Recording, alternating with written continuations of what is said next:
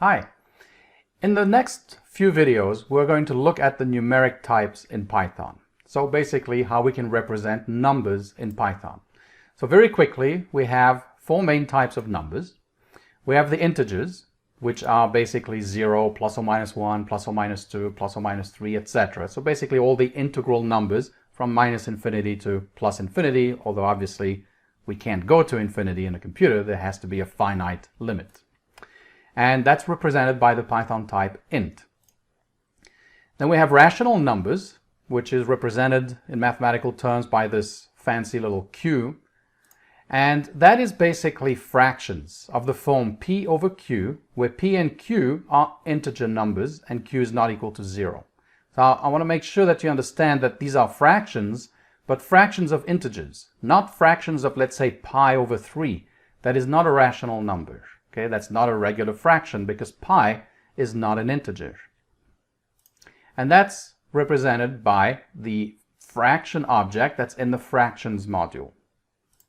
Then we have real numbers. Real numbers are the numbers that we're used to working with every day. You know, 0 is a real number, minus 1 is a real number, 0.125, 1/3, pi, e, all those are regular real numbers represented by this symbol r. And those can be represented in two different ways in Python. Usually the most common one is to use a float. That's kind of the default that we have in Python.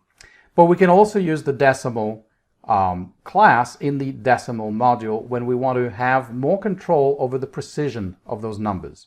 And we'll look at that in detail as well. Lastly, we have complex numbers, which are of the form a plus bi, where a and b are real numbers. They're basically numbers that have a real part and an imaginary part. And in Python, we can use the complex data type. And we would write it as, let's say, 3 plus 4j. So we'll get to that as well in an upcoming video. So you'll notice that the integers are a subset of the rationals are a subset of the reals, and the reals are a subset of the complex numbers. So it goes from the smallest set to the biggest set. Now, the one thing that's different about Python is that it introduces actually a fifth data type that is also considered a numeric type, and those are the Boolean truth values. And it does that basically by saying that 0 is considered false and 1 is considered true. So the Boolean data type exists, and we can use these names, true and false, but in fact behind the scenes they're just two numbers, 0 and 1. So really in Python we have 5 main types of numbers. And we will look at each one of those in some detail in the upcoming videos. Thanks for watching. Hi, in this video we're going to look at integers in Python. So the integer obviously is the int data type. We've seen that before. It's an object, like everything else in Python. And intuitively we know what integers are. It's the numbers, right? It's the integral numbers like 0, 10, the negative ones like minus 10, maybe big ones, 100 million, 2 billion, 2 trillion, and so on.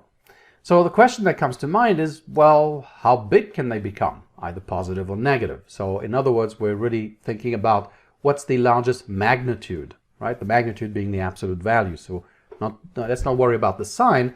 How big can that become?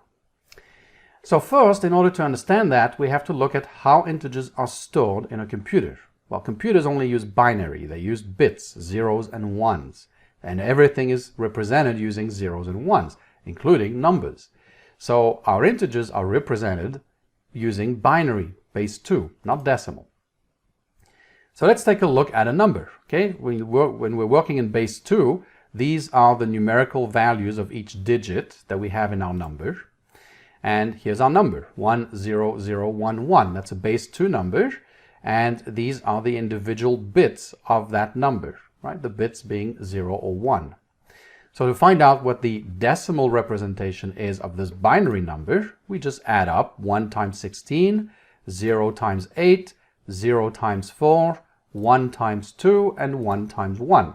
Okay, that's what we have. And when we add all that up, we get 19. In other words, 10011 base 2 is equal to 19 base 10.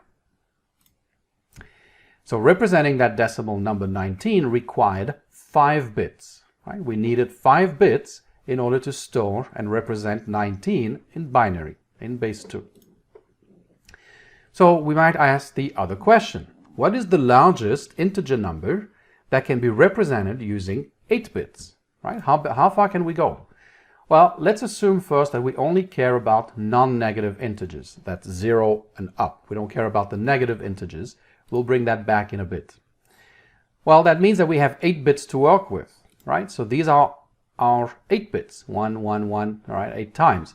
So then a number that we can work with is 128 plus 64 plus 32 plus 16, etc., right? And that's equal to 255. So the largest number we can use is 255, which is 2 to the power of 8 minus 1. Notice the relationship between 8 bits over here and 8 over here in this expression. Okay, now if we care about handling negative integers, let's bring that back into the mix.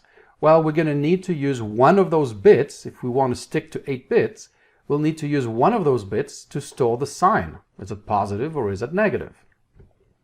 So we'll only have 7 bits that we can work with. So using 7 bits, well, 2 to the 7 minus 1, following the same pattern here, means the maximum magnitude is going to be 127. So theoretically, we are able to represent all the numbers in the range minus 127 to 127. Here, we were, if we only cared about positive numbers, we were able to represent numbers in the range 0 to 255. Now, 0 itself doesn't have a sign. It's neither really positive nor negative, right? It's not considered negative, and it's not considered positive either. So we can actually squeeze out an extra number in this range because, well, we don't need 2, slots in this range to represent 0. And usually the way the numbers are encoded is that it gets added at the bottom. So now we can reach from minus 128 to 127. So here's the formula. If we're looking at using 8 bits of storage for a signed integer, our range will be from minus 2 to the 8 minus 1 up to 2 to the 8 minus 1 minus 1. Okay, that's the general formula. You can put, n minus 1, where n is the number of bits that you want to use for storage. So what about 16 bits? Well, if we want to use 16 bits, 2 to the power of 15 is this number here, 32,768. And our range, therefore, will be from minus 32,768 up to 32,767. That's when we use 16 bits. What about 32 bits? Well, we do the same calculation and we end up with this range, minus 2 billion something to 2 billion something. Now, if we had an unsigned integer type, our 32-bit range would be a lot larger, right? It would basically double up because we're not dealing with the negative numbers. We'd start at 0, and so therefore we expand to the right here as we'd seen in the beginning of the video. So as a quick side note, which is kind of interesting, let's say you're working in a 32-bit operating system, and if you have done that in the past, you know that there is a limitation to the amount of memory that the 32-bit operating system can use, right? You may have a PC, and you went ahead and bought maybe 32 gigs of RAM, and you put that in, and you fire up Windows 32-bit, and it tells you that you have way less, something under 4 gigs. And you're like, well, what's going on? I've got 64 gigs of memory in my computer. Why am I only able to access 4 gigabytes? Well, memory space, right, is limited by the address number. If you think back to what we've done in the past, well, every variable is just, a pointer to something in memory. That pointer is an integer number that represents the memory address, right, of where that variable's data is stored. Well, those addresses are integers. And so they need to, have a certain number of bits that they can use to store that address. And so in a 32-bit architecture, our addresses are limited to 32 bits, right? So the address itself is limited to a 32-bit integer. So let's take a look at what that means. Well, every address is a byte. So we're looking at the maximum number of addresses, right, which is this number here, but as bytes. That's how many bytes we can, use up, essentially, because that's the total number of addresses that we can use. And each address is 1 byte. So when we do the multiplication, we can convert, this is the number of bytes, and now we can divide by this to get kilobytes. So we're looking at 4 million something kilobytes. Convert that to megabytes, we get 4096 megs. Convert that to gigs, we get 4 gigs. That's the theoretical limit, right? So that's why if you can throw in more memory into your motherboard, but if you're using a 32-bit architecture, you're not going to be able to address all of that memory. Now, there are ways operating systems can get around that and do other things, but that's besides the point. All right, so that was just a quick side note. So, but basically, the thing is, how large an integer can be depends on how many bits you want to use to store up the integer. So some languages, like Java and C, actually have different data types for different lengths of integers. And so they have a fixed number of bits, and you have to decide as you're writing your code, thinking, well, I'm going to use an integer here. Well, how big is it going to be? What is it, throughout the lifetime of this program, how big is the integer going to become? And you have to upfront kind of design and define, well, I'm going to make it a, pretty short integer because I know my values are going to be, from -10 to 10, right? It's never going to go beyond that for some, reason. Other times you may need something that's larger.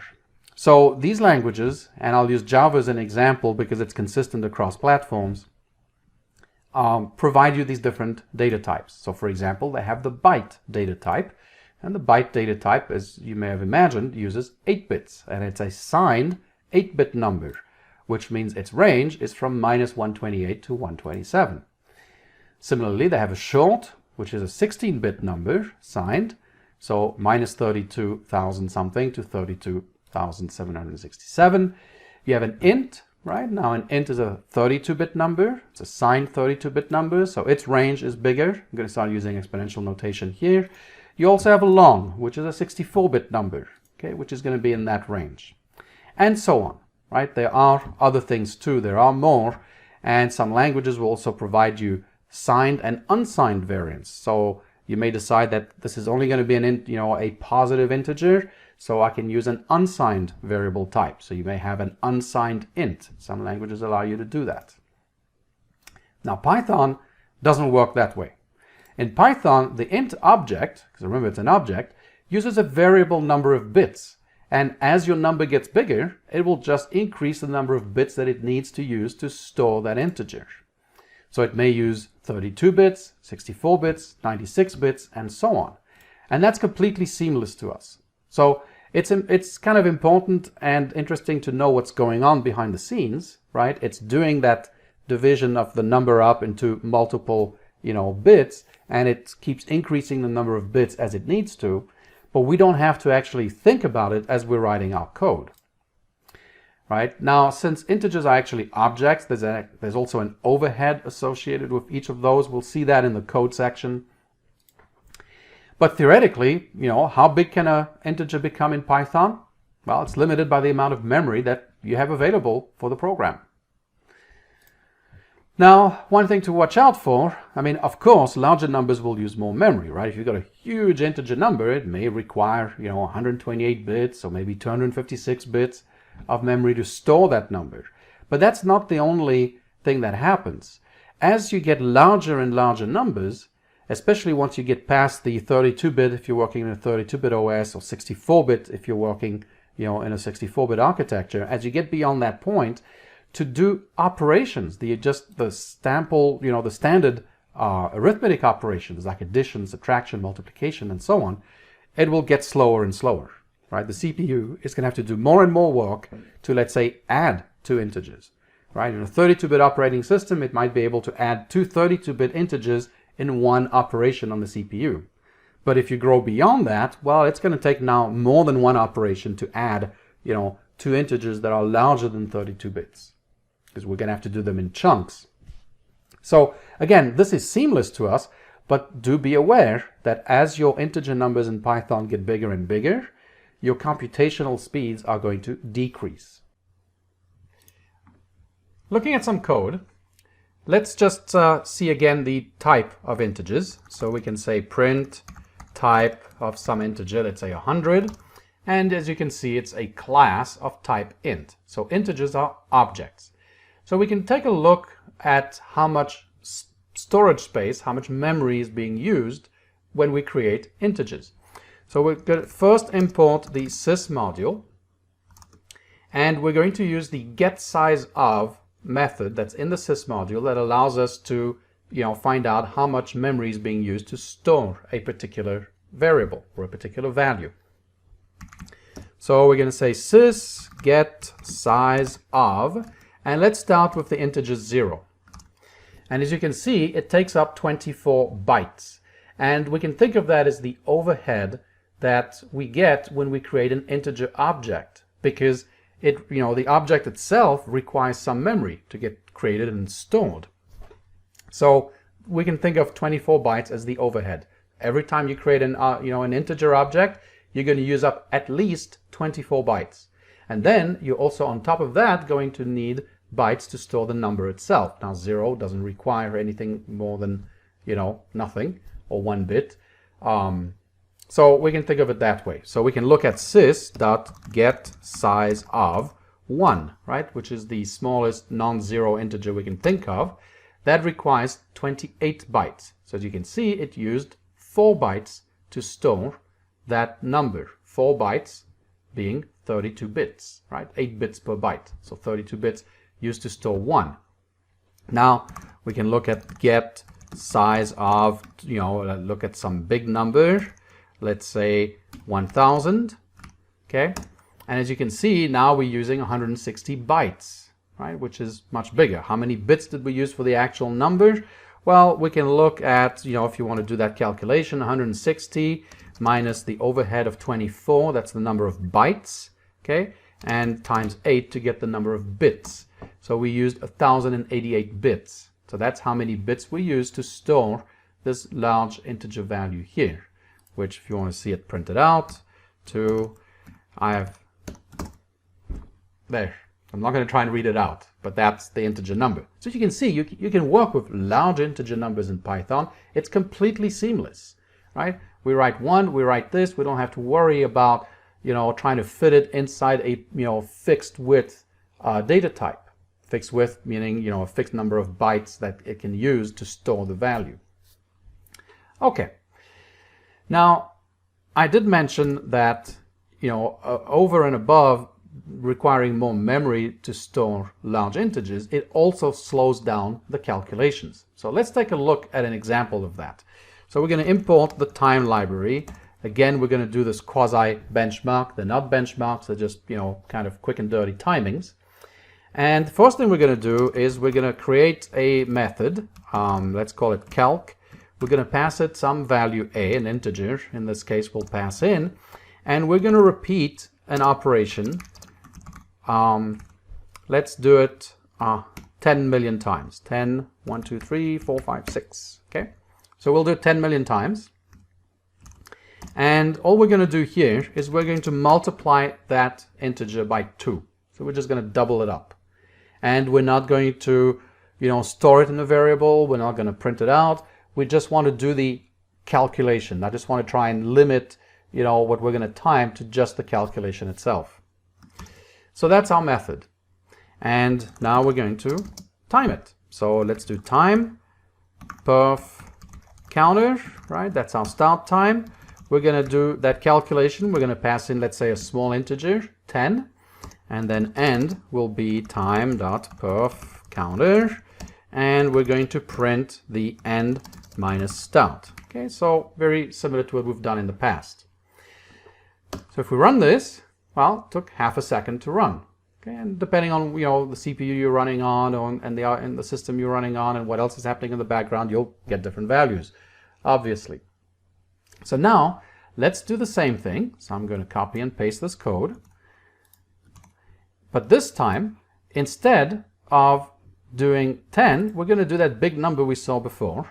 And actually, I won't get that big that fast. Let's do 2 to the power of 100. Okay, 2 to the power of 100. If you want to see what that looks like, that's, still a fairly large number. So let's do that and let's time it. And it took 0.9 seconds, right? So as you can see, it started slowing down. Now we can do this one more time. And in this case, I'm going to do that big number we saw before. that 2 to the power of 1000. Actually, I'll go even bigger. How about that? How about 2 to the power of 10,000? How big is that number? Well, that's pretty hefty, right? That's a large integer. So let's go ahead and do that. So instead of 100, we're going to do 10,000. Okay, that's what we had here. Okay, this big number here is 10,000. All right, so let's run that, and we'll have to have a little bit of patience.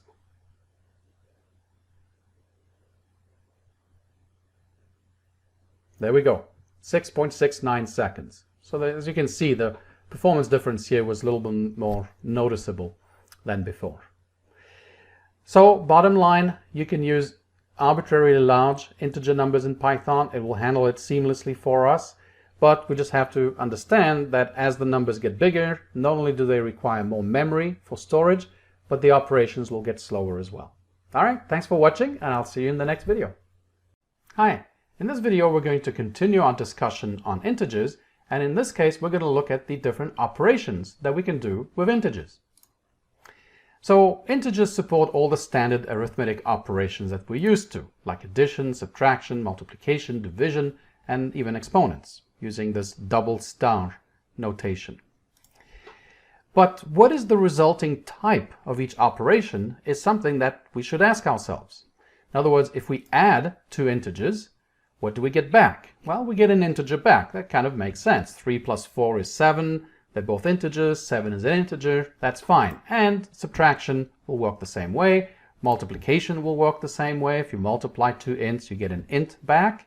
And if if you take the exponent of one int with another, again, you'll get an integer back. 2 to the power of 2 is 4, which, they're all integers. So that kind of makes sense. But division is a little bit different. Division will always return a float.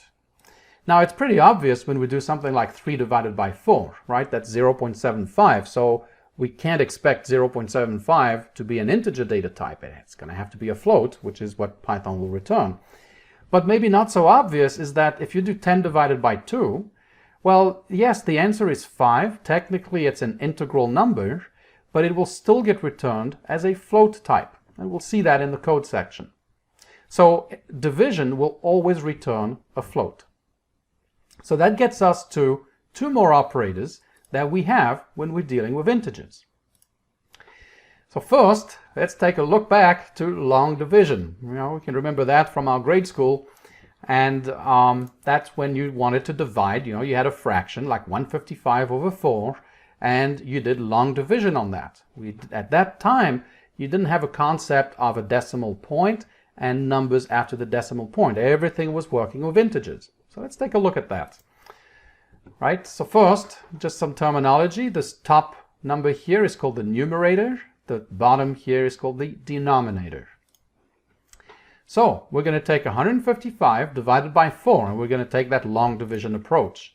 So 4 goes into 15 3 times, so that's 12. So that leaves us with 3. Bring down the 5, we have 35.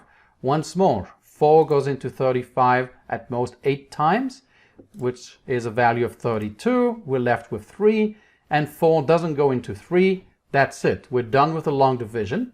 And so we would write down our answer and say, well, 155 divided by 4 is 38 with remainder 3. So we can also put it another way.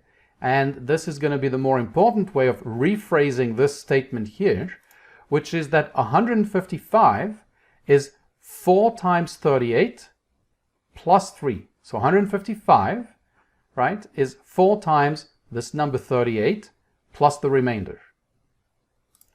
So we're going to give this a name. Essentially, we're going to say we're going to define some operator that we denote by a double slash, so double division. 155//4, that will return that number 38. And we're going to define another operator, this percent sign here, so 155% 4 will return that remainder term. So if we use that notation, then we get that 155 is 4 times this expression here plus this expression here. This expression will evaluate to 38, and this one will evaluate to 3. Okay, so 4 times 38 plus 3, we get 155 back. So this operator here is called the floor division, which I'm just going to say div for short. But it's it's an integer division, but more specifically, it's a floor division. Right? That's the name of that operation. And this operation here, this operator here is called the modulo operator, which I'll just shorten usually as mod. So we'll have div and mod as these two operators, slash slash, and that %sign. And the thing is about these two operators that they always satisfy, well, exactly that equation that we saw here. So in general, they always satisfy this equation, where n means the numerator and d means the denominator. So we have the numerator, like 155, is equal to d, the denominator, like 4 in this case, times n div d, 155 div 4, plus n mod d, 155 mod 4. So this is an important equation because that will come back again and again as we discuss the div and the mod operators. So first, what is floor division exactly? What do we mean by floor division, right? We gave it a name, we gave it a symbol, but what is it exactly? Well, first we have to define what the floor of a number is, and we can take the floor of any real number, right? It's not necessarily of an integer. So the floor of a real number a is the largest integer less than or equal to a. And that's really important to understand that, and you'll see why in a bit. But it is the largest in the standard number order, right? So if you draw out a number line, then you look at the number on the number line and you find the largest, which means to the left of it, the largest number less than, the largest integer number less than or equal to the number you're looking at, okay? So for example, the floor of 3.14, well, the largest integer less than 3.14 is 3. Same thing with 1.9999. The largest integer less than 1.9999 is 1. Okay? The floor of 2, well, it's 2, right? Because the largest integer less than or equal to 2 is 2 itself. But watch out for negative numbers. This is where this definition is important.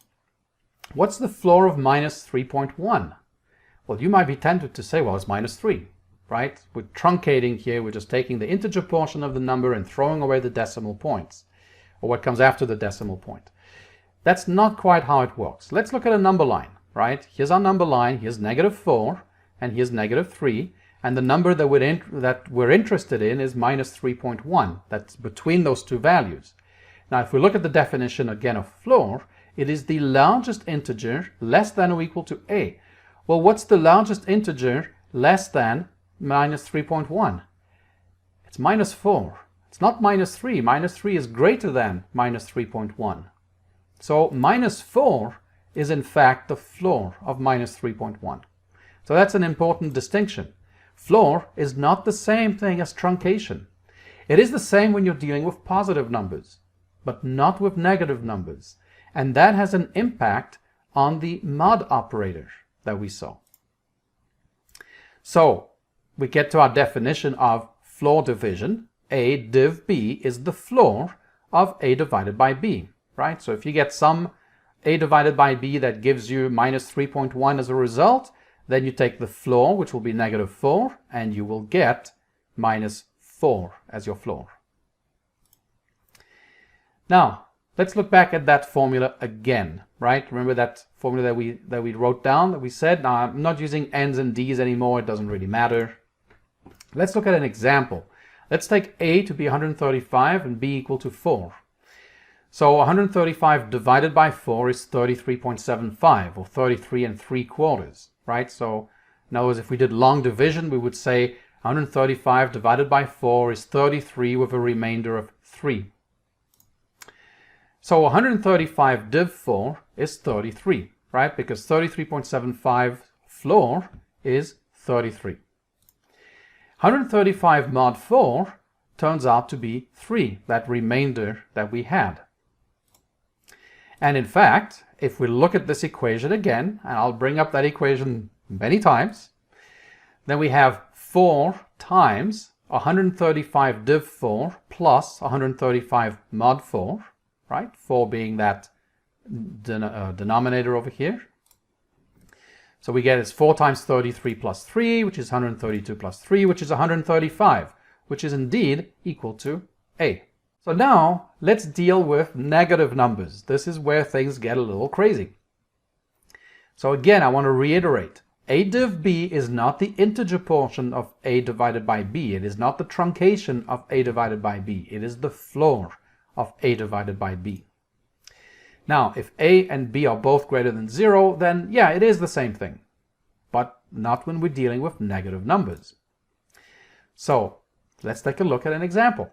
Let's say A is minus 135, negative 135, and B is 4. So same as before, except we've made A negative. So now if we do the division, well, that's minus 33.75. So, we might say it's minus 33 3/4. So minus 135 divided by 4 in div, right? Minus 135 divided by 4 is minus 33.75, but the div is the floor of that. The floor of this number is negative 34. Compare that to when we had 135 div 4, which was 33. Okay, so already we see there's a difference in the div value. What about the mod?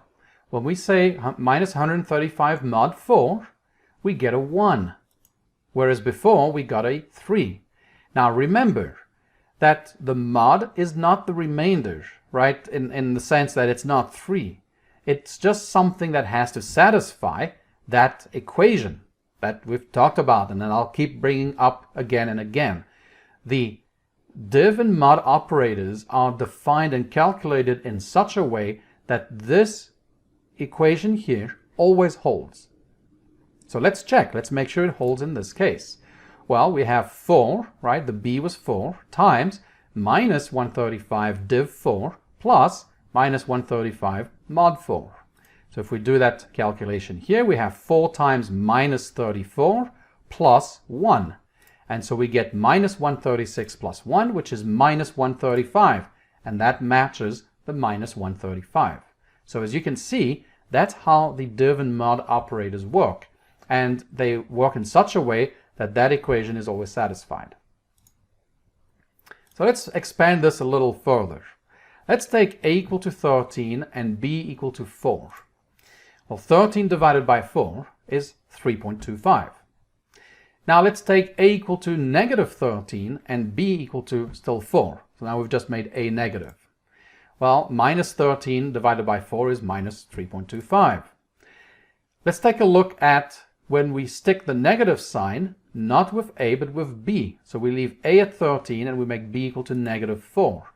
Then 13 divided by negative 4 is still minus 3.25, right? When we do regular division, it doesn't matter if you put the negative sign, in the numerator or in the denominator. And lastly, let's look at when both of them have a negative sign. Now we know that when we do regular division, the negative signs cancel out, and in fact, it's still a positive 3.25, just like we had here. Okay, now let's look at the div, right? Well, the div of 13 and 4 is 3, right? 4 goes into 13 3 times. This, so it's going to be 3.25's floor, which is 3. Here, the div is going to be the floor of minus 3.25, which is going to be minus 4. What about the div here? Well, same thing. It's going to be the floor of minus 3.25, which is negative 4. And here, the div is going to be the floor of 3.25, which gets us back to 3. So as you can see, this looks, this kind of follows the signs that we had with just regular division as well. Now let's look, however, how the mods are affected. Well, 13 mod 4 is 1. Minus 13 mod 4 is actually 3.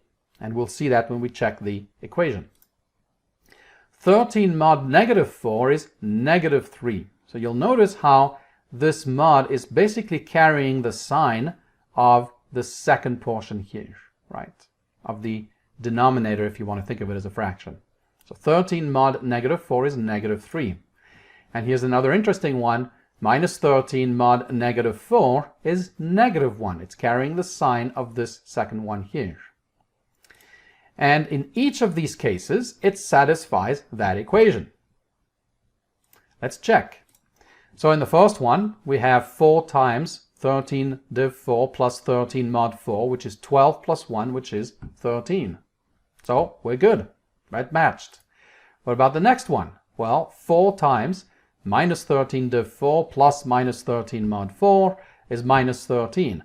It matches our minus 13. We're good. And the same thing here. That matches as well.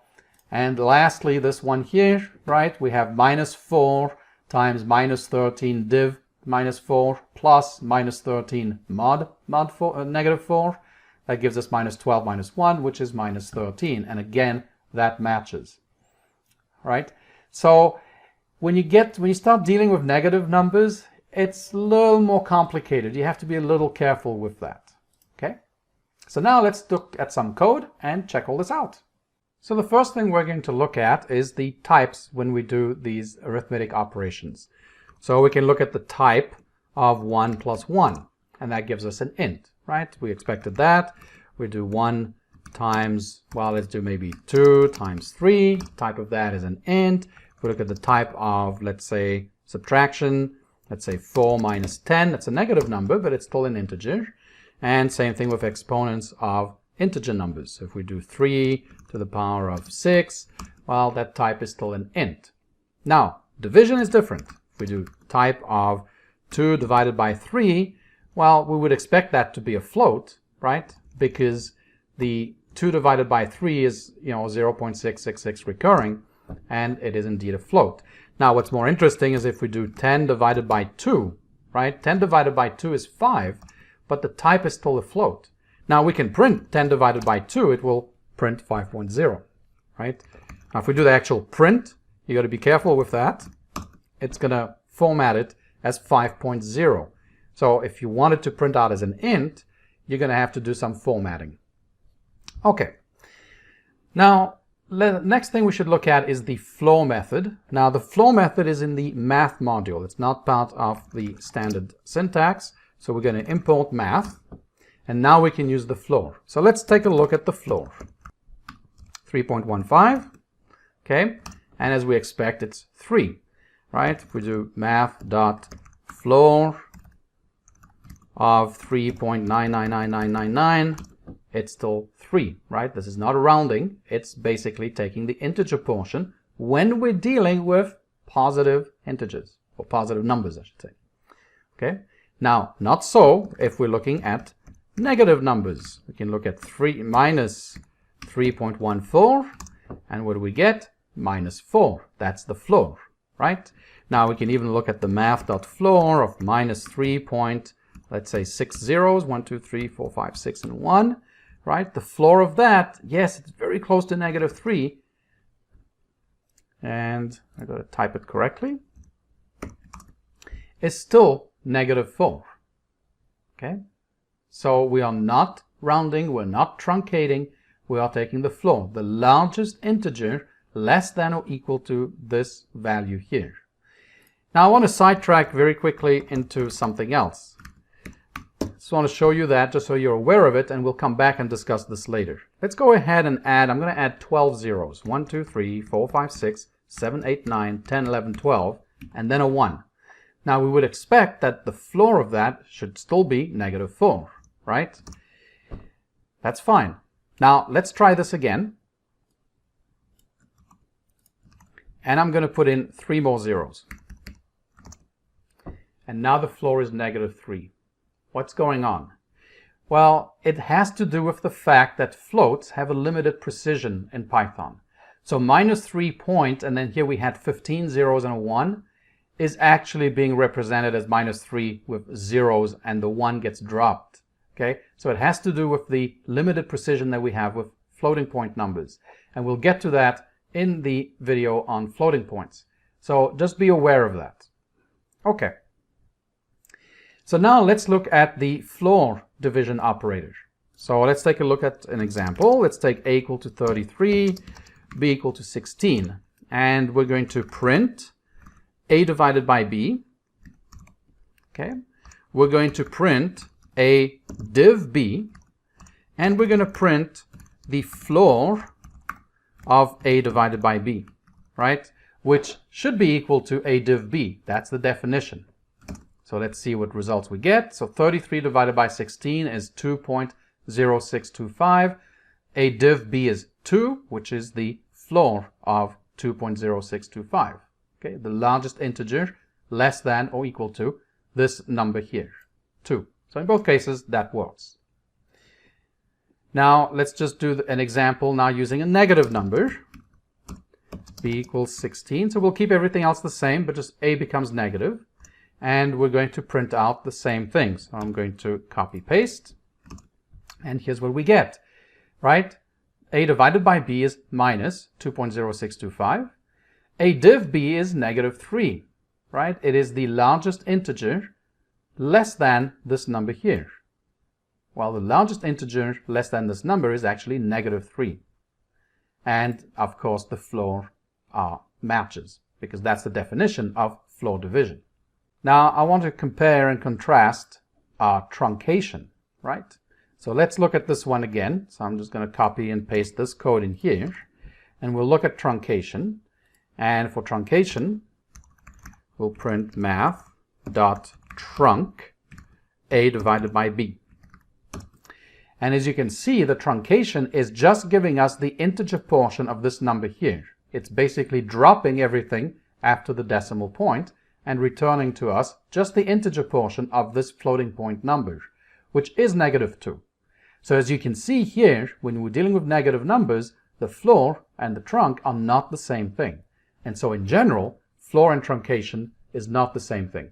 It is with positive numbers, but in general, you have to include negative numbers. It is not. So just a little caveat.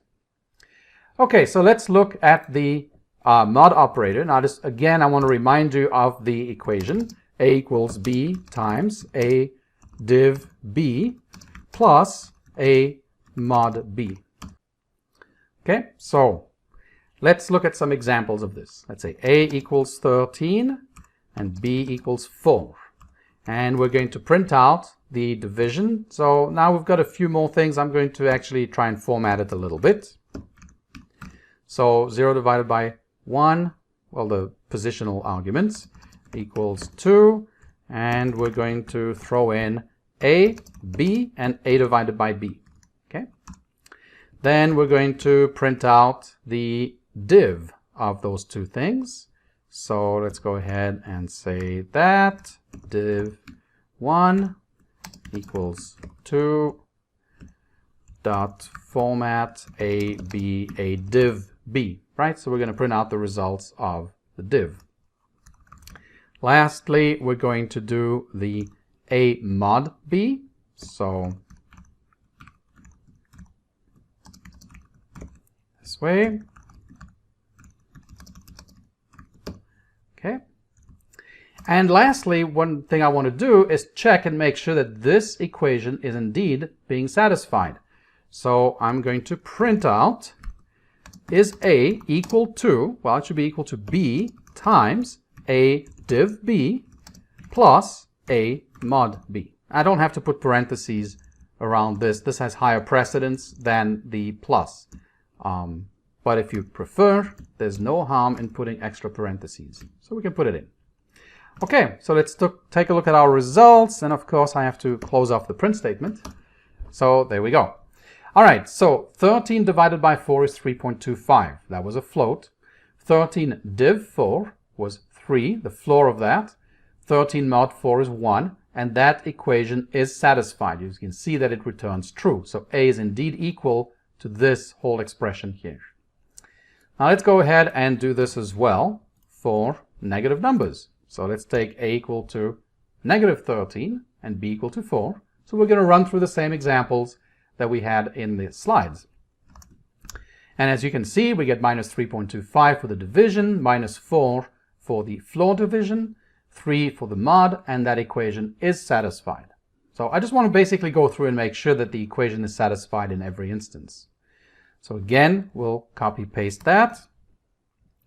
and we'll stick the negative on the 4 this time. We'll leave the positive 13 alone. Run that, and as you can see, our equation evaluated to true. So again, that worked. And let's do one more, where we're going to set both a and b to negative, and when we run that, well, again, we get that the equation evaluated to true, right? So in other words, that equation was valid. So that expression evaluated to true, which means that the equation, and this is the last time I'll mention it in this video, this equation here was indeed valid. All right, thanks for watching, and I'll see you in the next video. Hi, in this video, we're going to take a look at integer constructors, and we'll also discuss numerical bases, like base 2, base 16, those kinds of things. And we'll do this video in 2 parts. It gets a little long, so in this part, we'll do the theoretical parts of the video, and in the second video, we'll switch to the code. Okay, so an integer is really just an object, like everything else in Python. And an integer is an instance of the int class. So an int class, being a class, provides constructors, and we have 2 constructors in the int class. One constructor takes a single parameter, and that parameter should be a numerical value, so something like a float or a decimal or a fraction, things like that, or even an integer.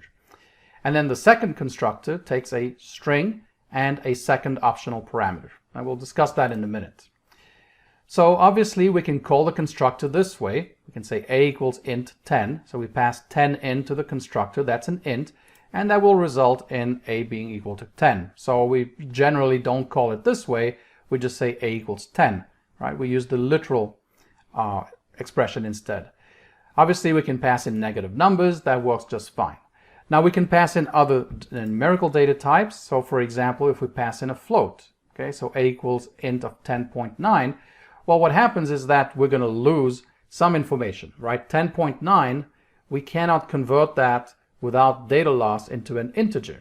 And what happens is that it gets truncated. Only the integer portion is retained, and everything after the decimal point is tossed out. So in this case, a would be actually equal to 10. Same thing with a negative number, we get a truncation, and so we end up with negative 10. So this is a truncation, not a floor, as we saw in some earlier videos. This is truncation. Now we'll discuss that in more detail in the videos on floats, and we'll look at alternative ways of converting floats to integers, because you may want to, instead of having 10.9, maybe you want to say, hey, if I convert 10.9 to an int, I want it to be 11. Maybe I want to round up, right? So we'll look at that in more detail. Now, Booleans are actually integral numerical types. You remember when we looked at the Python hierarchy in an earlier video, Booleans are also numbers. So true will actually be equal to 1. When we do int of true, we pass true into the constructor, then a will be equal to 1, and false will be 0. And again, we'll look into that in a lot more detail in the videos on Booleans. Also, we can pass in decimals, we can pass in fractions, and so on. So if we take int of decimal 10.9, well, the same thing's going to happen. We're going to have a loss of data. It's going to do a truncation, and we'll end up with the integer 10. Okay, so you can pass in numerical types into the constructor. But the second constructor takes in a string. Now, the string has to be passable into a number, right? So if you try and pass in a string that can't be passed into a number, well, that's going to be a problem. You probably wouldn't know what it is either, and Python certainly is not going to know. So we can do something like this. A equals int of the string 10. Now you'll notice 10 is just, to us, when we look at that, well, it's the number 10. And Python can actually interpret it that way. And so we end up with a being equal to the integer 10. But what's more interesting is that you can actually specify the base of the number in your string. So you might think that trying to convert the string ABC to an integer isn't going to work. Well, it can. If we're working in base 16, for example, we know that the digits in the hex system go from 0 through F, right? 0 through 9 and A through F. That's what we use to encode 10, 11, 12, 13, 14, and 15, A, B, C, D, E, F. So if we could specify that to Python, then we could actually encode a number like ABC, if we could tell Python, hey, this number is in base 16. And so we can do that. So let's take a look first at what happens when we say int of the string 123. It ends up saying this is 123 base 10, right? This is what we get. When we say int of 123 as a string, we get back 123. And, Python and, shows us numbers in base 10. So when used with a string, there is an optional second parameter called base. And this is where you can specify the base of the number that you're providing in the string. And the base has to be between 2 and 36. And we'll see why in just a few seconds. If the base is not specified, then it defaults to 10, which is why in this example, when we said int of string 123, we obtained 123 base 10. Right? Because it defaulted to saying, okay, you mean base 10, because you didn't specify a base. But we can specify the base. So in this example here, we can say int of 1010, the string 1010, and base 2. So now we're telling the Python constructor, hey, this string here is a base 2 number. And so when it takes that in, and then if we print out that integer, Python will print out the decimal equivalent of that integer. It will print 10 out, because 1010 base 2 is the same thing as 10 in base 10. Right? So we're not really converting the number, we're just changing its base representation. But it's still the same number, right? Now we don't have to put the 2 just by itself here. We can use a key value argument. So we can say string 1010, comma, base equals 2. I personally prefer using that because it's more explicit in terms of what base we're using, and it's very clear when I'm reading the code that, oh, I've got a different base here. This is not a default of base 10. And so that will result in the same thing, right? 1010 in base 2 is 10 in base 10. Now, we can use also letters as long as we go beyond base 10. So if we're in base 16, the valid letters would be A through F. So this is actually quite correct. It will work. And so A1 to F in base 16 is the same thing as 41263 in base 10. And the case of these letters doesn't matter. You can use uppercase or lowercase. So this would work just as well.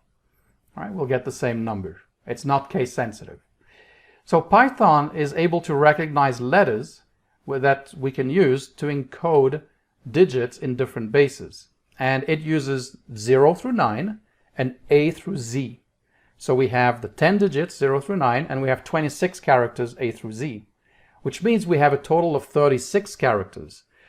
This is why the base is limited to 36. So Python will understand that we're going to use 0 through Z to encode numbers in different bases. But it doesn't go beyond that. If you want to go beyond base 36, you have to write your own algorithm. So another example, we can say, what is 534 in base 8? This is how we would create an integer with value 534 base 8, and that would be 348 base 10. If we print this out, Python will print the base 10 version of that integer. It's the same integer, right? 534 base 8 is equal to 348 base 10. But when we print, we get base 10. Same thing, we can print A in base 11. That would be 10 in base 10, right? So here, A is valid in base 11. It would not be valid in base 10. In fact, B is not valid for base 11. Remember, the digits go from 0 through 9, then A through Z. So 0 through A would be valid for base 11, but B would not be valid for base 11. And we'll get a value error. So if you try and do something like that, you will get an exception. And the exception will be a value error, and the message will be something like this: invalid literal for that integer with base 11, and it will tell you what the literal is. Okay.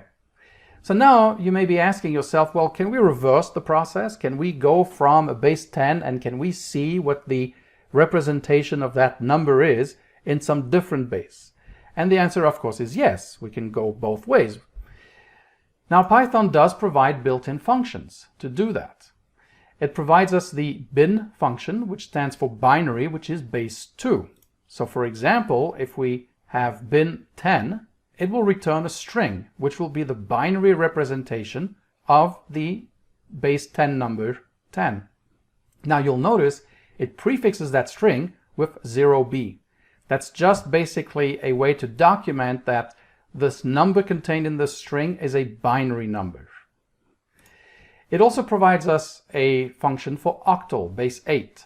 So if we do oct of 10, we get 0012.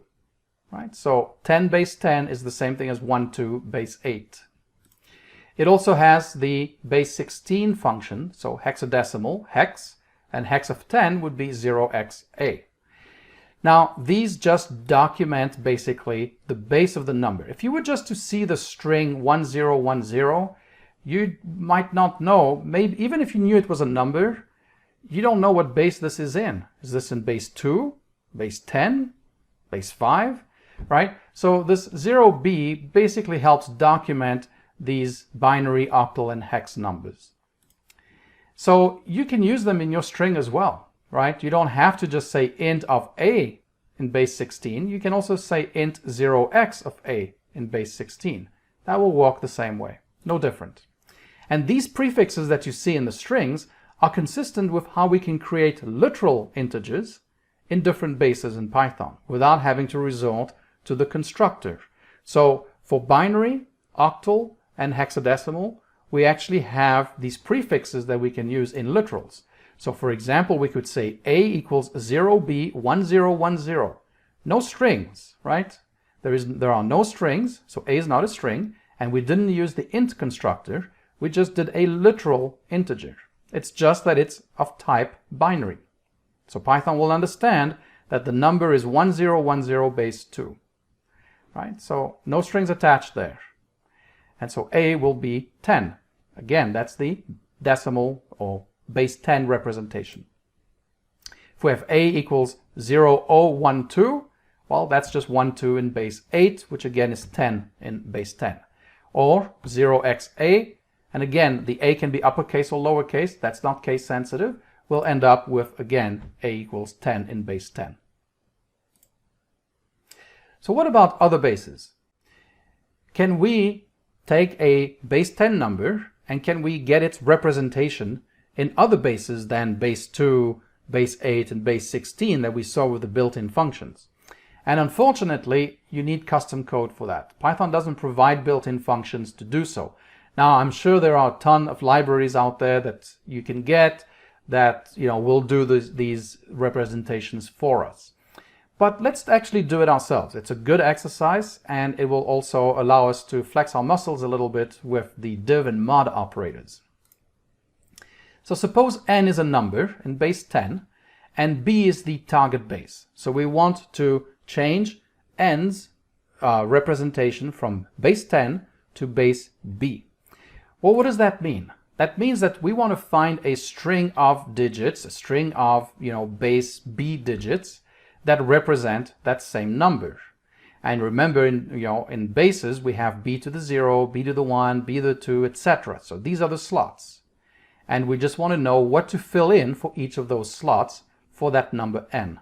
Like 10 in base 10 was 1010 in base 2. So that's what we need to try and figure out. Now I'm going to bring back that familiar equation that we've seen many times before. N equals b times n div b plus n mod b. The only thing is I'm going to rewrite it slightly. I'm just going to bump b over to the right-hand side of the div. So n equals n div b times b plus n mod b. And I'll use it in that format. So it's no different. It's the same equation. But it's a little easier working that way. So let's take a look at an example. Let's say we want to convert. See, that's the wrong expression. Let's say we want to represent 232 base 10 in a different base. We're not converting the number. And that's something that people often say, we're going to convert this number into a different base. technically we're not converting the number, it's the same number. We're giving it a different representation. Okay, it's a different base, and then we have an encoding that maps digits to possibly characters as well. So it's a representation of the number. We haven't converted the number, it's still the same thing. And at the end of the day, it's always a binary number inside our computer. So what we want to do is we want to find out what are the digits that we have to put in these different slots, right? These are 5 to the 0, which is 1. 5 to the 1 is 5, 25, 125. So we want to know 232 is what in base 5? Well, let's use that equation. So let's start with 232. That is 232 div 5 times 5 plus 232 mod 5. Same equation as before. So if we calculate that out, we get that this is equal to 46 times 5 plus 2. Now I'm going to rewrite this slightly to make it more evident what's happening. 46 times 5, well, 5 is the same thing as 5 to the 1, and I'll put square brackets around it, plus 2. Well, 2 is the same thing as 2 times 1, and 1 is 5 to the 0. Right? Anything to the power of 0 is 1. So in fact, what we have is we've obtained the first digit, right, the rightmost digit of our number 232, but in base 5.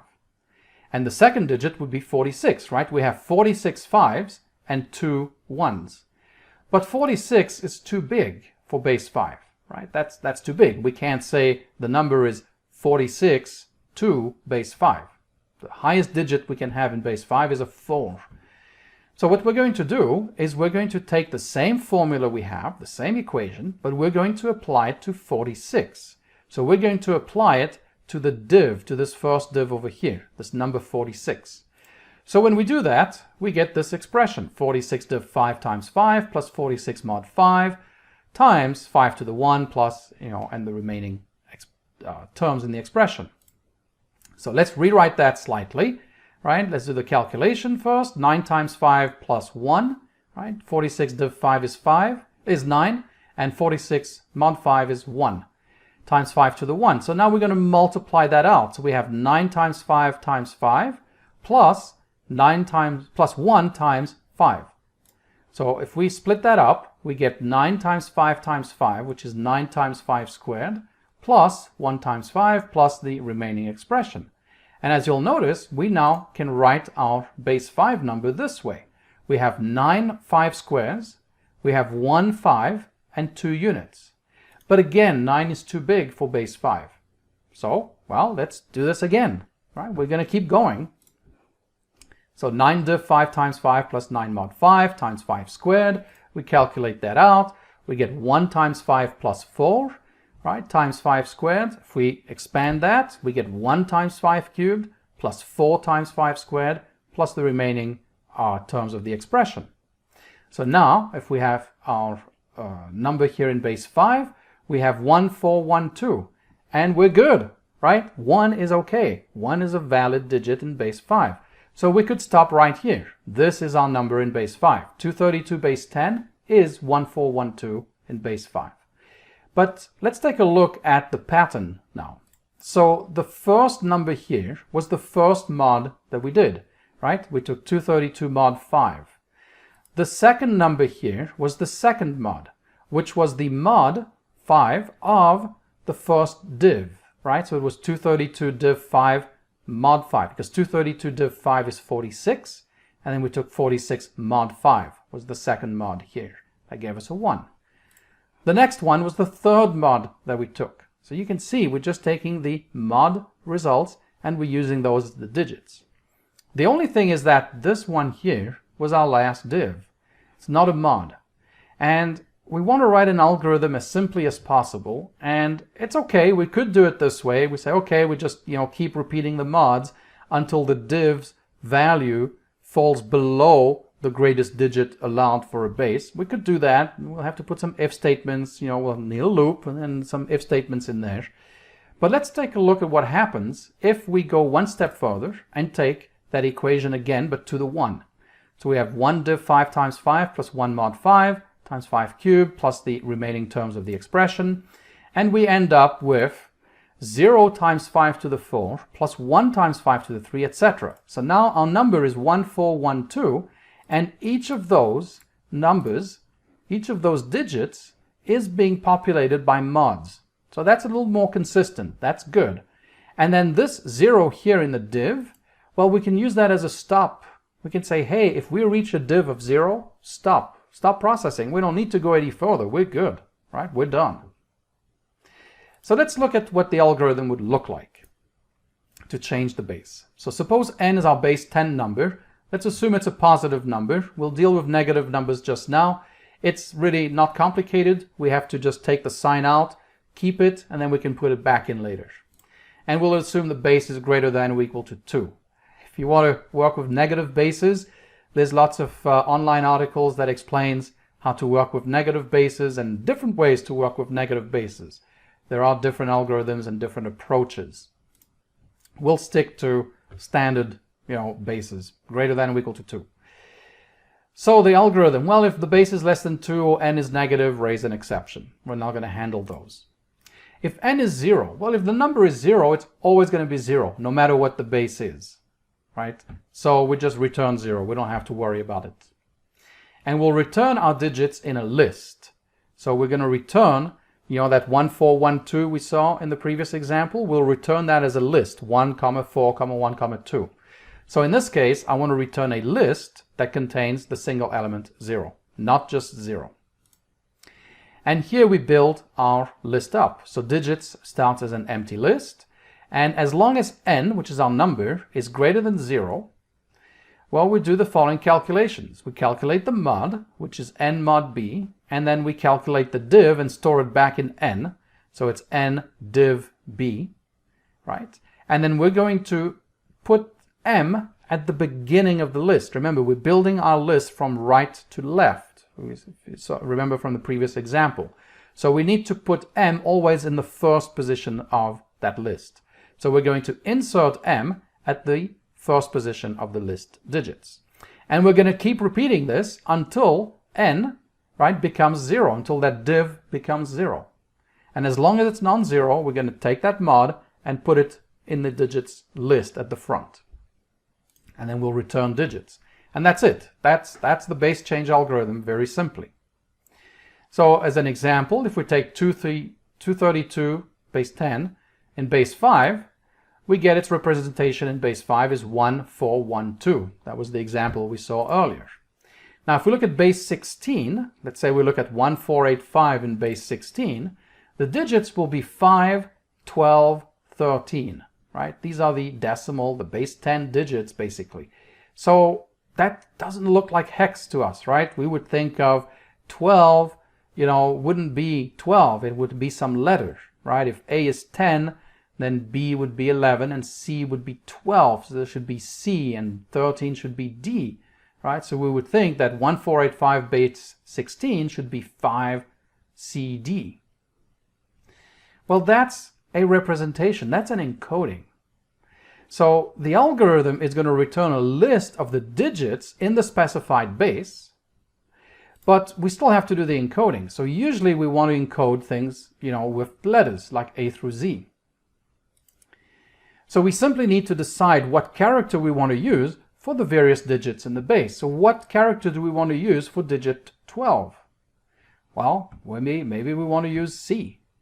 But we don't have to use that. Maybe we want to use an exclamation point or an emoji, right? Maybe we want, 12 to be a smiley face and 13 to be a frowny face. That's fine. That's just whatever you want as an encoding. Traditionally, we use A through Z. So let's look at encodings. So typically, as I said, we use 0 through 9 and A through Z for digits that require, that are higher than base 10, that require more than just 10 digits, 0 through 9. But we don't have to use letters. We don't have to use the standard digits either. We can use anything. We just need a map between the digits in a number to a character of our choice, a single character. That way we're able to encode, 10, 11, 12, things that are taking up 2 digits in base 10 into a single digit. So we could go the traditional route, 0 to 0, 9 through 9, and then 10 goes to A, and then 36 goes to Z. Right? So this gives us 36 encodings or 36 encoding maps, right? And hence this is limited to base 36. Now we could refine that. We could say, okay, we're going to use, the capital letters, the uppercase letters, and the lowercase letters to have a different meaning. So it's going to be case sensitive, in which case we've got 26 more characters to work with. So we have the 10 digits, the lowercase 26 characters, and the uppercase 26 characters. So that would take us up to base 62, if my calculations are right. Now again, you can use whatever map you want. If you want to map 0 to an A, and 1 to a B, and you want to do that, and 10 you want to put in as a pound sign, 11 is exclamation point, yeah, whatever, up to you. Of course, you need to make sure that whoever's reading your numbers understands what your encoding scheme is.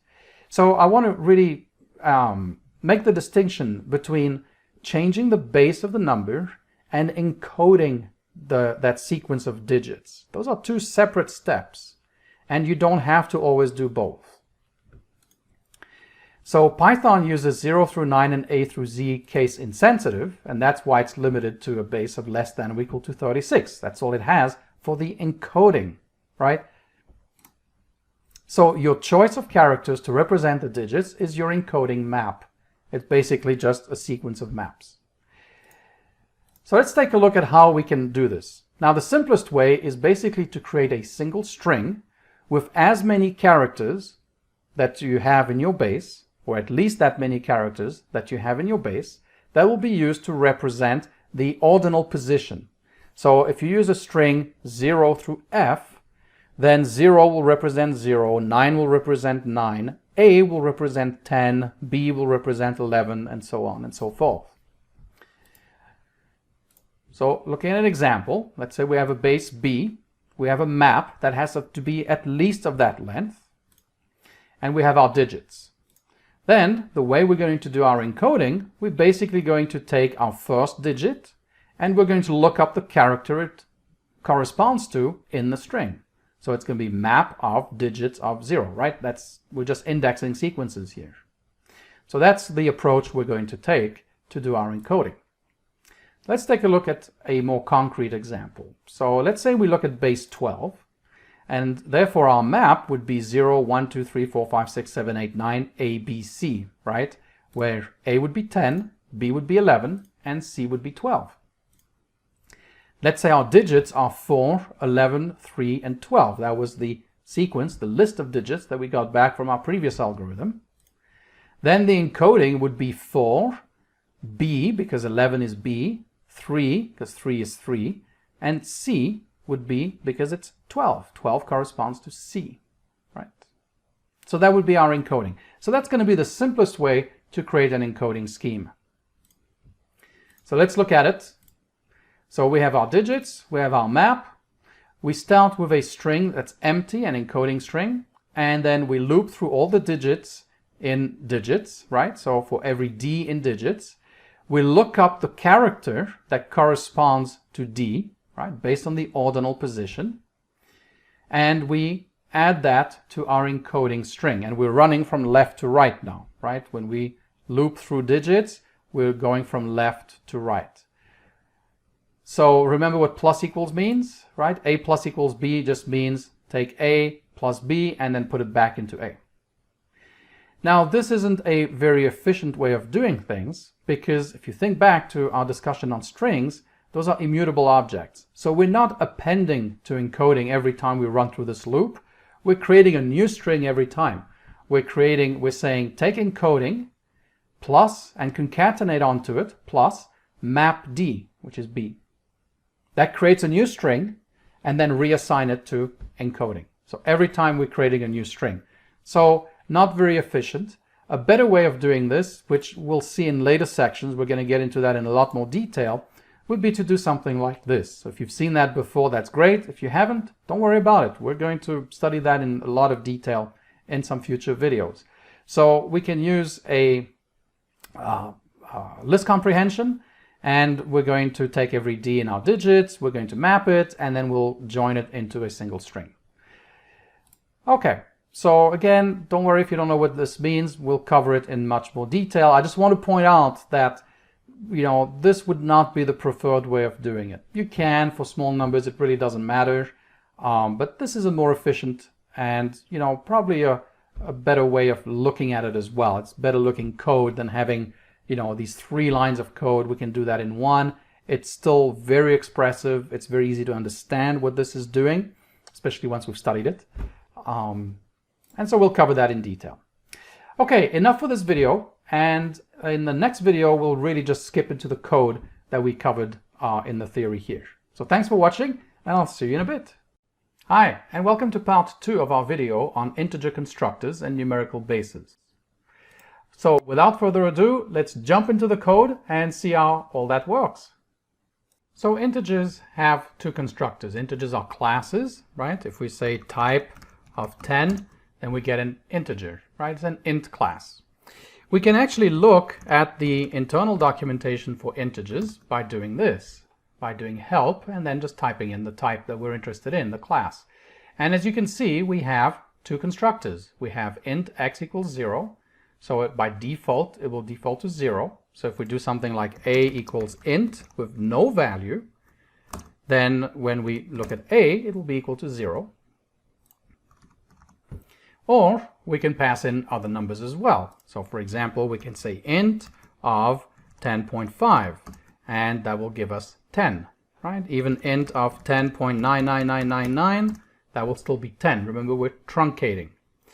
Now we can pass in other values that are not floats or not integers. We can pass any numerical type. We can do int of true, for example, which is 1, or int of false, which is 0. We can also use other numerical types, for example, fractions. Now we haven't covered fractions yet, but I'll just show you very quickly how to do that, and we'll look at the details of it in an upcoming video.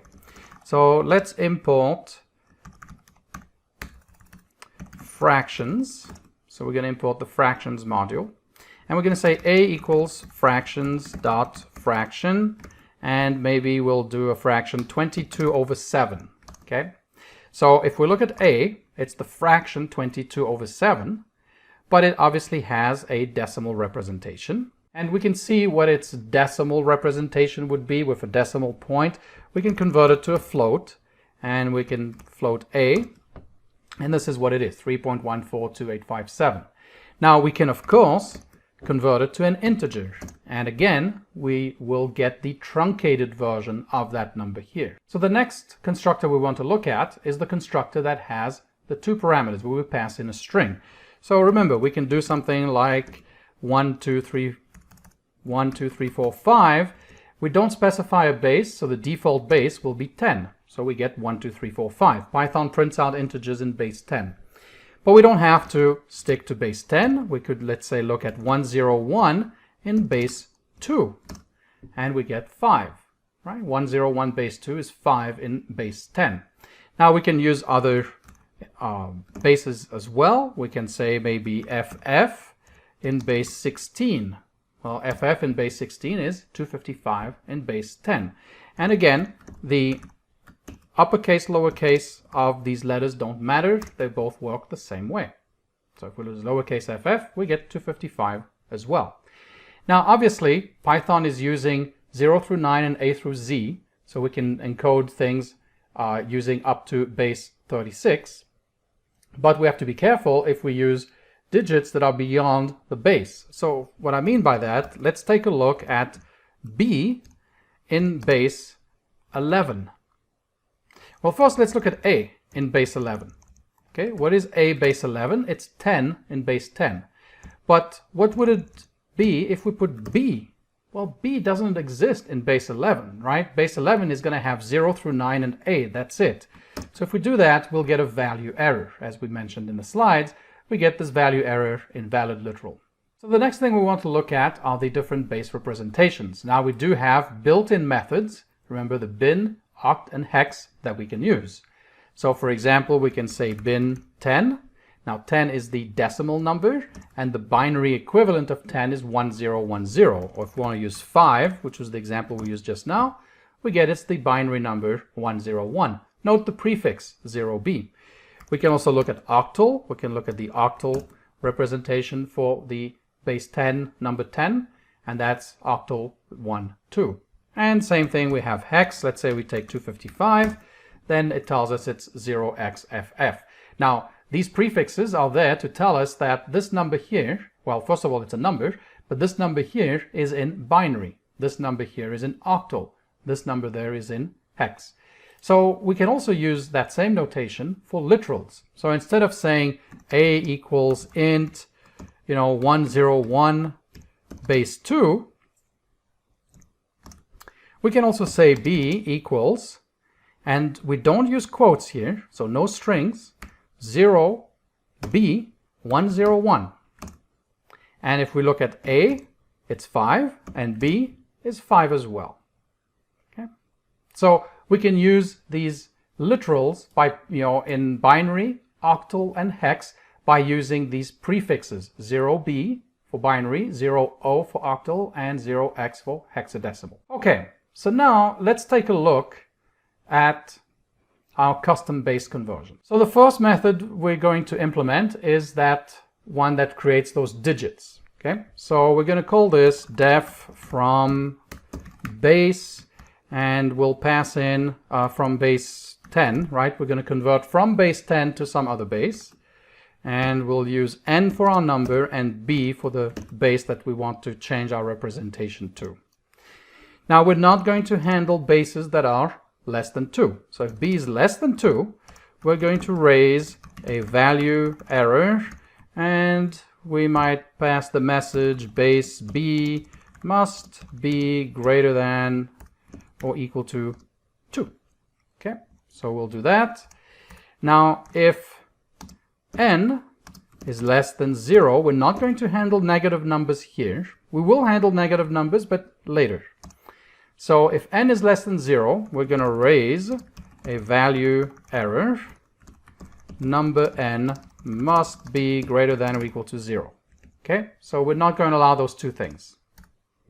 Next, we know that if our number is 0, we can just return it. So if n is equal to 0, return. Now remember, we're going to be returning a list of digits.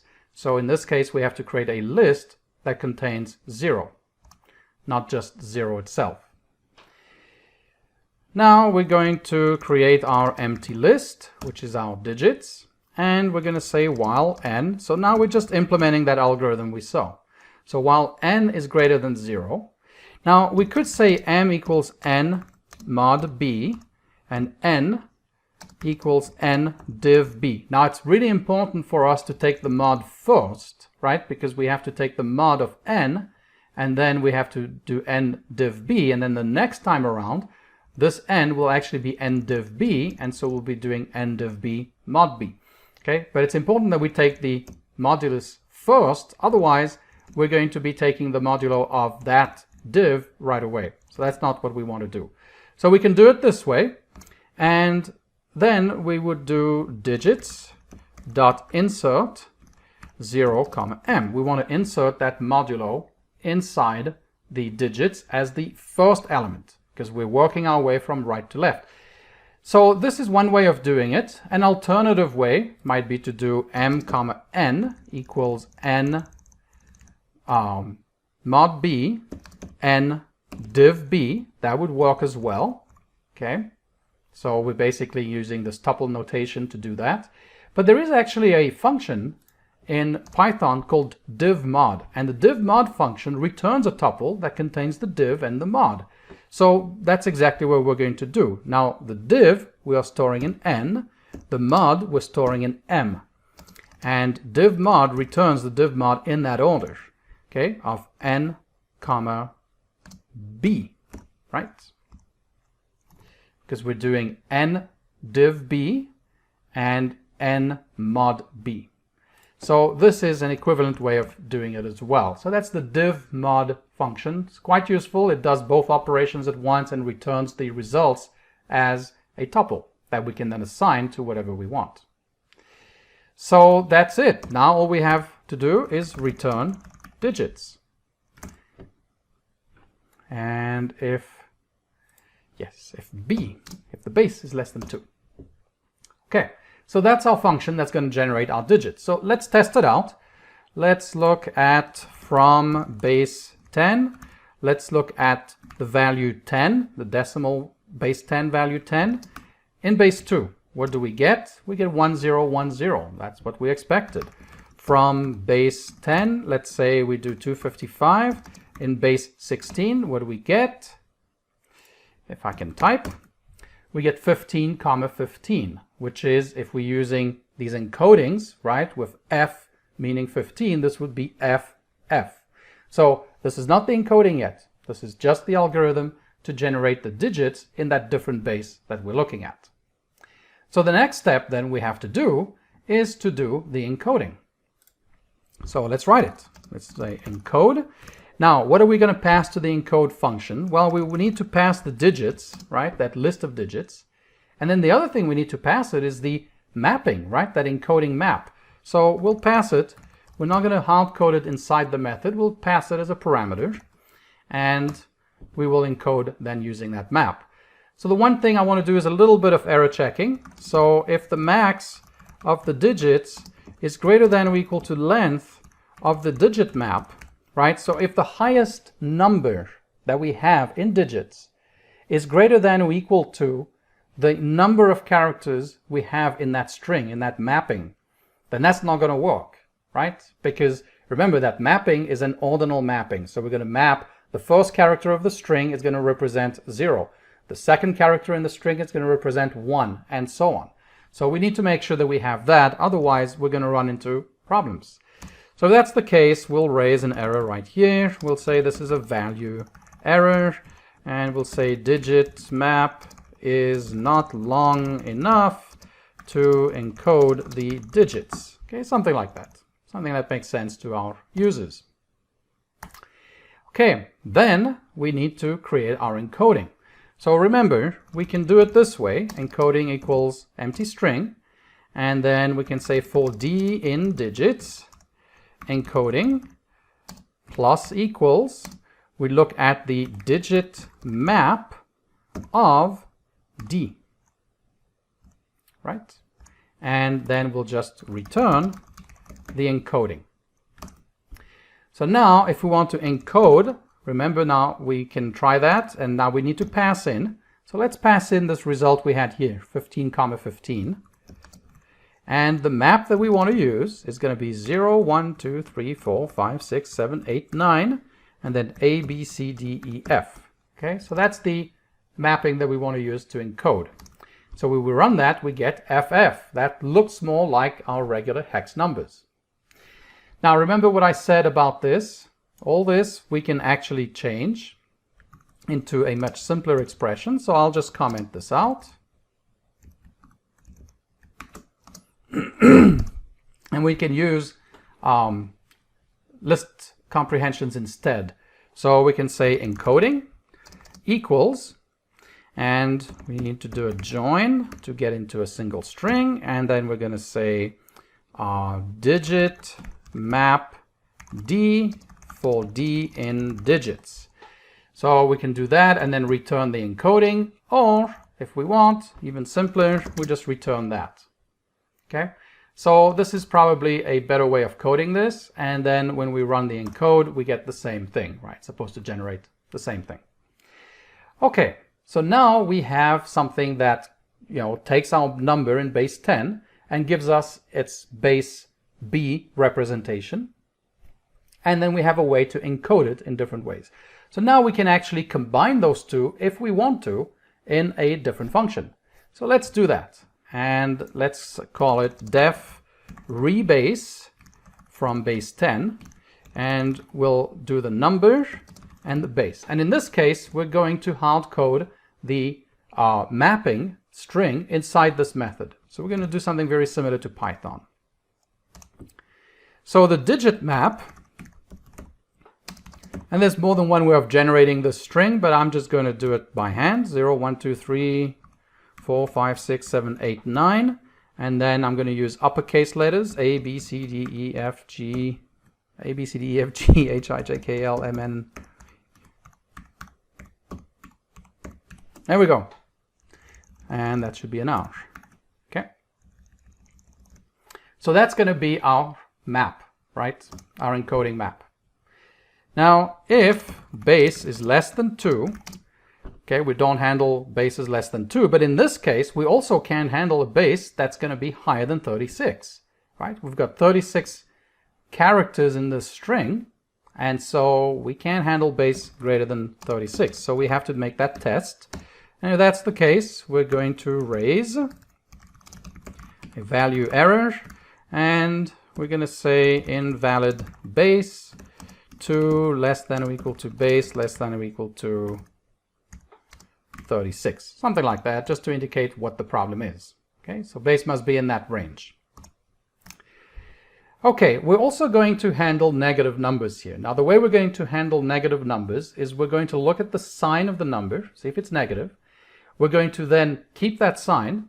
We're going to make the number positive, do our regular, base change and our encoding, and then we'll add the minus sign right at the end before we return the string. So we'll add the minus sign as a string character essentially, before we return it. So let's do that. And we're going to use the ternary if, which if you don't know, that's okay, we'll cover it in an upcoming video. We'll say sign equals -1 if number is less than 0, else 1. So this is equivalent to saying if number is less than 0, sign equals -1, else sign equals 1, right? This code here is equivalent to this code right here. So I'm going to keep the first one a little more concise and still very expressive. And the next thing we want to do is we want to change the sign of number to a positive, right? We want to make sure that it's a positive number. Different ways we can do that. We could, use the absolute value from the math library. We could again use an if statement. What I'm going to do is just multiply the number by the sign. If the number was positive, we're going to multiply it by 1, it won't change. If the number was negative, we're going to multiply it by -1, which means that the magnitude of the number won't change, but the sign will change to a positive number. So we're just going to say number times equals sign. Okay? So now we know we have a positive number. Next, now we need to get the digits. So we're going to say digits equals, we called it from base 10. We're going to give it the number that we're interested in and the base. Okay? That's it. And then our encoding is going to be encode the digits using the digit map that we created here inside our function. Okay, we're almost done. We still have to put in the sign, right? So now we're going to use a regular if statement. If sign equals -1, then the encoding is going to be equal to a minus sign concatenated with encoding. Okay, so if there was a negative sign, we'll add it back here, and now we just return encoding. And that's it. We're done with that function. We now have a method that will take a number and give us its representation in a different base. The number is in base 10, hence why I called it rebase from base 10. So we can try that out. Let's say a equals rebase from 10. Let's take 10 and put it in base 2. And then we'll print e. And then just to check, we'll print and we'll take that string representation that we have, that e, but now we'll use the constructor of the int class that also specifies the base, okay, like this. And let's make sure that we get the same things. So there we go. When we rebased from 10, we had 1010. And when we took that string and put it into the int constructor that uses a string with a base, we got 10 back, which was our original number. So if we were to do, 314 here, then we would get this, right? This would be the binary representation of 314 base 10. And if we put that back into the int constructor, we get it back. So it looks like it's working. Now we can try other ones. We could try e equals rebase from 10. Maybe we'll try, 3,451 in base 16. And then we'll print int e, and we'll say the base was 16. Okay. And maybe we should print E as well while we're at it. Okay. So this is the representation of 3451 in base 16. It is D7b. And if we pump it back into the constructor for int, we get the same value back. So it looks like our code is working. Obviously, in order to really be sure, we would have to write more exhaustive unit tests. Now let's try, lastly, a negative number. Let's make sure the negative numbers are getting carried through. I'm just going to change it up here and make it a minus 314. And indeed, we get that. We get minus our binary number, and then we get negative that decimal back, right? So that seems to work. And if we do that with our base 16, we get negative D7b, and then we get negative 3451 back. So looks like it's working. All right, thanks for watching, and I'll see you in the next video. Hi, in this video, we're going to take a look at rational numbers. Now, rational numbers are simply fractions of integer numbers. So things like, for example, 1/2, minus 22/7, and so on. These are all fractions of integers that can be positive or negative, and those are called rational numbers. Examples of irrational numbers might be things like square root of 2. That's an irrational number. Pi is also an irrational number. So any real number with a finite number of digits is also a rational number. So for example, 0.45 can simply be written as 45 divided by 100, so that is a rational number. Similarly, if we take a look at this long one here, 0.123456789, which has 9 digits after the decimal point, then that is actually also a rational number. We can just write it as 123456789 divided by 10 to the 9. In that same vein, 8.3/4 is also rational because the top number is a rational number, the bottom number is also rational, and a fraction of two rational numbers is also a rational number. How do we get that? Well, 8.3 is the same thing as 83 divided by 10, then divided by 4, and if we work out the multiplication, we simply get 83/40. So 8.3/4 is the same thing as 83/40, so that is a rational number. 8.3 divided by 1.4, same thing there. We can write that essentially, if we multiply by 10 above and below the fraction, then we have 83/14, or you can also work it out this way.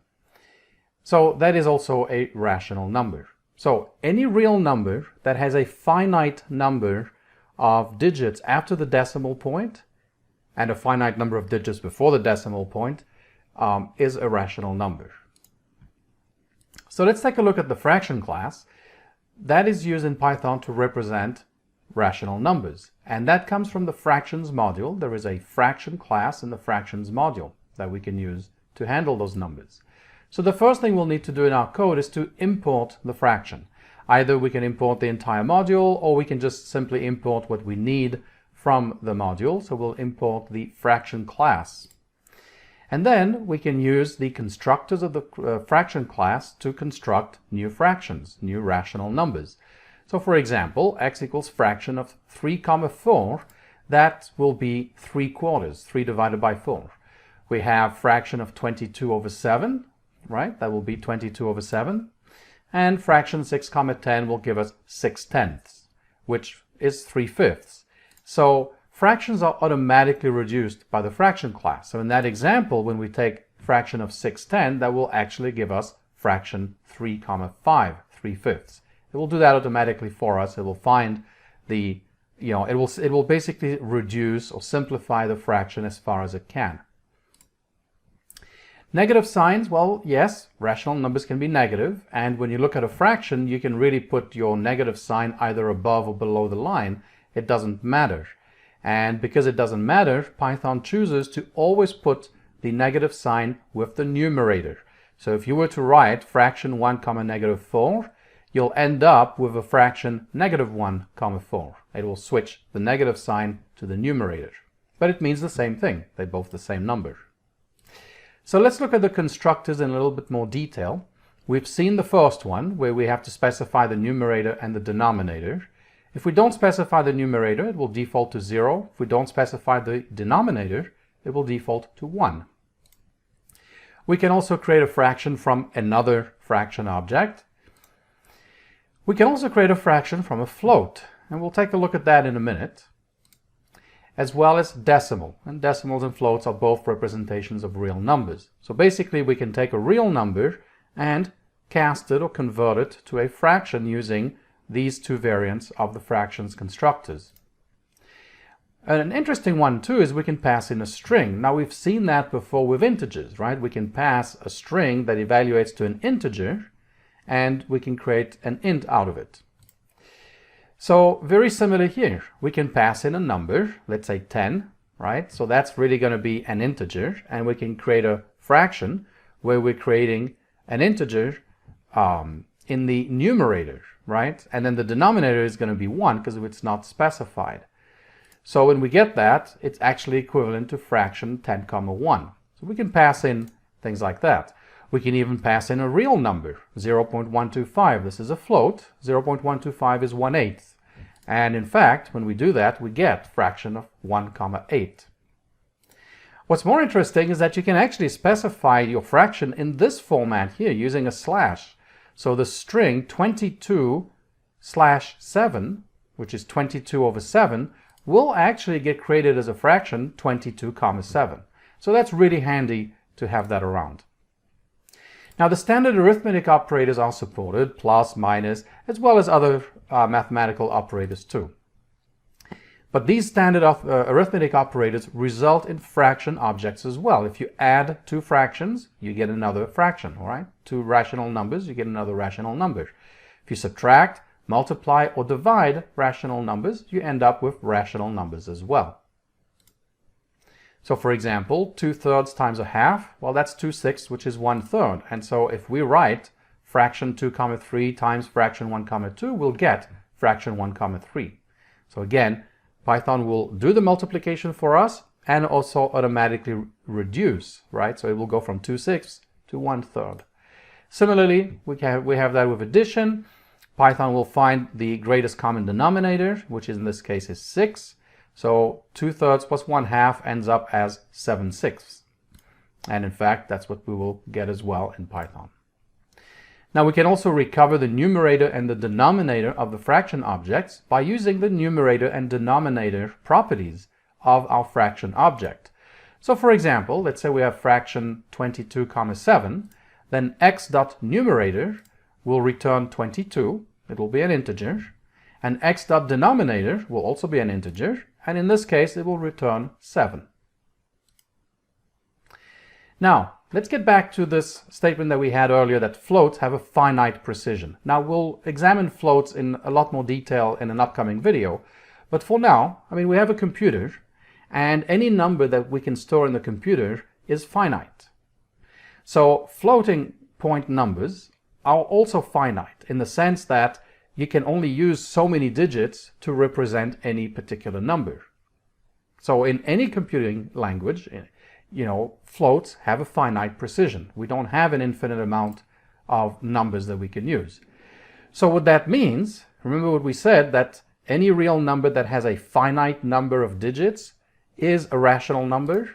Well, that means that in Python, and in any programming language for that matter, any float object actually can be written as a fraction. They are actual rational numbers. We don't think of them that way, but they are rational because they have a finite number of digits that represent them.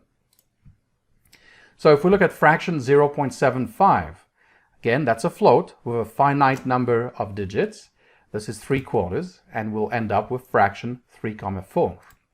If we look at fraction 1.375, well, that is actually 11/8. So let's take a look at something interesting. We're going to work with irrational numbers, numbers that are not rational, that we know are not rational, like pi and square root of 2. And let's see what happens. So we'll import math first so we can grab pi. So x will be fraction of math.pi. And when we look at the result of that, this is what we get. So pi is an irrational number, but Python was able to find an approximation using a rational number. Same thing with square root of 2. If we take y equal to fraction of math dot square root of 2, then we get this big fraction here. Now, pi and root 2 are both irrational numbers. But of course, what happened is that internally they're represented as floats, right? Math.pi is a floating point number, but it is a finite precision. So, because they're finite precision, they're expressible as rational numbers. But they are just an approximation. So pi is not equal to this fraction here. Square root of 2 is not equal to that fraction there. They're approximately equal to that. So now one word of warning, because I've shown you some kind of very clean examples with 1/8 and 3/4 and so on. But there's a really important caveat, and we'll look at that in a lot more detail again when we cover floats in an upcoming video. But for right now, because we're talking about these rational numbers, I want you to be really aware of one problem that we have. If we look at 1/8, now 1/8, which is 0.125, has an exact float representation. It is 0.125, and it can be represented as a float exactly in Python. So we get, fraction point of 0.125 is fraction 1,8. We've converted that float to this fraction here of 1/8. But 3/10, which is 0.3, so 0.3 as a float, actually does not have an exact representation. And what happens when we then try and convert that to a fraction is that we get this big, horrible fraction here. We don't get fraction 3,10 as we might expect. And that's because 0.3 isn't exactly 0.3 when it's stored as a float. It's slightly different. How different? Well, let's take a look. If we print 0.3 up to 5 decimal points, or up to 5 digits after the decimal point, this is what we get. Hey, that looks good. That's 0.3. So 0.3, 0.3, 0, 0, 0, 0. That looks good. Well, let's expand the number of digits that we use. And this is what we get. So if we go to 25 digits after the decimal point, this is the number that's actually being stored, not 0.3. Now, that would not be the case with 1/8. With 0.125, it would be 0.125 and then all zeros after that. And we'll get to why when we cover floats. So that's really important to remember, and that's why that we got that huge fraction. Now, we can do something that constrains the denominator when we're converting a float, let's say, to a fraction. So given a fraction object, so we can create a fraction object, remember, from either using integers or using floats, and we can then find an approximate equivalent fraction where the denominator is constrained. So what do I mean by that? Well, and by the way, we'll use this limit denominator instance method where we can specify the max denominator. So what this does, it finds the closest rational number, which could be equal, but the closest one. It'll find the closest rational number to this fraction, but the denominator will be constrained so that it will not exceed max denominator. So let's take a look at an example. If we look x equals fraction of math.pi, which remember was this big horrendous fraction here, which evaluates as a float to this number here, which is an approximation of pi. We can choose to take this fraction and tell Python, well, give me the closest fraction where the denominator is no greater than 10. So how close can we get with a denominator no greater than 10 to this number here? To, pi, basically. And we will get 22/7. And if we actually look at the float equivalent of that, well, this is 3.1428. So you can see we're correct up to the second digit after the decimal point. Now, similarly, we can tell Python to find the closest fraction, the closest rational number, where the denominator does not exceed 100. And it will calculate and find that 311/99 is the closest we can get. And if we evaluate that as a float, this is what we get, 3.141414 recurring. So you can see we're a little bit more accurate, a little closer to the actual value of pi than 22/7. Now we can push that up even further. Let's say we go with a denominator no greater than 500. then this 355 over 113 is a closer approximation of pi, with the constraint that the denominator be no greater than 500. If we evaluate that, we get 3.141592, and this is where we get the we match all the digits up to this 92 over here. Okay, and you can keep bumping up that limit. So let's take a look at some code and see how all that works. Hi, in this video we'll look at the code for the rational numbers video. So the first thing we'll need to do is to import our fractions class from the module. So we'll say we'll actually just import the fraction class. So from fractions, which is the module name, import fraction with a capital F, which is the class. Remember that naming convention that we talked about earlier in the course, where our packages and modules used lowercase letters and then classes used an uppercase letter for the first letter? So it's just following that convention there. Now we can take a look at some help on that fraction object, that fraction class. Now you can certainly just go to Google and do a search for that, look up the Python documentation, or you can also get help directly here within Python, and we can call it this way, right? Just the same way we did with integers. So here it will give you some information about the fraction class. It will talk to you about the different constructors. So let's look at the constructors. And the first one, as you know, we can just use a single integer number. What that means is that it's going to use the constructor that takes in a numerator and a denominator. But here the denominator is not specified. We've just specified the numerator. We haven't specified the denominator, so the denominator will default to 1. And in fact, we get fraction 1 over 1. Now, you can also, if you want, write it this way. Denominator equals 1, right? And then maybe we want to do our numerator equals 2. You can write it that way, right? You can name your parameters. You can also just write it as fraction 1 comma 2. The advantage, by the way, of using named parameters here is that if we take this, let me copy paste, and we'll write here numerator and denominator. Now I don't have to specify the numerator and denominator in the specific sequence. We can do it this way and it still works just fine. So just a side note. So we can use those kinds of constructors that use the denominator and the numerator. And we have other constructors as well that we discussed, right? We can look at a fraction of 0.125, which we know should be 1/8, and that's in fact what we get. We can also use a string, so we might say 0.125 as a string. That would work just as well, right? Or, which is really interesting, we could say fraction 22 divided by 7. So our string looks like a fraction, and Python will be able to parse that and return a fraction of 22 over 7.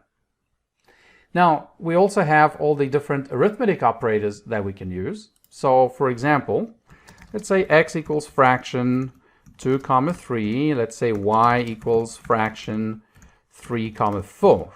Okay? So, now, for example, let's do something like x plus y, which is 2/3 plus 3/4. Well, that will be 17 over 12. And if you want, you can check that. But as you can see, the greatest common denominator would be 12, right? So we end up with 4 12s here and 9 12s here. 8 12s and 9 12s. And so 8 plus 9 is 17 divided by 12. So that seems like that's correct.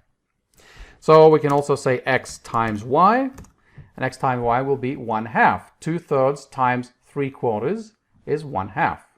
And you can do x divided by y as well, and so forth. So all the arithmetic operators work, and they will always return a fraction type object. Now, fractions also, remember I mentioned, are automatically reduced. So if we look at fraction of 8 divided by 16, well, 8/16 is really 1/2. And in fact, that's what Python does for us. As you can see, it returned fraction 1 comma 2.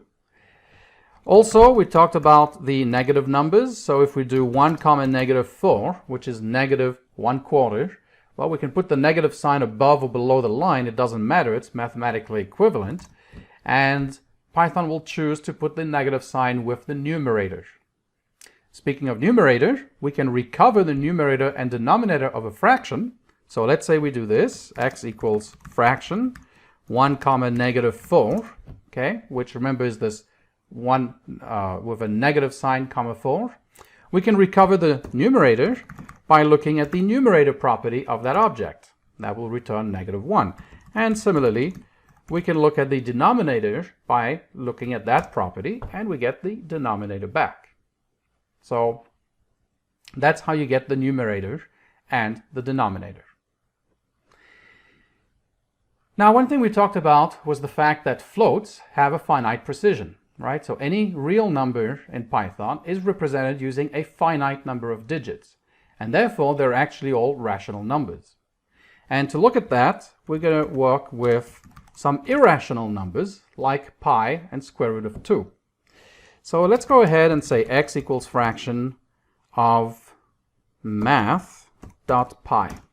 Okay, so if we print out x, this is the fraction that we get. Now, what's the equivalent float? Well, that's the float that it's representing. But you can see that we have a rational number. Now, pi is not rational. The only reason we get a rational number is because pi in our computer can only be represented up to a certain limited number of digits. Therefore, it's a rational number. Therefore, it can be expressed as a fraction. Similarly, if we say, I'll use y equals fraction of math dot square root of 2, then when we print y, well, let's just print y, and then if we look at the float of y, we'll get out 1.414 something, which we would expect. But because again it has a finite representation, it is a rational number, and this is the equivalent fraction that can be used to approximate square root of 2. So even though they're irrational, we can still approximate them. Okay. Now, I lastly want to point out that not all floating point numbers can be represented precisely or exactly in a computer. And we'll get to that in an upcoming video on floats. But let's look at 1/8 or 0.125. So let's say I say a equals 0.125. Now, if we print this out, okay, so if we print a, it tells us 0.125. Great, that looks good. Now let's take b equal to 0.3, 3/10, right? And let's print b out. Well, 0.3 looks good, right? So now let's look at the fraction of a. Well, 1/8, that's good, that's what we expected. And let's look at the fraction of b, and we would expect 3/10. But that's not what we get. We get something that really looks, pretty awful. So what's going on? Well, remember what I said earlier, 0.3 cannot be represented exactly. But it looks like it is, right? When we print b, we get 0.3, right? We get 0.3. That looks exact. Well, the problem is that Python is kind of hiding stuff from us because it's trying to give us a nice display. So it's really a display issue here. It's displaying 0.3, but that's not in reality what's actually being stored, even though we specified b was precisely equal to 0.3. In order to see that, we can format the number and force Python to give us more significant digits in the display. So for example, we might say format b and give us 5 digits after the decimal point. And we get 0.30000. Well, that looks still fine, right? That still looks exact. So let's pump that up. Let's go to maybe, let's look at 15 digits, right? After the decimal point. And that still looks good, right? So let's bump that up further. And this time we'll go to like 25. And now we'll start seeing the difference. So now you can see that 0.3 is not actually stored as 0.3 in Python. It's stored as this 0.299, all these nines, but then you can see 888, right? It's not 0.3. And so because of that, when we look at the fraction of b, we get that. That's why we get that huge fraction.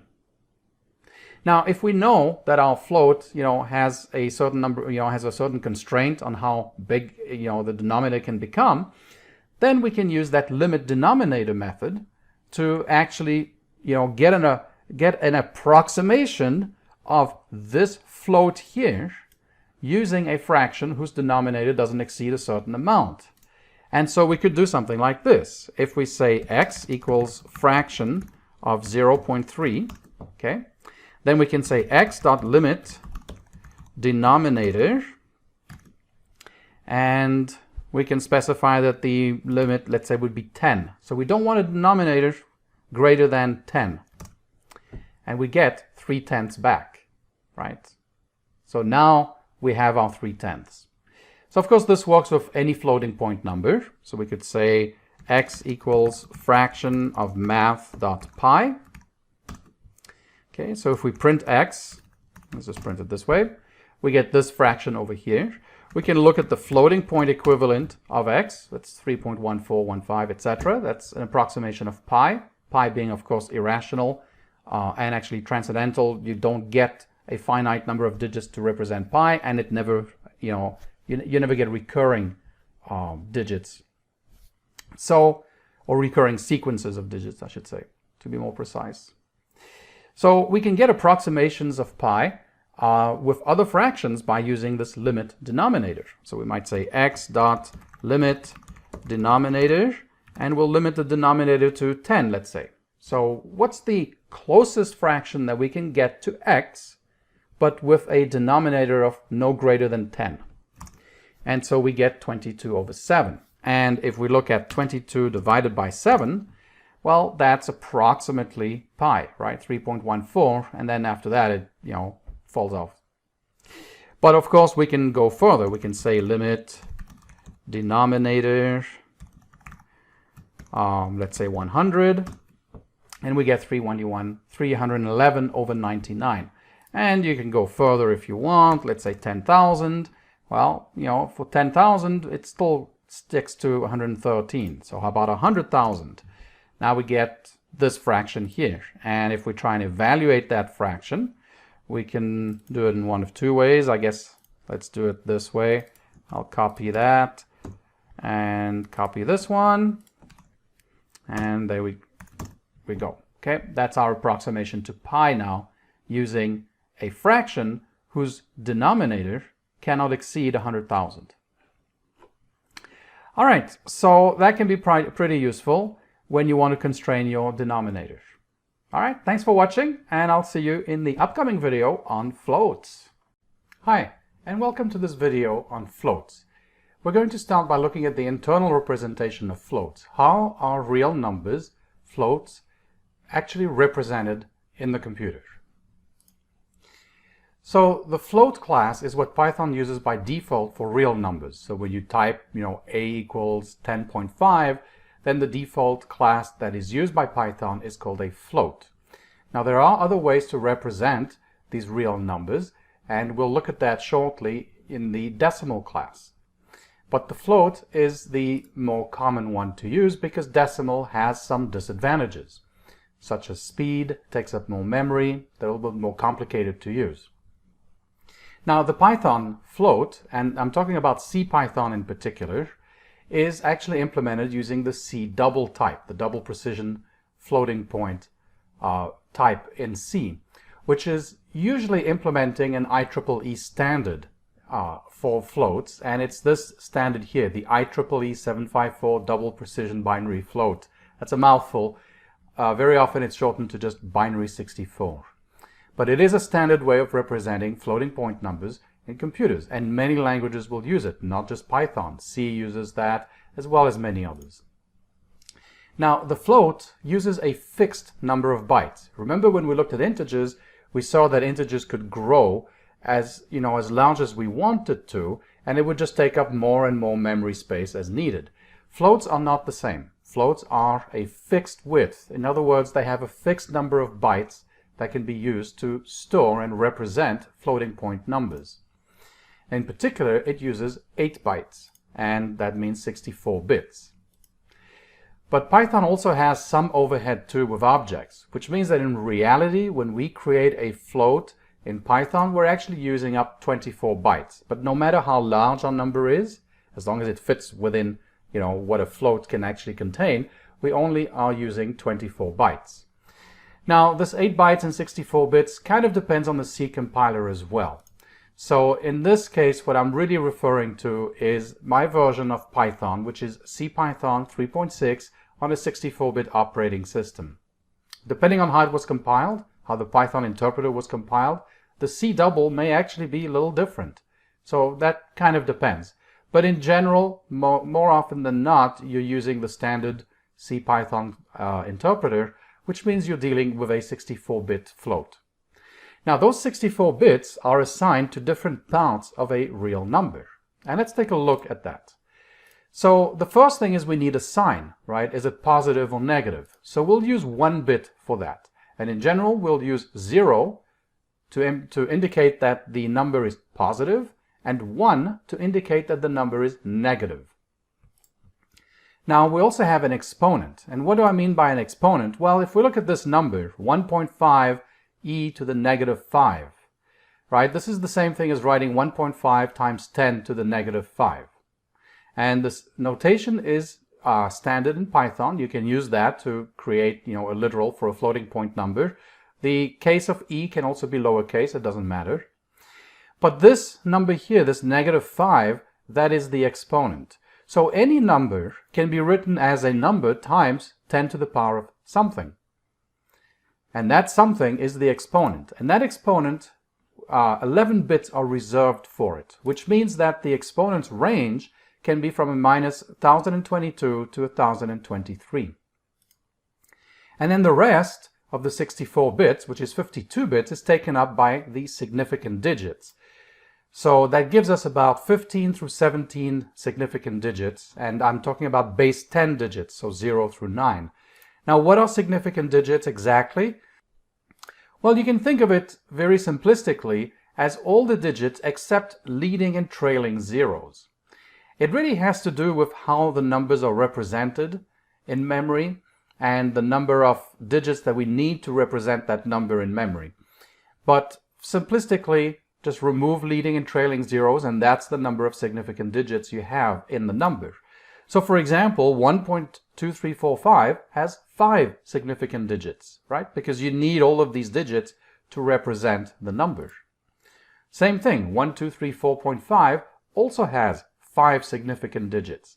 Now it's not the same number, right? And even though it has the same digits, it's not the same number, but it has the same number of significant digits.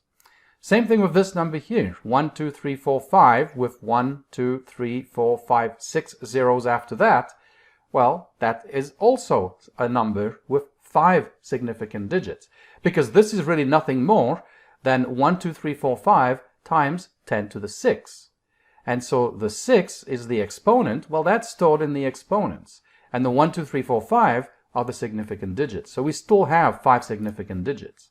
Same thing here. We have 5 significant digits, right? These leading zeros don't matter. They're going to go into the exponent. 12345 times 10 to the negative 50. Again, we have 5 significant digits. This is the exponent, negative 50, but we have 5 significant digits. Same thing here, 1.2345 E10, right? That is also 5 significant digits. So the first thing we're going to look at is how can we represent real numbers using a decimal or a base 10 version. So we can represent numbers as base 10 integers and fractions. And we've seen how to do base 10 integers. Those are the regular integers we use every day when we speak. 10, 120, 135. These are base 10 integers. They're in base 10. But what about what comes after the decimal point? Well, we can express those as fractions, and in base 10 we can express them as decimal fractions or base 10 fractions. So what do we mean by that? Well, let's take a look at an example. Let's look at 0.75. This is 7 divided by 10 plus 5 divided by 100, right? This is the 10th position, this is the hundreds position. So we can rewrite this as 7 times 10 to the negative 1 plus 5 times 10 to the negative 2. Notice how we have a digit times some power of 10. Now these digits are always going to be between 0 and 9. And in this case, this expansion only required two fractions with non-zero numerators, which means that we have two significant digits. And we can see it from the number here as well, that we have two significant digits. What about 0.256? Well, very similarly, this is 2 over 10 plus 5 over 100 plus 6 over 1,000, which we can rewrite in this notation here in this form. So we have these digits between 0 and 9 and powers of 10. And you'll notice that as we move from left to right, the powers of 10 become increasingly negative. And in this case, well, we needed 3 of these fractions to actually define the number. And this means that we have 3 significant digits. And again, we can see that from the numbers. Now, of course, we can also have numbers before the decimal point that are other than 0. For example, 123.456. Well, as we saw before, this is 1 times 100 plus 2 times 10 plus 3 times 1 plus 4 over 10, 5 over 100, 6 over 1,000. So now we've just done that expansion basically to the left and to the right of the decimal point. In this case, we needed 1, 2, 3, 4, 5, 6 of these terms to define the number, and we therefore have 6 significant digits. Now we can rewrite this as 1 times 10 to the 2 plus 2 times 10 to the 1 plus 3 times 10 to the 0, and then after the decimal point, 4 times 10 to the negative 1 plus 5 times 10 to the negative 2, and so on. And you'll notice that we just have decreasing powers of 10. So as we move from left to right after the decimal point, we have increasingly negative powers of 10. As we move from right to left before the decimal point, we have increasing powers of 10. And in this case, as I said, we have 6 significant digits. So in general, right, if we try and generalize this formula here, this is what we get. We get that our number, right, this number here, is equal to some sum of a digit, which is going to be between 0 and 9, times some power of 10. Right? This is just generalizing this formula here. Now we're still missing the sign. So we're going to bring in the sign and we're going to say, okay, sign is going to be some variable, let's say, that's equal to 0 when the number is positive and negative 1 when the number is negative. So now we can rewrite this formula here to also include the sign of the number as follows. If we take negative 1 and let's say it's a positive number, then negative 1 to the power of 0, well, that will be equal to 1. Any number to the power of 0 is 1. Well, except for 0 to the power of 0, which is more of a convention, and that can depend on how you want to look at it. But if the number is negative, then we have 1 for the sign, right? The sign is 1 if we have a negative number. So we have negative 1 to the power of 1, which is negative 1. So we'll end up with a negative sign on this expansion here, which is what we're looking for because we want a negative number.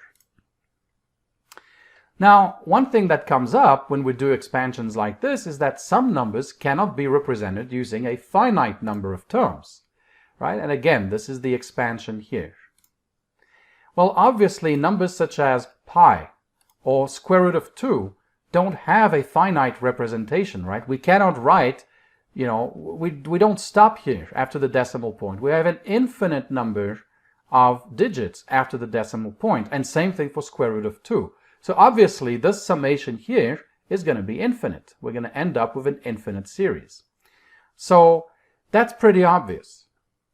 But we also have rational numbers. Some rational numbers cannot be represented using a finite representation, a finite sum. Like 1/3. We write 1/3 as 0.333. We put that little dot up here to indicate that that 3 is recurring infinitely. So 1/3 is 0.3333. And it doesn't matter how long you keep saying 3. At some point, if you stop saying 3, you are no longer exactly equal to 1/3. You just have an approximation, which might be very close, but it's still an approximation because at some point, we have to stop counting those numbers out. And the same thing with a computer. A computer can't store an infinite number of digits or an infinite number of numbers after the decimal point, and therefore we cannot represent 1/3 exactly using this kind of notation or this summation here. So again, this is just 3/10 plus 300 plus 3,000, right? This is just this expansion here. And so that's an infinite sum. Okay, so we saw how to represent in decimal. We saw that we had sometimes finite sums like 0.75, but we also have infinite sums sometimes when we have 1/3, the rational number 1/3. So now let's take a look at how we can represent these floating point numbers, not in base 10, but in base 2, since that's what we have to work with when we're dealing with computers. We only have bits, zeros and ones. So instead of powers of 10, we're going to use powers of 2. And our digits are going to be just 0 and 1. Whereas before, our digits were 0 through 9. Here it's just going to be 0 and 1. So let's take a look at a binary float. So this is a binary number, 0.11 base 2. So we do have this decimal point. I don't know if you'd call it a decimal point or maybe a binary point at this stage. But anyways, so what is that equal to? Well, if we're talking about powers of 2 instead of powers of 10, then we have 1 over 2 plus 1 over 4. Now this is the base 10 equivalent, which is 0.5 plus 0.25, which is 0.75 in base 10. So 0.11 base 2 is 0.75 base 10. So let's look again at this expression here, and let's rewrite it in the same way we rewrote powers of 10. So we have 1 times 2 to the negative 1 plus 1 times 2 to the negative 2. Now similarly, we can look at this number here, 0.1101 base 2.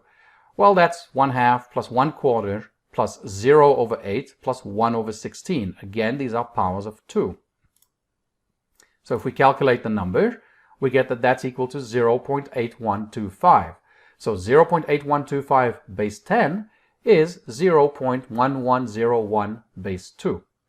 And again, we can rewrite this expansion as follows. It's 1 times 2 to the negative 1 plus 1 times 2 to the negative 2 plus 0 times 2 to the negative 3 plus 1 times 2 to the negative 4. You'll notice all our digits are either zeros or ones, and these denominators here are powers of 2. And again, they become increasingly negative as we move from left to right after the decimal point. So this representation is very similar to the one we had with decimal numbers, except we're just representing a number using base 2. So a binary representation is then given by this formula here, which is exactly the same as what we had previously, except that these digits now will always be 0 or 1, and instead of powers of 10, we have powers of 2. But same thing. Now, as you can imagine, we also have problems representing certain numbers in a finite number of terms, right? Just like we had a problem using 1/3 in our decimal expansion, we also have problems representing certain numbers in a binary expansion. And a very simple example is 0.1 or 1/10. Now that has an exact representation in decimal. It's 1/10, right? It's 0.1. But not so in binary. In binary, we do not have a finite representation. This is the binary number that we have to use to approximate 1/10 or 0.1. It is 0.0 and then this sequence of bits, 0011, 0011, that just keeps recurring. So this is just like the example we had with 1/3, except that with 0.1, we have a similar problem. We cannot represent that exactly in base 2. So let's take a look at what this means. So if we just expand this out to fractions, right? So we have 0, this first position is 2's, or 1 over 2, this second position is 1 over 4, so third 1 over 8, 1 over 16, 1 over 32, just powers of 2. So we can write it out this way, right? We have 0 over 2, 0 over 4, 0 over 8, 1 over 16, 1 over 32, etc. And let's start actually calculating what those numbers are. They should add up to 0.1. Now they'll never exactly add up to 0.1 because this sequence of numbers is infinite. This is an infinite series. All right, so tossing out all the zero terms in these fractions, we end up with these. And the first fraction is 0.0625. So if we were to stop at the first significant digit here, 1, right, we would end up with actually 0.0625 in decimal, which is not exactly close to 0.1. But if we keep going to more and more of these bits, let's add in 1 over 32. So now we have 0.09375, much closer to 0.1, plus the remaining terms. And we can keep adding, now we can add the 1 over 256 into this, so now we get 0.09765,625, okay, etc., etc. Now, you got to be careful, right? It looks like, oh, we're undershooting the 0.1. Well, we may be at this point, but sometimes you could be overshooting as well. So, your approximation to the number that you're trying to represent may be slightly larger or slightly smaller than the exact value. And we'll see examples of that when we look at the code. Okay, so that's the binary representation of a number, of a decimal number. And that is indeed how it's stored in the computer. So, as we've seen, some numbers that do have a finite decimal representation, like 0.1, right, do not have a finite binary representation. Now, of course, some do, right? Not every number is going to have an infinite binary representation. In fact, we saw some.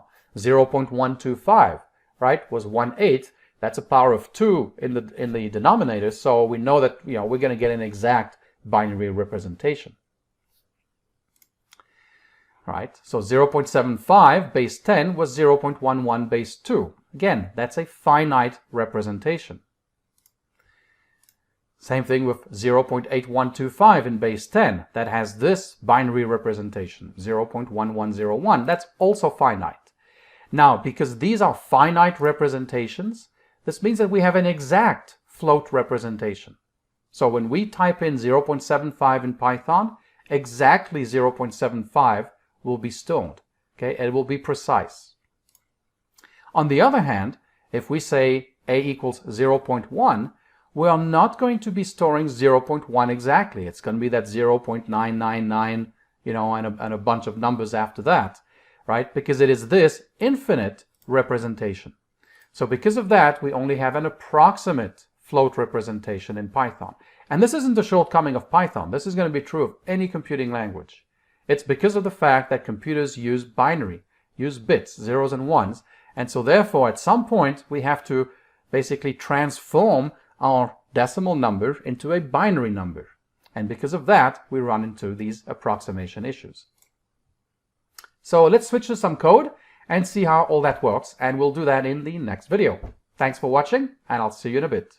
Hi, in this video we are going to continue looking at our representation of floats.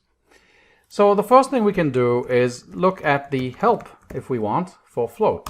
So we can use the help command, and you can see that the float has a single constructor that takes some parameter x, and it will try to convert a string or number to a floating point number if possible. So this means we can do something like float 10. We can take an integer and we can make a float out of it. As you can see, we get 10.0. Of course, we can also use a floating point number already, so that will work too. It's kind of superfluous, but we can do it. We can also use strings that can be evaluated as numbers. So let's say 12.5. That will come back as the float 12.5. Now, you remember with dealing with fractions, we could do something like 22 over 7. Well, that's not going to work here, right? We are going to get this value error. It could not convert it. If you really want to be able to do that, you're going to have to first create a fraction and then cast it as a float. So we can do it this way, right? So we can import fractions. And actually, let me do this. From fractions, import fraction. We're just going to import the fraction class itself. We don't need the other ones. So here we might say a equals fraction of 22 over 7. And now we can say float of a. We can take a fraction and convert that to a float. That's perfectly fine. Okay. So the next thing I want to point out very quickly is this whole problem that we have with the internal representations being infinite. And we can take a look at something like, 0.1. Well, if we print 0.1, it looks just fine. It's like, well, what's the problem? It's 0.1. Well, the problem is that Python is kind of, fooling us here with the display. When we're printing 0.1, it's kind of, formatting it to a, smaller number of digits, a smaller precision, if you want to think of it that way. But in fact, behind the scenes, that number is not 0.1. And we can do something like this to show it. So maybe we think, well, I'm not sure that 0.1 is exact. What if I decide to show, maybe 15 decimal points? Like, well, that still looks pretty good, right? Even with, 15 digits after the decimal point, we still have a 0.1. It looks like it is exact. So let's push that out a little bit more. And let's go to 25. And now you can see that we do not have exactly 0.1. It's slightly off. All right. And of course, now if we use something that can be represented exactly, and remember that we looked at 0.125, right? And we saw that we can represent 0.125 as an exact value, right? Because what is 1 divided by 8? It's 0.125. So 1/8, that's 1 over 2 to the power of 3, which is basically, part of that expansion, that representation that we had using powers of 2. So if we format 0.125 and we go to 25 digits after the decimal point, you'll see that it is exact. So we have 0.125 and everything else after that are zeros. So just something we have to watch out for. And why do we have to watch out for that? Well, I'll give you a little preview of what we're going to look at in the next video. Let's say we define A to be 0.1 plus 0.1 plus 0.1. And then we define B to be equal to 0.3. Now we test the equality. Is A equal to B? And the answer to that is no, they're not equal to each other. Why? Well, again, let's just look at format of A with 25 digits. This is what we get. And let's format B with 25 digits after the decimal point. And as you can see, they're not exactly equal. And that's because we have these approximate representations for our floating point numbers. Even though they have an exact representation in base 10, 0.3 is exact in base 10, 0.1 is exact in base 10. They are, however, not exact when you use base 2 representations. All right, thanks for watching, and I'll see you in the next video. Hi, and welcome to this video. In this video, we're going to look at the equality testing problems when we are dealing with floats. And we saw a little bit of that in the last video, where I showed you that in the code section. And let's take a quick look at this now and see, again, what the problems are. So we saw that we can have some weirdness in our code if we try and use equality testing with floats. Now, this is not a Python bug. It's just simply a result of how numbers are being stored using binary representations, real numbers, right? So floats. So it's not a bug in Python. It will be the same in other languages as well, but it could be a bug in our code if we don't know how to deal with it and how to work with it. So again, that very simple example we looked at in the last video, let's say we set x equal to that summation and y equal to 0.3. Now in our minds, when we look at this and we're looking at these decimal representations, 0.1, 0.1, 0.3, these are decimal representations. But remember that behind the scenes, they're actually being stored as binary representations. And if we try and write x equals y, then that expression will actually evaluate to false. Those are not equal numbers. And so if we don't realize that, and if we do expect these floats to be equal, then there's going to be a bug in our code. Now we can look at what the numbers are. Like x, well, it's this number here. Y is this number here. As you can see, they're not exact. That's their internal representation converted back to decimal, but we can see they're not the same. And that's why it evaluates to false.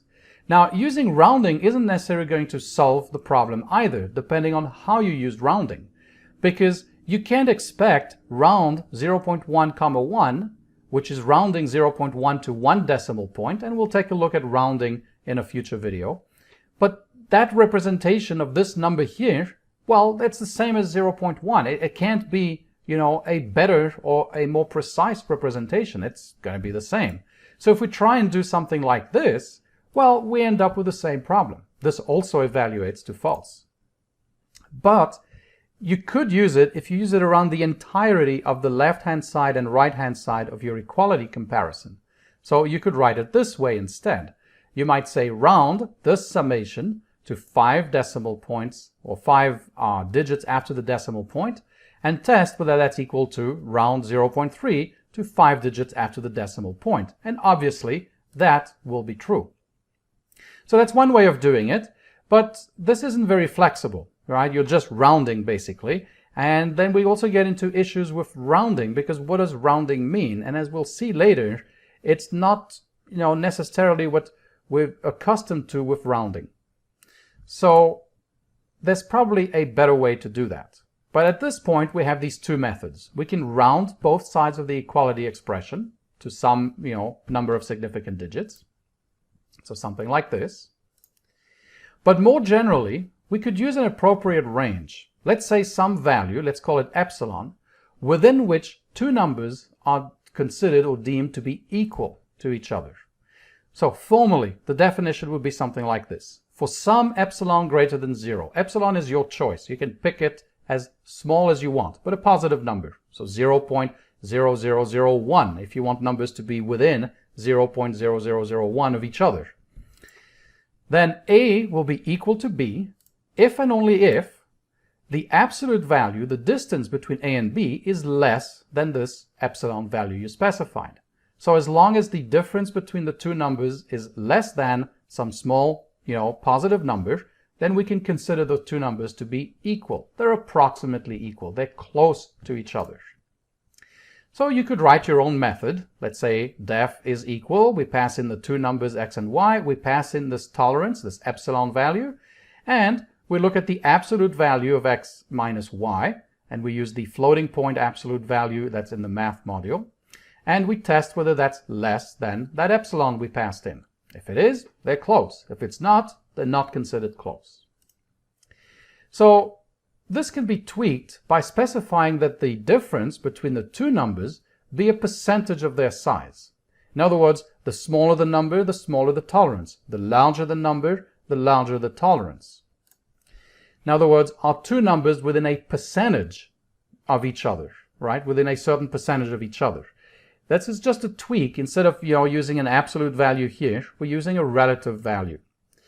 Now, there's a reason why we want to do that, and we're going to get into that in a minute. And we, however, have to be careful because this looks pretty straightforward, right? Even this one looks very straightforward. This one's maybe just a tad more complicated, but there are issues with both of these, right? They look very simple, but there's actually some minor issues that we're going to have to resolve using these two approaches. And typically it occurs when the numbers are very close to 0 versus numbers that are away from 0. And let's take a look at that. So let's start by using absolute tolerances, so that epsilon that we talked about. So again, let's take our typical example. And if we, print out x to that number of decimal values and print out y, that's what we get. Now the difference between them is this small number here. Okay, that digit 5 is in the 17th position after the decimal point. Let's take a look at another example where a and b now are the variables, and we're looking at 10,000.1 plus 10,000.1 and so on, and then b is 30,000.3. So technically we would expect, when we're looking at decimal representations, a to be equal to b, just like we had x was actually equal to y. Now if we print those numbers out with more precision, then we'll notice that the difference between the two, again, they're not exact, and the difference between the two is this small number here, where this digit 3 is the 12th digit after the decimal point. Now, let's say that we had defined a tolerance to be 10 to the minus 15, right, which is this number here. Because when you use an absolute tolerance, you can't change that tolerance as the numbers, for A and B or X and Y change. You're keeping the same tolerance. You don't know, how would you know that, oh, well, I should make the tolerance 10 to the minus 5 here and 10 to the minus 15 there, right? We don't. That's where the relative tolerances will come into play. That's why we bring that in. But for now, we're using an absolute tolerance. So if we do that, then if we make this test, that the absolute value of X minus Y, these X minus Y, is less than the absolute tolerance. Well, the absolute tolerance is this number over here. And as you notice, right, the absolute tolerance is at this position. The first significant digit is at this position, which means this delta is less than the tolerance. And so that will evaluate to true. But take a look at the second example, where we look at the absolute value of A minus B, right? And now we're looking at that delta basically and comparing it to that absolute tolerance. Well, the delta is greater than this tolerance. So in fact, this will actually evaluate to false. So we have a problem because technically, if we look at this, we probably would consider these two numbers to be close enough, right? Why? Because it's a large number to the left-hand side. So in relative terms, these two numbers are close. In relative terms, these two numbers are close, right? But in absolute terms, when we have to specify an absolute tolerance, then these two numbers are close, but these two are not. Hence why we probably want to also look at relative tolerances. So let's take a look at that example again, right? So the same two examples. And let's say we specify a relative tolerance of some percentage, 0.001%, which is 10 to the negative 5.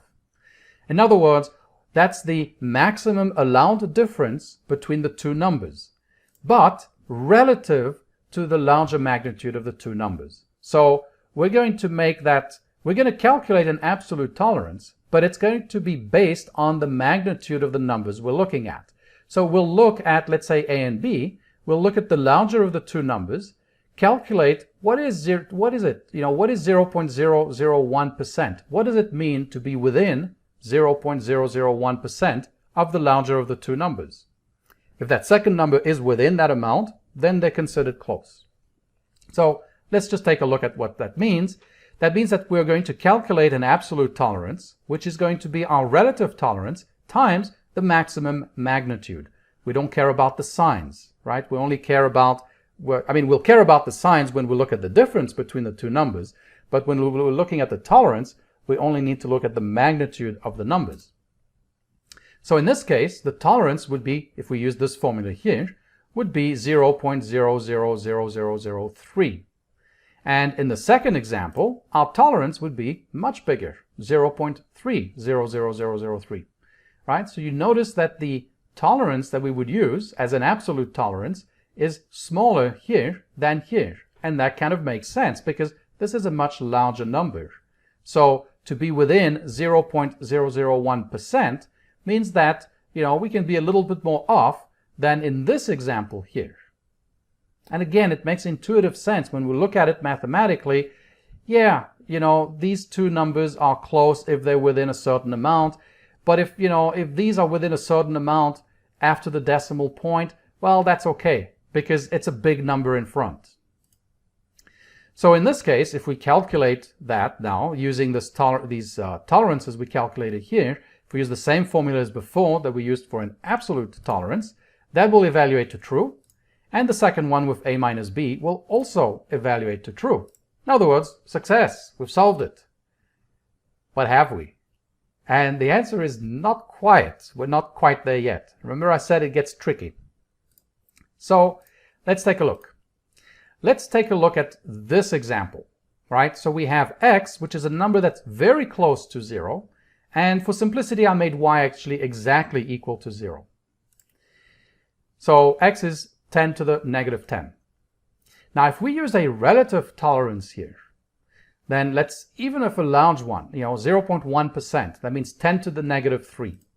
Well, what does it mean? According to that formula, that means that the absolute tolerance is going to get calculated as the relative tolerance times the maximum of those two numbers. Well, y is 0, so it's always going to be the relative tolerance times the magnitude of x itself, which is going to work out to 10 to the negative 13. In other words, we want these two numbers to be within 10 to the negative 13 of each other. But look at this number. It's 10 to the negative 10. So if we do that calculation, that comes out to false, right? And it will always be the case. Because these numbers are close to 0, and this one in this case is actually equal to 0, this tolerance we calculate here is always going to become greater than the actual difference between the two. So using a relative tolerance technique doesn't work well, and sometimes doesn't work at all, for numbers that are close to 0, right? So using absolute and relative tolerances in isolation, right, using either one or the other, makes it very difficult to get a solution that works kind of uniformly across any number you might encounter as your program is running. So we can combine both methods. That's the better approach. We're going to combine both methods where we're going to specify an absolute tolerance and a relative tolerance.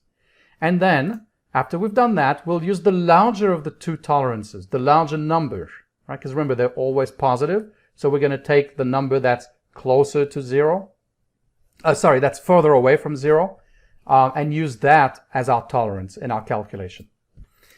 So in other words, our tolerance will become the max of the relative tolerance times the max of x and y, which was, this thing we calculated here when we were using relative tolerances, and the max with the absolute tolerance that we would specify. So let's see how that really works. Now, if you want to read more about that, it's specified in the PEP 485 document. You can just do a search for that in your browser, and you'll see the documentation for that. But basically, it's exactly what we've defined here, where we're talking about using a combination of the absolute and relative tolerances. Now, the math module has that built in for us. We don't have to write that method ourselves. I just wanted to explain to you, how it works, because we need to understand what those parameters are in this method called isClose. Again, you can reference PEP 485 if you want to get an explanation of how this works, but essentially it's just what I've said. So the isClose method is in the math module, and it takes in at least two parameters, the two values that we want to compare. And optionally, you can specify the relative tolerance, which will default to 10 to the negative 9, and the absolute tolerance that defaults to 0, which means that when that happens, it's the same as if we hadn't specified an absolute tolerance at all. So in other words, by default, if you just say isClose a comma b, you are ditching the absolute tolerance part and you're only using a relative tolerance comparison, which may be fine, but remember that doesn't work well for numbers that are close to 0. So a word of warning, if you do not specify the absolute tolerance, it is 0, and you'll face that problem that we saw just now when using relative tolerances with numbers close to 0. So let's take a look at an example. Let's take two numbers that are quite different from 0, right? They're far away from 0. And if we look at math.isClose x comma y, so we let these defaults, fall through, then that will evaluate to true. That's great. Now let's take two numbers that are close to 0. And if we evaluate math.isClose a comma b, then that will be false. And that's because the absolute tolerance is 0, and therefore the relative tolerances is creating a problem here. So probably not a good idea to not specify the absolute tolerance unless you know that that's what you want. So you should probably always specify the absolute tolerance until you know you don't need it. So if we use the absolute tolerance and specify it, let's say, we'll use 10 to the negative 5, then this will evaluate to true. And using the same absolute tolerance here, and the isClose will also evaluate to true. So that solves the problem. It also works well in situations like this. Let's say we have this number here, 1000.01, 1000.02. We'd probably consider those numbers close to each other, right? They're within 0.01, but look, it's 1000. So relatively speaking, they're close to each other. And if we look at this isClose function, we'll specify a relative tolerance of 10 to the negative 5 and an absolute tolerance of 10 to the negative 5. That evaluates to true. That makes sense. We would expect that. However, look at these two numbers, 0.01, 0.02. They are also within 0.01 of each other. But we probably wouldn't think of those numbers as being close, because relatively speaking, they are not close to each other, right? That's a pretty big difference if you look at it in relative terms. And if we use the same expression, right, the same tolerances as before, and that's the important part, is that we don't have to change the tolerances at all, then this will evaluate to false. So that's the advantage of combining relative and absolute tolerances into one method and using that. And when you want to compare floating point numbers, don't use the equals equals. You're going to run into issues with that. Use the is close method in the math module. That will give you what you're looking for. Are the numbers close enough? Because you can't count on them being exact. Now, if you want numbers to be exact, then use fractions. Use rational numbers like fraction, 1 over 3. We saw that in the fractions section. So use those things. We also have the option of using decimals, and we'll look at decimals in a future video coming soon. But for now, if you're working with floats, use is close to compare for equality between floating point numbers. You should also play around with these a little bit. I think, after this video is finished and after we've gone through the code, play around with different numbers and test it and see how it works. Start getting a feel for it. It's kind of important that you kind of have an understanding of how this works, so that when you're writing your code, you kind of know what tolerances you want to use. Sometimes the tolerances are actually dictated by the problem you're working on, but sometimes you have to come up with them yourself. And so, you want to try and strike a good balance. So let's take a look at some code. We'll do that in the next video, and I'll see you in a bit. Hi there. In this video, we're going to continue looking at equality testing in floats and some of the issues that arise because of the fact that floats cannot be stored exactly.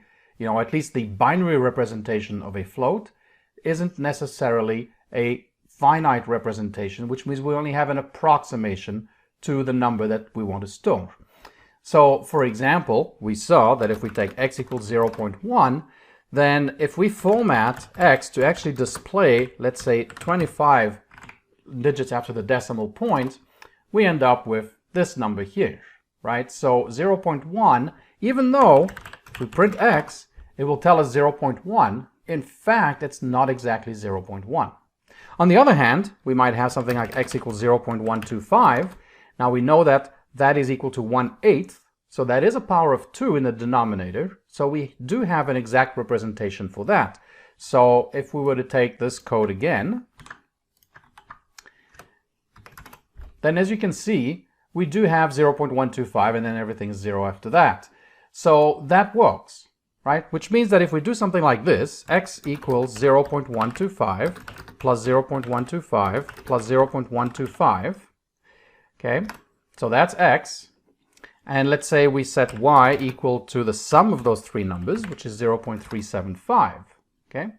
Then if we say x equals y, that will return true. Well, that's because those two numbers, 1/8 plus 1/8 plus 1/8, those were exact representations. So the sum becomes an exact or a finite representation.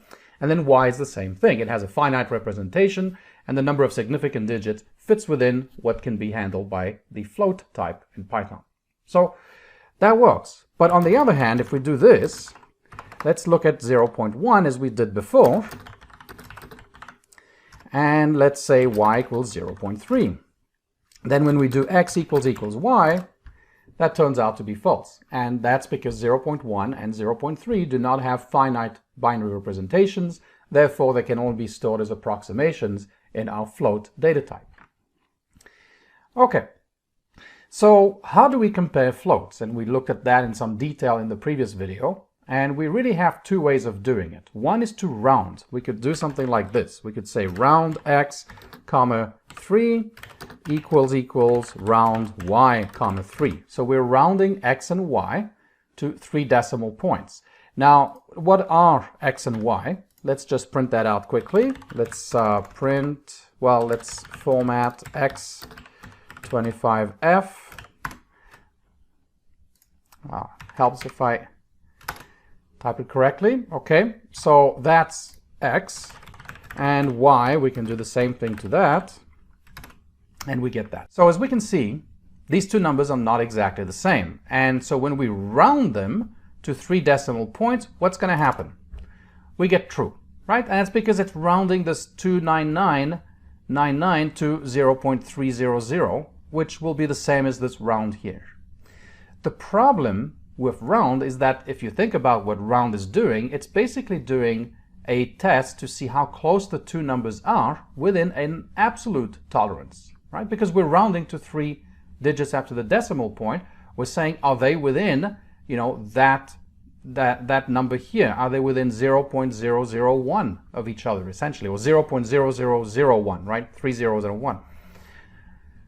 And of course, that has problems. And we saw that when we looked at the is-close method. We looked at using absolute and relative tolerances, and we saw that absolute tolerances can be a problem when we're dealing with large numbers compared to numbers close to 0. So what do I mean by that? Well, if you take a look at two numbers, let's say x equals 10,000.01, and let's say y equals 10,000.02. Now, because of the magnitude of the two numbers, we might really want to consider these two numbers to be equal. But what's the delta? Well, the delta here is equal to 0.1, right? I'm not going to write that, but that's the delta. And so the delta is 0.1, and we would probably want to consider these two numbers as close to each other. On the other hand, if we take 0.01 and y equals 0.01, well, what's the, 0.02, what's the delta here? It is also 0.01. And yet, relatively speaking, x and y are very different from each other.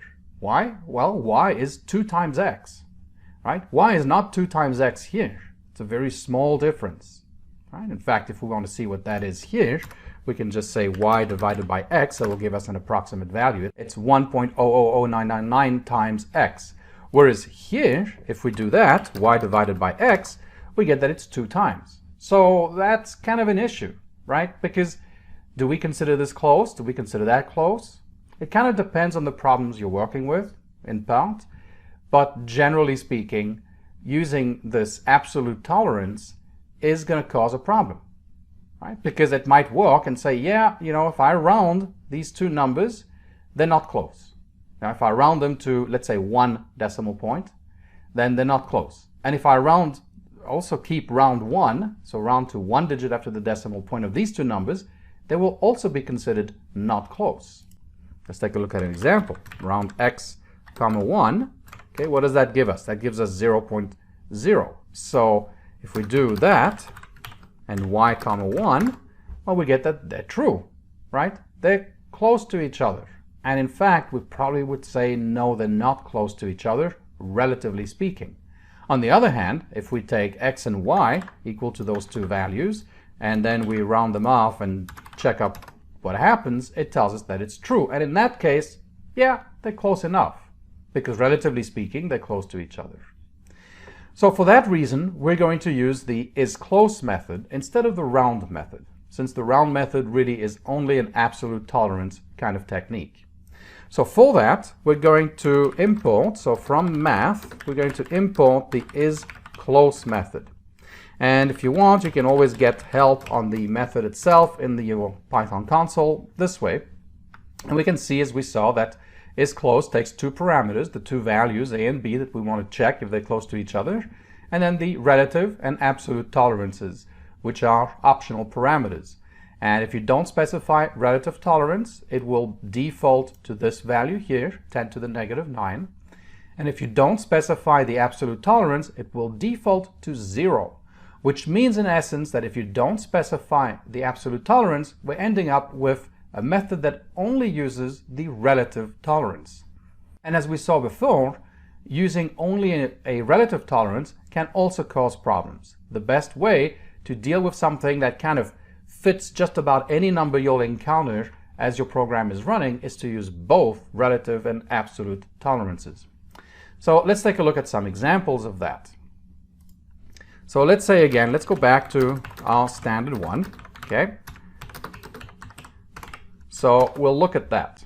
and we're going to use the method as is. We're not going to specify the relative and absolute tolerances, and we're going to ask whether they're close, and the answer is true. Okay, so whereas if we had done x equals y, obviously we get false. All right, so that's kind of a very simplistic way of using the is close method. You just use the defaults. It uses a relative tolerance, and it kind of works. But let's take a look at numbers like 1, 2, 3, 4, 5, 1, 2, 3, 4, 5, 6, 7, 8, 9.01.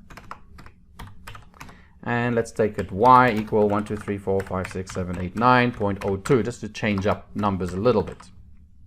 Okay, so in this situation, we might consider x and y to be close to each other. Why? Because relatively speaking, they are, right? But if we take x equal to 0.01, and if we take y equal to 0.02, well, we don't consider those close to each other. So let's go ahead and look at what happens if we use the is close method with those two numbers, x and y. And here I'm going to specify a lower relative tolerance. So we'll specify this, and what do we get? We get that it's true. And here, if we use is close, x comma y, and we'll use the same relative tolerance. That's the important part here, is that we don't have to change our relative tolerance.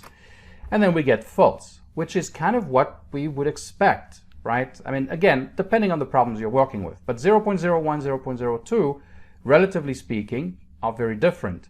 Whereas, relatively speaking, these two numbers are quite close to each other. But we have to be careful when we deal with relative tolerances only, because right now, remember, the absolute tolerance is what? It's 0, right? It's not being used at all. So we have to be careful with small numbers. So let's take x equals 0 point, and let's put in 6 zeros, 1, 2, 3, 4, 5, 6, 1, and let's take y equals 0.1, 2, 3, 4, 5, 6, 2. And let's look again at the is close method with x and y, and again, we'll keep the relative tolerance to 0.01. And we get false, right? So now we might be getting to a point where we're dealing with numbers where, you know, maybe we're only dealing in digits or numbers that should be accurate up to 2 decimal points. And so that's why we put our relative tolerance to that, let's say. But in this case, this is still not close. So that's the problem when you're very close to 0. The relative tolerance is really going to cause you a problem. So we would want to use an absolute tolerance in this case, right? We would check and see, is the delta, you know, x minus y absolute value, is that less than or equal to, let's say, 0.01? In which case, yeah, we'll say they're equal. Right? It kind of depends on how many significant digits you want to work with. Okay, so what we can do here to fix this is to use the is close method. Again, why? We'll leave our relative tolerance equal to 0.01, but now we're going to specify an absolute tolerance as well. And let's say that we want the absolute tolerance to be also within 0.01 of each other. And so now we get that it's true. Okay? So that's why we want to combine relative and absolute tolerances, is because we can set those tolerances up, you know, once and for all in our program. It's rare that you would change your tolerance levels as your program is running, because you don't know what numbers you're expecting, you know, necessarily. You might know the ranges that you're expecting, and therefore you can set up ahead of time and determine what your relative and absolute tolerances should be when you're comparing floats. But in general, you're not changing your tolerances as your program is running, because you don't know what numbers are coming at you. So you set them up, and you set both the relative and the absolute up, and that way it can handle most cases. So let's take a look at another example. So again, 1, 2, 3, 4, 5, 6, 1, y equals 1, 2, 3, 4, 5, 6, 2. And let's take a equal to now that big number we had before, okay, and b equal to 1, 2, 3, 4, 5, 6, 7, 8, 9, 02, okay. And now we're going to print is close x comma y. So we'll take the first two numbers, we'll set up an absolute tolerance of 0.00, let's say 0.1. Let's say we want to go there for the absolute tolerance. So if numbers absolutely are within 0.0001 of each other, they're considered close, right? But of course, we also specify the relative tolerance so that as the numbers get larger, then the absolute tolerance maybe doesn't matter as much. And we want to see if, relatively speaking, they're close to each other. For small numbers, we look at absolute tolerances. Large numbers, we'll look at relative tolerances. So let's do that. And let's also do the same thing, right? Now, in both of these cases, we would consider these two numbers to be, let's say, close to each other. Because, you know, they're quite close. They're within that tolerance, absolutely given, absolutely speaking. And these two, well, they're definitely not within 0.0001 of each other, but relatively speaking, those two numbers are pretty close to each other. So I know I'm rehashing this stuff a lot, but it takes some getting used to. And then we'll just specify the same, and that's the important part here, is that we can specify the same absolute and relative tolerances. We don't have to change them according to the numbers that we're examining. And as you can see, we get that both are true. Okay, so this kind of wraps up how we look at equality testing for floats. And so we have to be a little careful. It's not as simple as using an equals equals, and even rounding, although it can work in some cases, doesn't work properly when we're talking about relative and absolute tolerances, since rounding basically only does an absolute tolerance check. Alright, thanks for watching, and I'll see you in the next video. Hi, in this video we're going to look at how we can coerce a float to an integer. So in other words, we want to take a float number, a floating point number, potentially with digits after the decimal point, but we want to only take an integer of it, an integer approximation, essentially. So that means that we're going to have, in general, data loss. It's inevitable. If we have 10.2, well, what is the, integer that represents 10.2? Well, it's not going to be 10.2. It's going to be 10, it's going to be 11, maybe something else, but it's certainly not going to be 10.2 because that's not an integer. So we have data loss. So there's different ways that we can go ahead in terms of, how do we want this data loss to happen? And what I mean by this is, let's take a look at some numbers. Let's look at 10.4. If we want to coerce that to an integer, well, what should it be? Should it be 10? Should it be 11? Well, there's cases where, you can make the argument that, yeah, I want it to be 11. Maybe that's what you want, because maybe it's, the number of times that you have to run a loop in order to make sure something gets completed. And maybe you do a calculation and it says that's 10.4. Well, that means that 10 isn't quite enough. 11 will be enough. So in other words, you might actually want to take 10.4 and make it into 11 when you look at it from an integer perspective. In other cases, maybe you're doing computations or something, and you'd say, well, no, I want to take the lower number. I want to take 10. If we look at 10.5, there again, where do we go? Is that 10 or is that 11? If we round using rounding up, the kind of typical rounding we're used to, we'd say, well, we're going to take 11. Although 10 could be an equally acceptable value. What about 10.6? Well, that one maybe, yeah, we'll make that 11. That's closer to 11. We'll take the closest integer. And then also you have 10.001 or 10.9999. Where do you want to go? Do you want to go to 10? Do you want to go to 11? Maybe something else, but it has to be an integer. So there's different methods we can use to do all this stuff, and we'll take a look at that in the next few videos.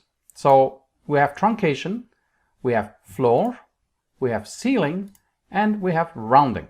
So in this video, we'll take a look at the first three. We'll keep rounding for a separate video because that can get into a pretty kind of detailed subject.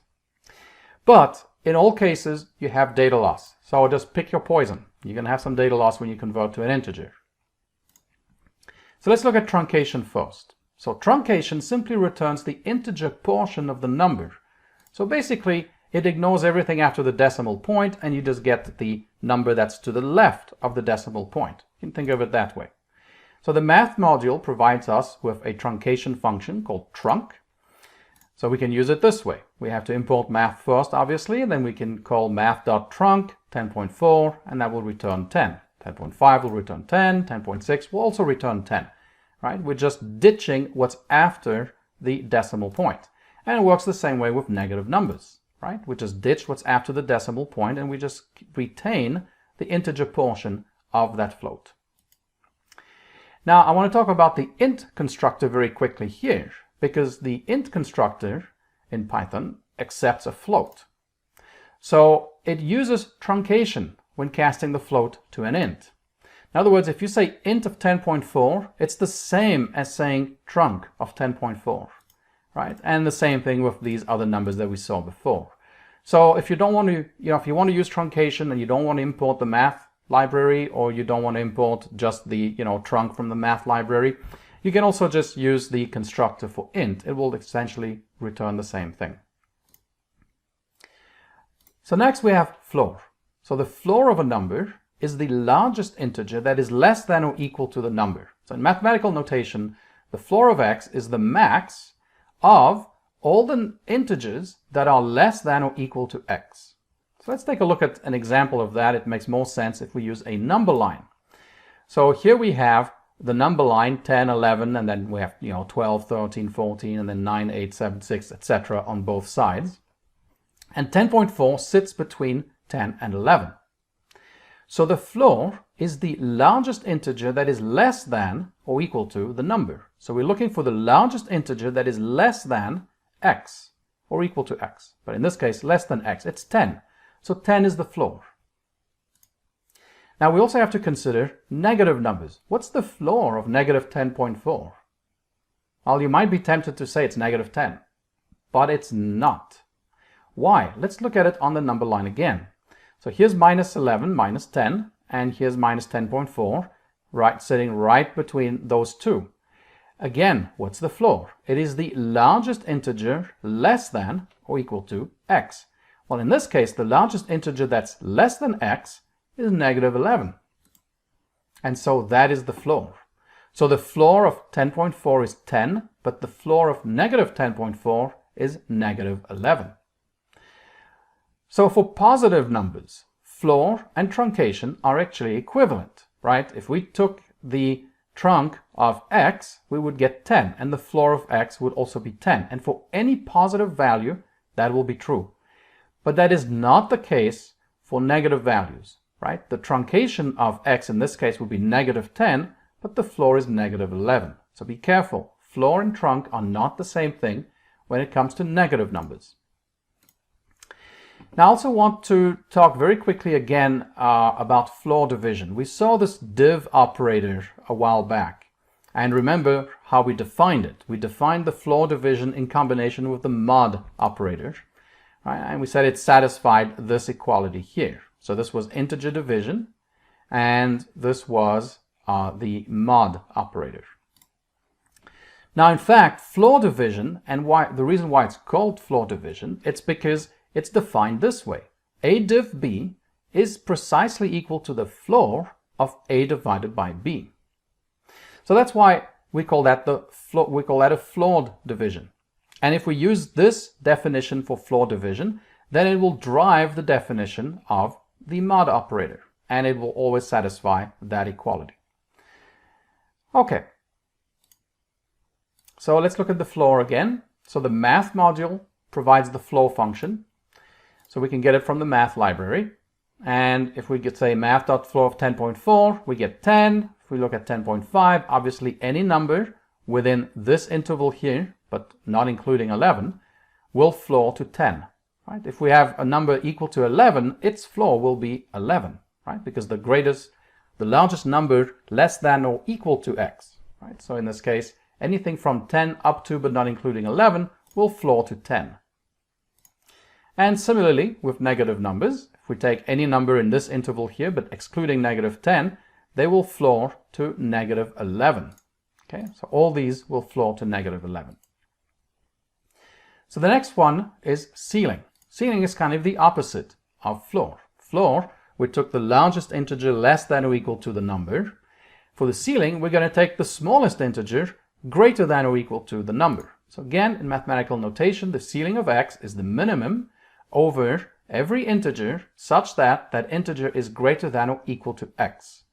Again, let's look at a number line. So here's our number line, 10, 11, and obviously it continues on both ends of the spectrum. and x sits somewhere inside that interval. So what's the ceiling? Well, the ceiling is the smallest integer that's greater than or equal to the number. Well, that would be 11 in this case, right? 11 is greater than x. 10 is not greater than x. 12 is also greater than x, but it's not the smallest integer greater than x. The smallest one is 11, so that's our ceiling. And obviously any number that falls within this interval, excluding 10, will ceiling to 11.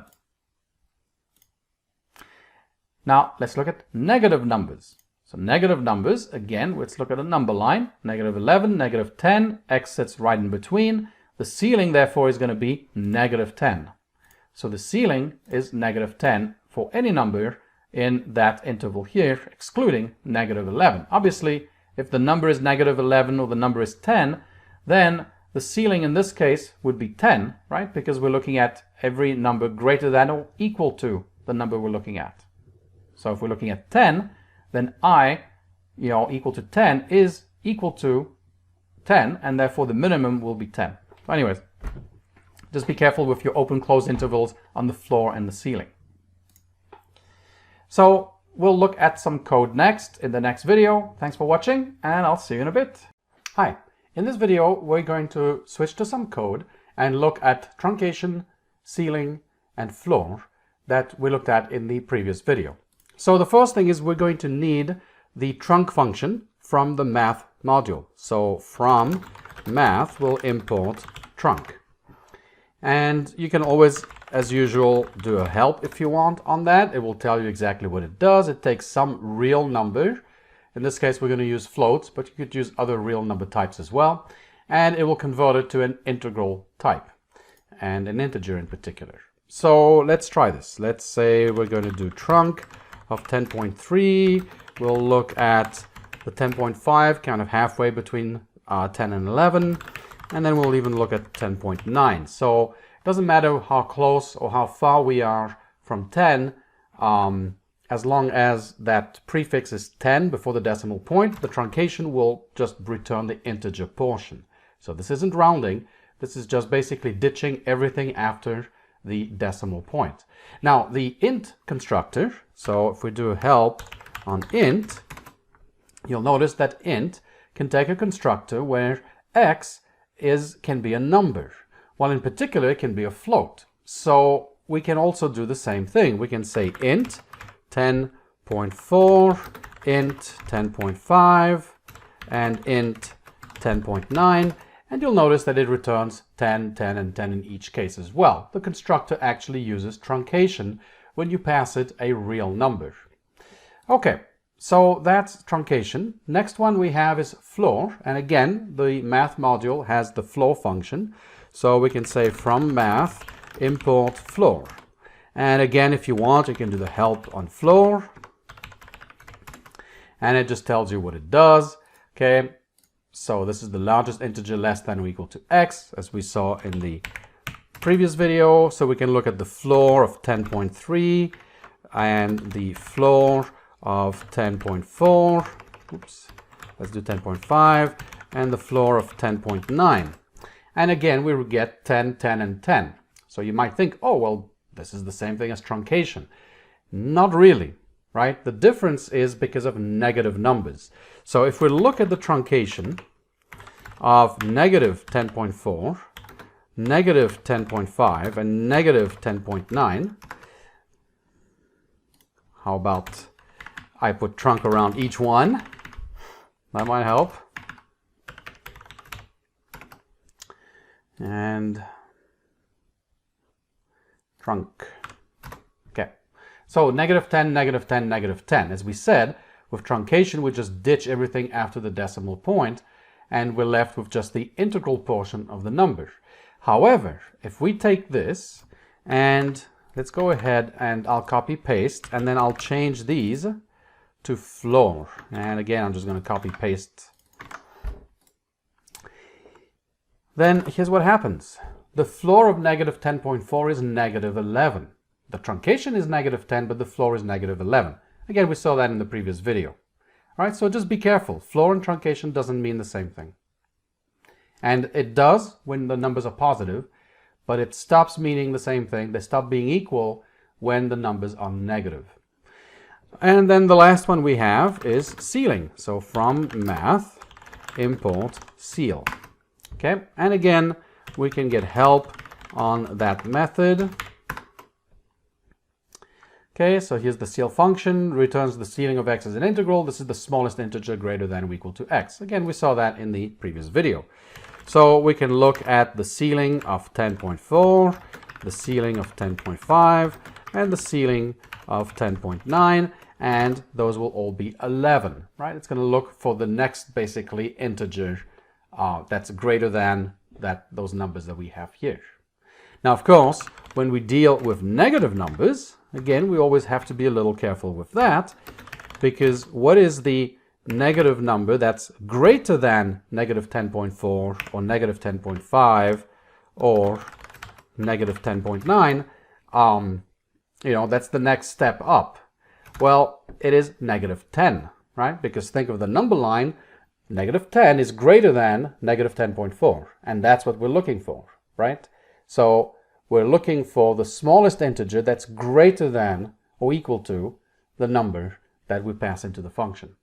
All right, thanks for watching, and I'll see you in the next video where we start looking at the round function. Hi, in this video, we're going to look at rounding of floats.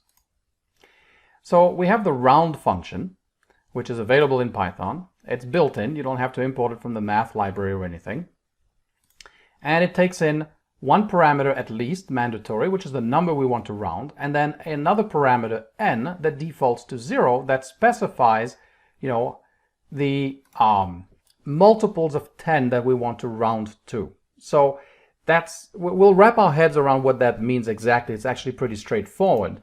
So you might think of it, if you see round 1.23, 1, as, you know, you're rounding the number to one digit after the decimal point. And that's correct, that's true. But n can also be negative. And so it's not really just number of digits after the decimal point that we can round to, it's number of digits before the decimal point. And in fact, what it means is that we are rounding to multiples of powers of 10, be they negative or positive. And we'll take a look at that in some detail. So the round function is the last way that we looked at of coercing floats to integers. So remember, we had truncation, we had ceiling, we have floor, and now we also have round. And so we can use, you know, any of those methods to coerce a floating point number or a non-integer number to an integer number, an integral number. So one thing to point out, if n is not specified, it defaults to 0. And so when we round with just the number, but no n, we'll get an integer back. We're going to round to a power of 10 to the negative 0, which is 1, right? 10 to the 0 is 1. So we're going to round to a multiple of 1, which are the integers, right? Integers are all multiples of 1. So when we do that, the round function will actually return an int data type. So if we call round x for any valid or acceptable number here, we'll get an int back. However, if you actually specify n, then you'll get the same type that you used to call in. So if x was a float, we'll get a float back. If x was an int, we'll get an int back. Of course, you probably wouldn't pass in an int with an n that's positive. It doesn't make sense. But you might want to pass an int with a negative number n, right? And we'll see examples of that later, what that means. Now, it also does mean that if you call round x comma 0, we've actually specified n in this case, even though it's going to round x to an integral number, in other words, to a whole number, it will be the same type that was passed in. So if you use the float, you'll get a float back. So if you round 1.23, you'll get 1 back, which is the integer 1. If you round 1.23 comma 0, you'll get 1.0 or 1 as a float back. Small distinction, and usually again in Python we don't really care that much about the data types. Everything just works, and we don't have to, unlike other languages, have static typing, so that's why we don't have to worry about it too much. But it's there just in case you need to know. So let's look at an example. Let's start with n equal to 0, which means what? We're looking at the closest multiple of 10 to the negative n, 10 to the negative 0, which is 1. So we're looking at the closest multiples of 1. What are multiples of 1? 1, 2, 3, 4, 5, 6, 0, negative 1, negative 2, negative 3, and so on. It's all the integers. So in fact, what we're going to do is look at this on a number line. Much easier to see what's happening there.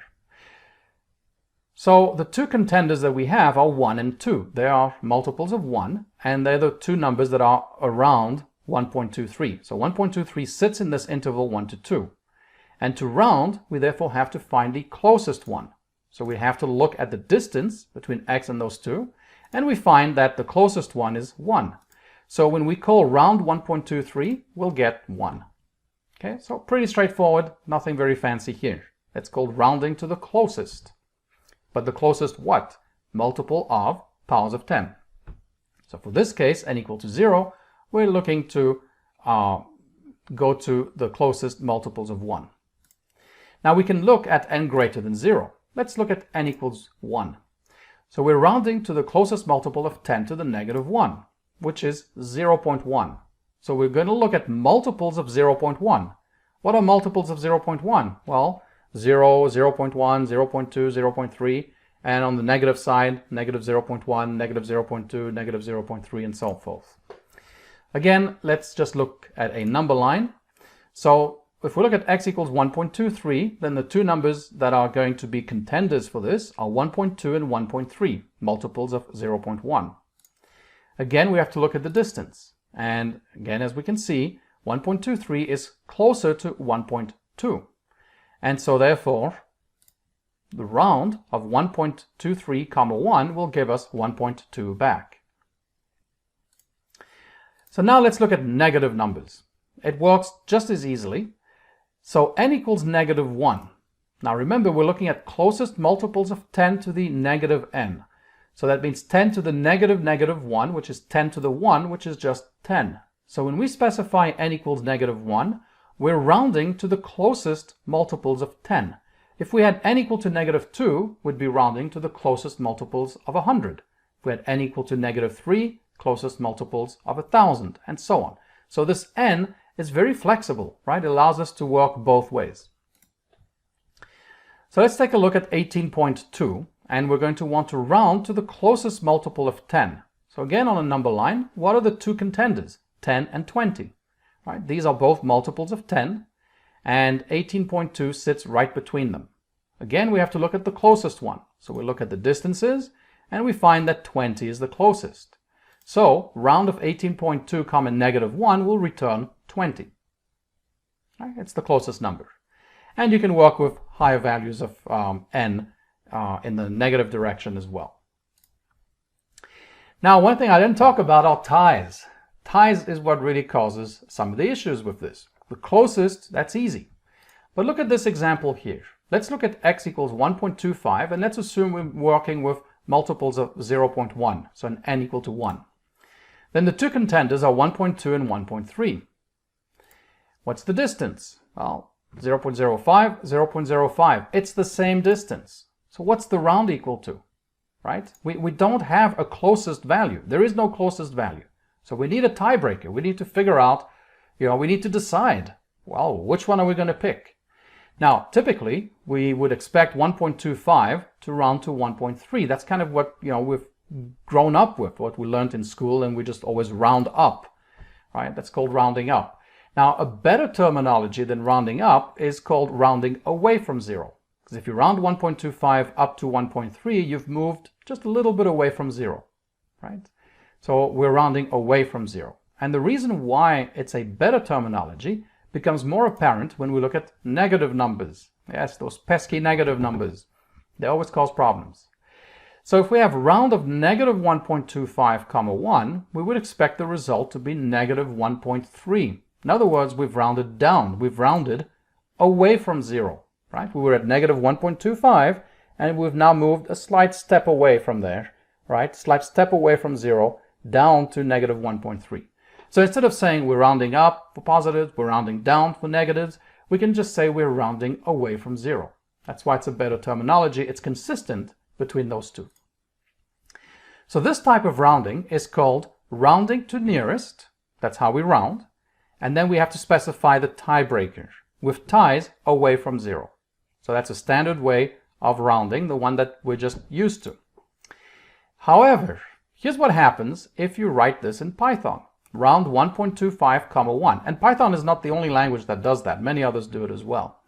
If we round 1.25 to 1 decimal point, n equals to 1, we don't get 1.3 back. We get 1.2 back. It's like, oh, so it's rounding down, right? So it rounded towards 0, not away from 0. What's going on? Well, how about round 1.35? Well, that's 1.4. That rounded away from 0. What's going on? You know, it doesn't seem very consistent. Away from 0, towards 0, right? This one, yeah, okay, that's what we would do. But this 1.2, well, we expected 1.3. And the same thing happens with negative numbers. If you look at negative 1.25, you get negative 1.2, which was towards 0. And negative 1.35, you get negative 1.4, which was away from 0 as well. So something's going on here. It's not the standard rounding algorithm. And that's why I said ties can be pesky, because you have different ways of determining and defining how you deal with ties. Everything is going to the closest value. So if you don't have a tie, then the round works just as expected. But when you have a tie is when you have a problem. So what's going on? Well, let's look at something called banker's rounding. That's kind of the common term for what we just saw. And it's basically specified in the IEEE 754 standard. You can go look it up if you want. But essentially, here's how it works. It rounds to the nearest value. So it's the regular, closest value.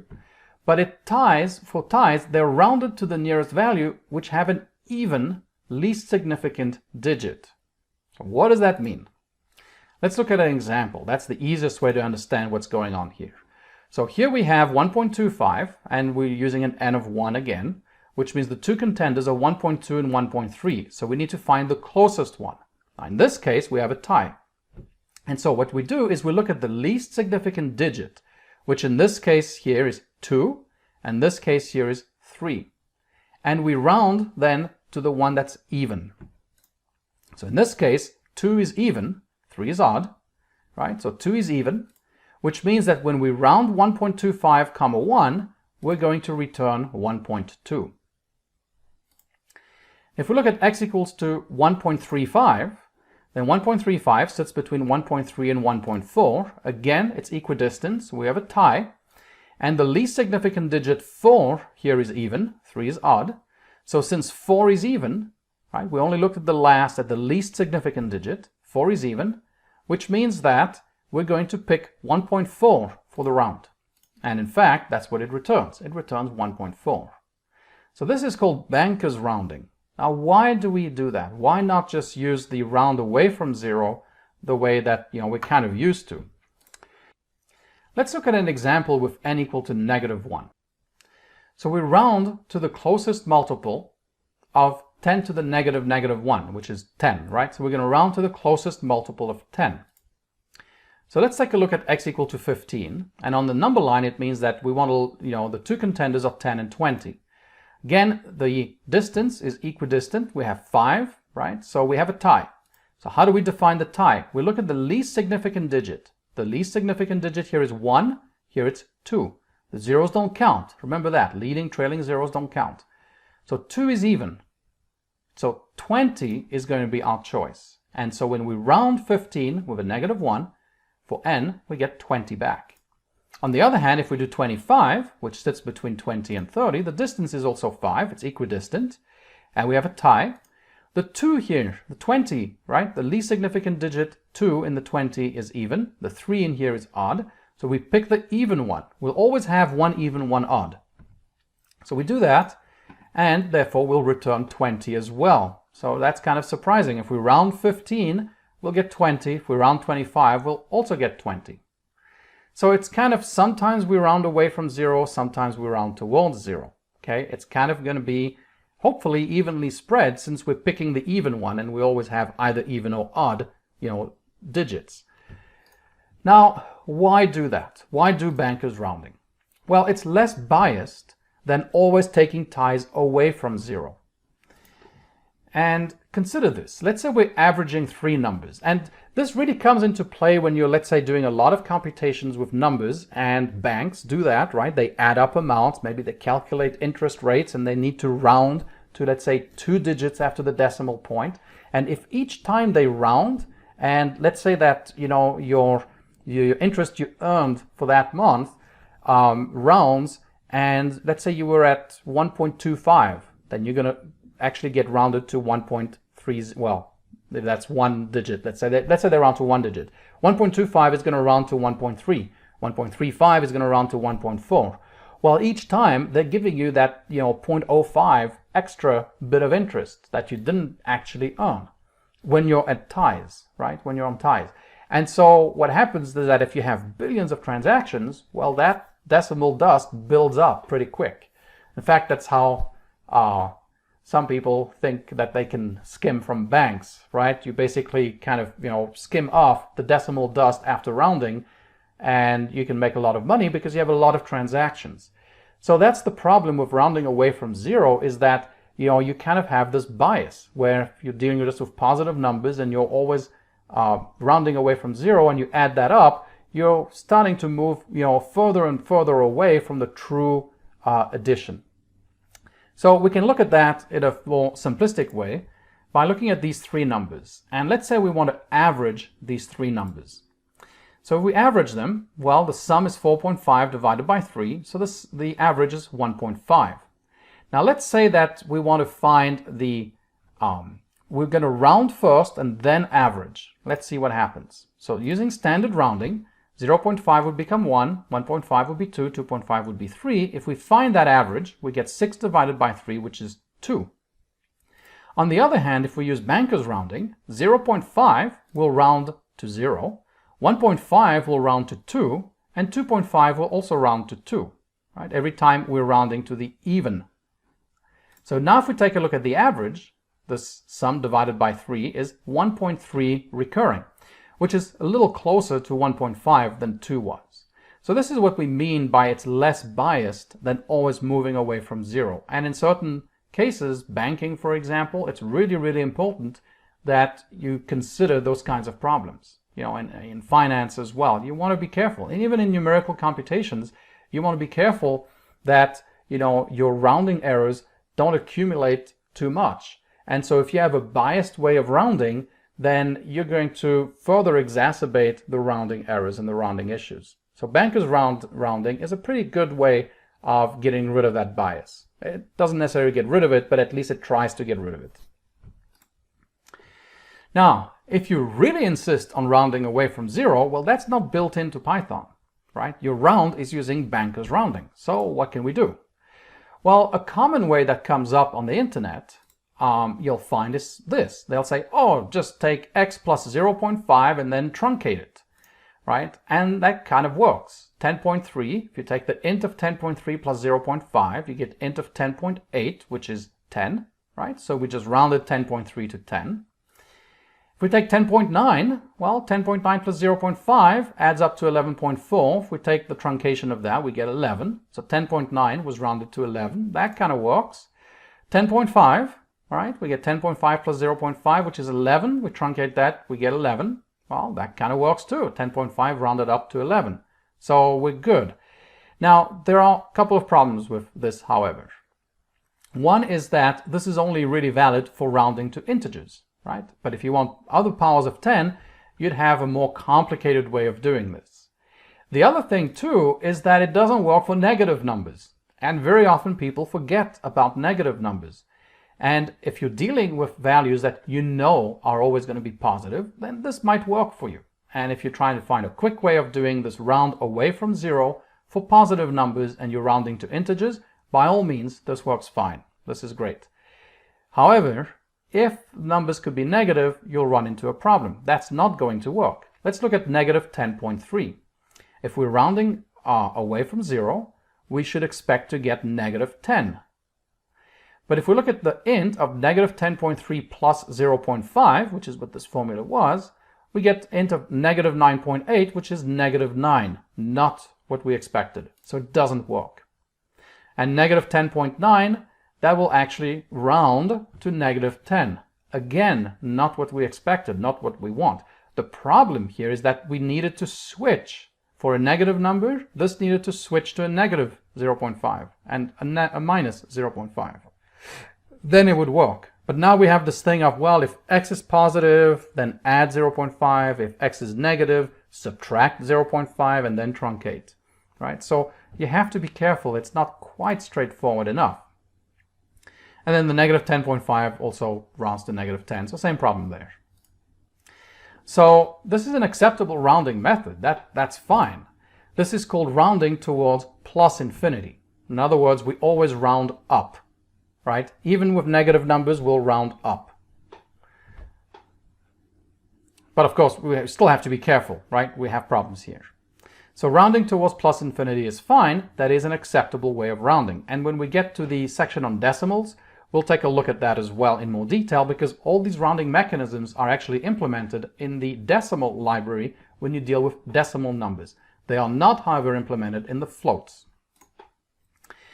So this works, but it's not rounding towards 0. Okay. So if you really insist on rounding away from 0, let's see how we could do it. So here's how we want to think about it. We first want to strip the sign of x away. Forget about the sign. Forget about whether it's negative or positive. So take the absolute value of x, add 0.5 to it, and then truncate it. So basically what we had before in the last slide, except that we have to take the absolute value of x. And then, after we have that result, put back the sign. Now what's the sign of x? Sign of x is simply a little function that returns 1 if x is greater than or equal to 0, and returns negative 1 if x is less than 0. Now, if you're used to math to the signum function, this is not the same as the signum function. It's got a little difference, right? We don't have 0 value for x equal to 0. It's a little different, so be careful there. So let's take a look at an example of how this actually works. So let's say we have 10.4. Then the sign of x is plus, right? So the sign of x is going to be 1. Now, absolute of x plus 0.5 will be 10.9. We get 10.4 plus 0.5. The integer value of that is 10.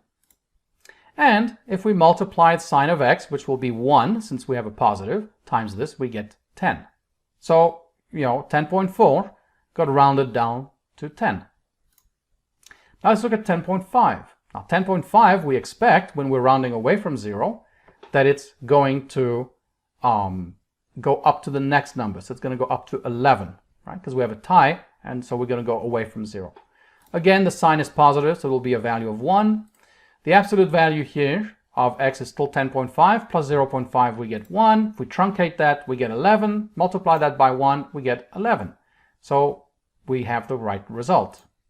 Let's look at 10.6. Well, the same thing, it's positive, so the sign will be 1. The absolute value is 11, that 10.6 plus 0.5 is 11.1. We truncate it, multiply by 1, we get 11. Everything works good so far, but these were positive numbers. Now we need to also make sure that it works for negative numbers. So negative 10.4, that's a negative. So the sign is going to be negative 1. The absolute value, well, it's going to be 10.4 plus 0.5, so 10.9. And now we get, when we truncate, we get 10. We multiply that now by the negative 1, and we get negative 10. So that works. Negative 10.4 rounded to negative 10. It rounded away from 0. Let's look at negative 10.5, which is the tie. Again, it's a negative value, so we'll have minus 1 for the sign. The absolute value plus 0.5 is 11. When we truncate that, we get 11, and we multiply that by negative 1 to get our result, which is negative 11. Again, that worked. The tie breaking rounded away from 0. That's what we wanted. With negative 10.6, it should just round to the closest, just like negative 10.4 or 10.4 and 10.6. Right? It's only for ties that we have to decide whether we go away from 0 or not. So negative 10.6 is negative. We do the calculation, 11, and we end up with negative 11. So this works, right? Negative 10.4 rounded to negative 10, negative 10.5 to negative 11, negative 10.6 to negative 11. And positives worked as well. Now I do want to point out that this formula here is also the same thing as doing this, as taking the sine of x, multiplying that by 0.5 and adding that to x. Basically we're saying, do we want to add or remove 0.5 from the value before we truncate? That's equivalent. And so this might be a little easier to code. Here we only have a single kind of special function called sine, whereas here we have the sine and the absolute value. So a little more efficient. Now, Python doesn't have a sine function, but it does have a function in the math module called copy sine. Now, how does the copy sine work? Well, copy sine takes two parameters, x and y, and it returns the magnitude or the absolute value of x, but with the sine of y. So in other words, if we do sine of x, that's the same thing as saying copy sine of the sine of x and apply it to 1. That will then return either -1 or +1. Right? If x is greater than or equal to 0, the sine here will be 1, so we'll get 1 back. And if it's negative, we'll get a -1 back. So we can use it that way. So let's look at this formula again, which was that original formula we looked at, and we can write this Python code, right? So we have to grab the absolute and the copy sine methods, and then we can just return copy sine 1 comma x, that will be the sine of x, times the truncation, right, essentially, of the absolute value of x plus 0.5. That will work just fine. But a simpler way to look at it is using this alternative way. And here we can just say int of x plus copy sine 0.5 comma x. So that works the same way, and we'll see that in the code that they're equivalent. It's just a different way of writing it, which is a little simpler. All right, so thanks for watching, and in the next video, we'll jump right into the code. See you in a bit. Hi, in this video, we're going to switch to code for rounding. So let's go ahead and take a look at that. Now, the round function is built into Python. So it's not in the math library, in the math module, it's just built in. So it's right there. You can do a help on it if you want, or just refer to the last video where we talked extensively about the round function. So let's just go ahead and do some examples. So I want to talk about round when we only specify a single parameter, which is the number we want to round. Then this means that our n digits, or n as we had in the previous video, defaults to 0. And so when we do that, we'll get a will have a value. It should be 2, right? We're going to round 1.9 to the closest integer, which should be 2. But I also want to look at the type of a. And as you can see, a got rounded to 2, and the type of a was an int, right? So it actually cast 1.9 and returned a 2 integer type. That's not the same thing that happens if you were to say round 1.9 and then make n equal to 0, right? Now, it's the same thing. It's still going to round 1.9 to 2. But because we've specified the second parameter, it's going to keep the type, the type that gets returned will be the type that was passed in, right? So that's the only difference between those two variants. It doesn't really matter because of the polymorphism. We don't, care a whole lot, and because of the non-static typing, we don't care a whole lot about whether this is an int or a float, but it's still good to know that that's happening. All right, so let's go ahead and start looking at positive n's, right? So in other words, I want to look at n greater than 0 kind of examples. And let's just go ahead and do this. Round 1.8888, comma 3. That means we're going to round to 3 digits after the decimal point. Or, well, that's probably easier to understand, we're going to round to the closest multiple of 10 to the negative 3. Right? To the closest multiple of 0.001, in other words. And so I want to show you the progression this way. So we'll take the same number, round to 2. And then we'll round 1.8888 to 1, and we can even round 1.8888 to 0, right, which we've seen before.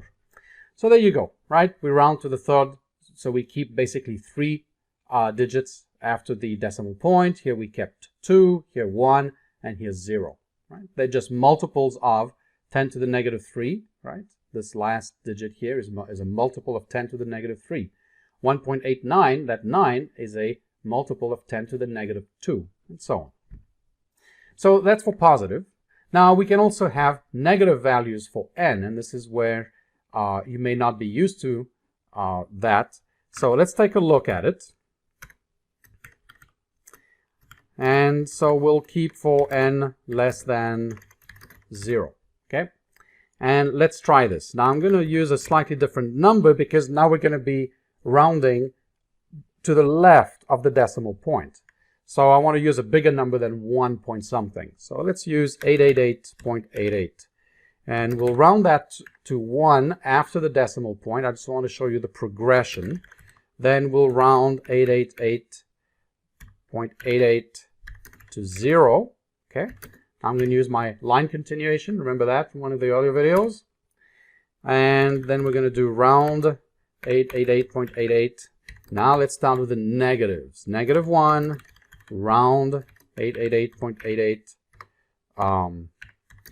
Negative 2, round 888.88. Negative 3. And for good measure, we'll throw in as well 888.88 negative 4. Okay? And we'll see what happens. All right.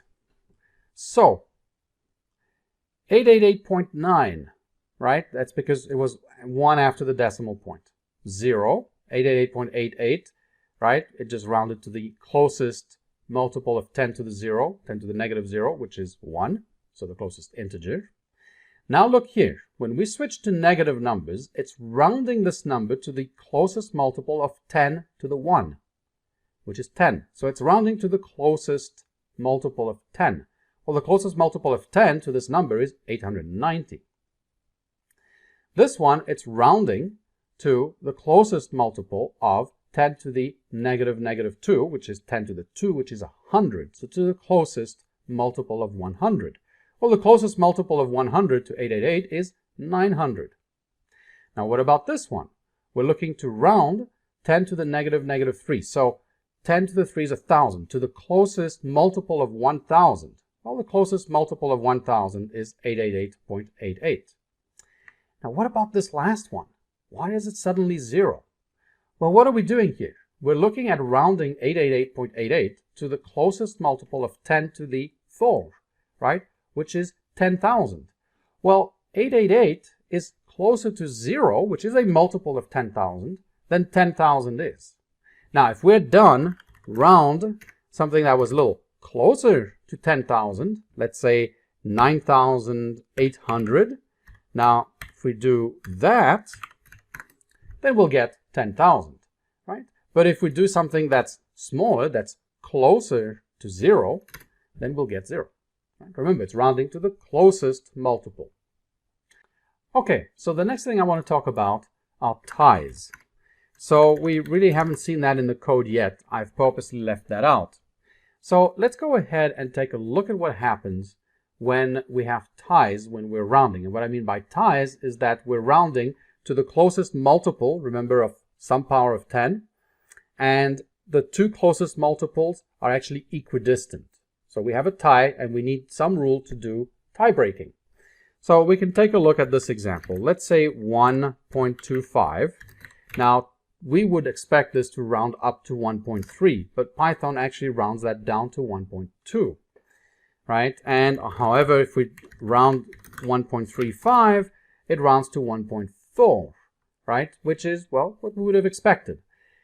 What's happening here, as we discussed in the last video, is bankers rounding. We're always rounding to the closest even digit, right? Or the closest multiple that has an even least significant digit, to be more precise, in the case of ties. So with 1.25 and with a power of 10 to the negative 1, in other words, the closest multiple of 0.1, well, we have either 1.3 or 1.4, right? 1.2 or 1.3. So 1.2 has an even least significant digit, and 1.3 has an odd least significant digit. So we're going to pick 1.2. However, in the case of 1.35, which is between 1.3 and 1.4, well, 1.4, okay, it's equidistant between the two, and 1.4 has an even least significant digit. So we're going to pick 1.4. And this also works with negative numbers. So if we do negative 1.25 and we do negative 1.35, you'll notice that we get the same thing. It rounds to the closest multiple of 0.1, and in the event of a tie, it picks the one that has an even least significant digit. So 2 in this case and 4 in the case of negative 1.35. So that's called banker's rounding. We discussed that in the last video in some detail, and that's really the kind of the default rounding that we have in Python and in many other languages as well. It has less bias, as we saw, than the rounding that we're used to, which is called rounding away from 0. We're always rounding away from 0. So 1.25 rounds up to 1.3, and negative 1.25 will round down to negative 1.3. In both cases, we're rounding away from 0. So that's why it's called rounding to the closest with ties away from 0. Now, if you really want to implement that method, you're kind of on your own. It's not built into Python. You're going to have to do it yourself. And so we can do it this way. Now, when we get to decimals in some of the next videos, in the upcoming videos, that module does have all these different rounding techniques. So there we don't have to reinvent the wheel. But for floats, however, we're left with this round function. We don't have anything else. We don't have a way of specifying a different rounding mechanism. So we kind of have to do it ourselves. Again, I'll refer you back to the previous video if you haven't seen it. So let's go ahead and just write it ourselves. Now, a common technique, right? I cannot write a function called round because it's already defined. So, I mean, yes, I can, but the problem is that now in this current module, when I call round, it's always going to call my function round, right? So let's try this. Let's say something really stupid, right? It returns a string. So now if I say round 10.5, it returns A. That's really not what I wanted, right? So I'm going to restart the kernel. I want to get rid of this. I don't want to redefine round. So instead what I'm going to do is I'm going to call it underscore round. That's a pretty common way. If you're going to be using a function name that would shadow a built-in function, then you just put an underscore in front of it, and so it's still not the same thing, it's differentiated, but the name is still the same. So I want to keep it as round, right? But, you know, maybe that's not what you want to do. Maybe you want to say round ties away from 0. You can certainly do that as well. I don't want to have to write that every time I call the round function, so I'm just going to call it underscore round. And now this is only going to round to an integral value. Okay, so this technique only works for rounding up, to an integral value. So from math import, we need the copy sign, right? We need that copy sign method that's in the math module. And then remember we had that slightly simplified formula. We're going to say x plus 0.5 times copy sign 1x. Okay, so that's our round function. And there was a slightly longer way of doing it as well. If you remember from the last video, I'm only going to show you this method here. So now if we call round 1.5, that's going to be our built-in method, right? The round to closest with ties to the even least significant digit value. And then we'll also round 1.5 with our round function. And what happens? Well, in both cases, we round it up to 2, and that's expected because 1.5 is between 1 and 2. So it's equidistant, and 2 is the one with the least significant even digit, right? And then 1.5, we round away from 0, so that should go to 2. Now we can try that again with this time 2.5, and we'll call our function 2.5, okay? So now here what we expect and what we get, well, 2.5 is between 2 and 3. It's equidistant, it's a tie, so as a tiebreaker, we pick the one that has an even least significant digit. Well, 2 is even, 3 is odd, so we picked 2. So round 2.5 returns 2. But our method that rounds away from 0 returned 3. And so that worked correctly. And the same thing will happen if we deal with negative numbers. Let's put that in. As you can see, negative 1.5, both methods rounded to negative 2. And in this case here, round negative 2.5 also rounded to negative 2, same as the negative 1.5 over here. But our round method rounds away from 0 always, and so we rounded to negative 3. Alright, thanks for watching, and I'll see you in the next video. Hi, and welcome to this video on decimals. Now, we've been looking at floats so far, which was one way of representing real numbers. Decimals is another way, another mechanism that we have in Python to represent floating point numbers, to represent real numbers. So this will use the decimal module.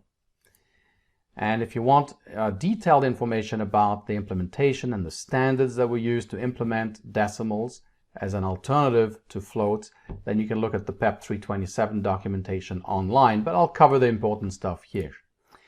So let's just recall what happens, right? What our issues are. If we take a look at 0.1 expressed as a float in Python, which remember we really call a binary float, it uses binary numbers to store those numbers. Then we end up with an infinite binary expansion, and we've seen that before. That's our infinite binary expansion. It's this infinite series, essentially. So we don't have an exact representation of the number in memory. But it does have a finite decimal expression, right? Expansion. It's 0.1, which is 1/10. It's finite. So we're dealing with the fact that we're used to working with decimal numbers, like, 0.1 or 0.25, things like that, which are finite, right? They're exact. And yet, when we try and put them in a computer, they become inexact because we have to basically, stop this expansion at some point. We don't have an infinite amount of memory to work with. So we need an alternative to using this binary float type. How are we going to represent 1/10 exactly in the computer, right? And we want to do that because we want to avoid the approximation issues. And I just want to bring back and talk back about our discussion on rational numbers. Now, with rational numbers, we saw that if you have any real number that has a finite number of digits in it, then it is always a rational number. So it doesn't matter how many digits you have before and after the decimal point, as long as it's finite, it will always be a rational number. It can always be expressed as a fraction. If you don't remember that, you can go back and check the videos on the rationals. So the question might be, why don't we just use the fraction class? I mean, it's there, it already exists. We know that 0.1 is 1/10, for example, that is a rational number. 0.25 is 25 over 100, that's a rational number, and so on. So why not use the fraction class? Well, let's take a look. Let's say if we say 1/10 plus 1/5. What do we need to do? Well, the first thing we need to do is we need to come up with, a common denominator. 1/10 plus 2/5 is 1/10 plus 2/5 would be 4/10. So we're looking at 5/10, right? That's our result, 5/10. But wait a minute, now we have to simplify it. 5/10 is 1 over 2, so it's 1/2. So you can see the amount of computations you have to do to add, let's say, and just to add two fractions together. So it takes up, a lot more computational effort, and also requires more memory because you need to store these things as you're doing the computation, right? You need memory to store the common denominator. You need, some operations to go ahead and calculate the common denominator. Then you need to do the simplification after that. So it's more complex. It requires extra memory. Compared to a float, it is much slower. So it's not ideal. Is there a better approach to that potentially? So the next question you may ask, before we get on to is there a better approach, is why do we even care about this? Why don't we just use binary floats? I mean, yeah, it's not exact, but 0.1 might be 0.100, a bunch of zeros and a few digits after that. That's close enough, right? Maybe we're off at the 17th or 18th digit after the decimal point. Big deal. Well, in some cases, actually, it is a big deal, right? Whether a number is small or big kind of depends on the context. It kind of depends. And in industries like finance or banking, having exact finite representations, is highly desirable. You want bank account, balances to be exact. You don't want them to be approximate. It's better if they can be exact. Why? Well, let's take a look at an example, right? Because you may think again that, hey, if my bank account is 100.01000007, yeah, no big deal. But let's say that we're adding up financial transactions that took place over a certain time period. Let's say that the financial transaction is 100.01. For simplicity, I'm keeping them equal, right? They're all going to be the same value. But let's say we have these transactions and we want to add them up. And let's say that we have 1 billion transactions. I know what you're thinking. Wait a minute, 1 billion transactions? I'm exaggerating, right? Which bank does 1 billion transactions over a certain time period? Maybe over a 5 or 10 year period. Well, no, that's not true. That happens quite often. In fact, the New York Stock Exchange trades about 2 to 6 billion shares daily, every day. So, adding up 1 billion of those numbers is actually peanuts, right? Compared to what you might actually be really doing in reality in some of those places. So let's take a look at the problem that this causes. So let's say 100.01, and so this is the float, the binary float representation. As you can see, we're off by a tiny amount, like right over here, right? So the problem though is when we add up these things, and the problem is that this inexactitude that we have compounds as we do more and more operations, and it's this compounding that causes the problem. Yeah, if it was just a single time, 100.01, if we say, hey, your balance is 100.01,000, yeah, that doesn't matter. But as we add things together, it does. As we compound the errors, it does. So the real sum, right, which would be the exact decimal sum, is this value here.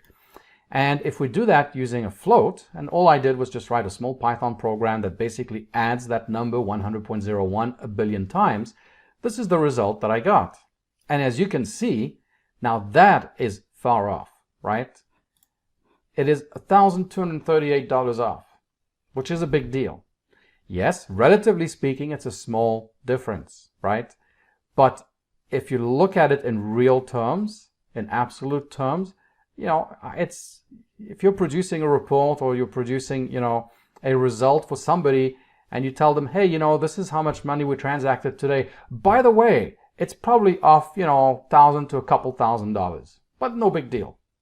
No, it is a big deal, right? So anyways, that's why we're interested in having exact representations for our, base 10 numbers, for our 0.10, 0.25, or 0.34, which are things that we use daily in financial sectors.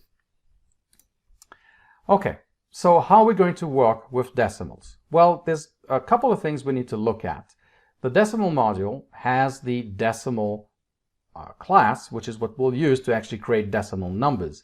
But when you work with decimal numbers, you want to also be able to specify the precision that you're interested in. Because, yes, you can say, hey, my precision is, 28. But that's maybe not what you need. It may be too much for what you need, in your particular application. Maybe in your particular application, having, 5 digits is good enough, right? So it kind of depends.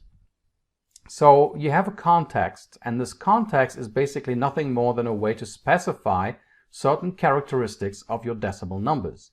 And there are quite a few, but the two main ones that we're going to look at are the precision and the rounding. So you can set your precision. Now this precision only actually applies to the arithmetic operations, right? So basically it's how far does it keep the precision as it's doing addition, multiplication, and other mathematical functions that you may apply to decimal numbers.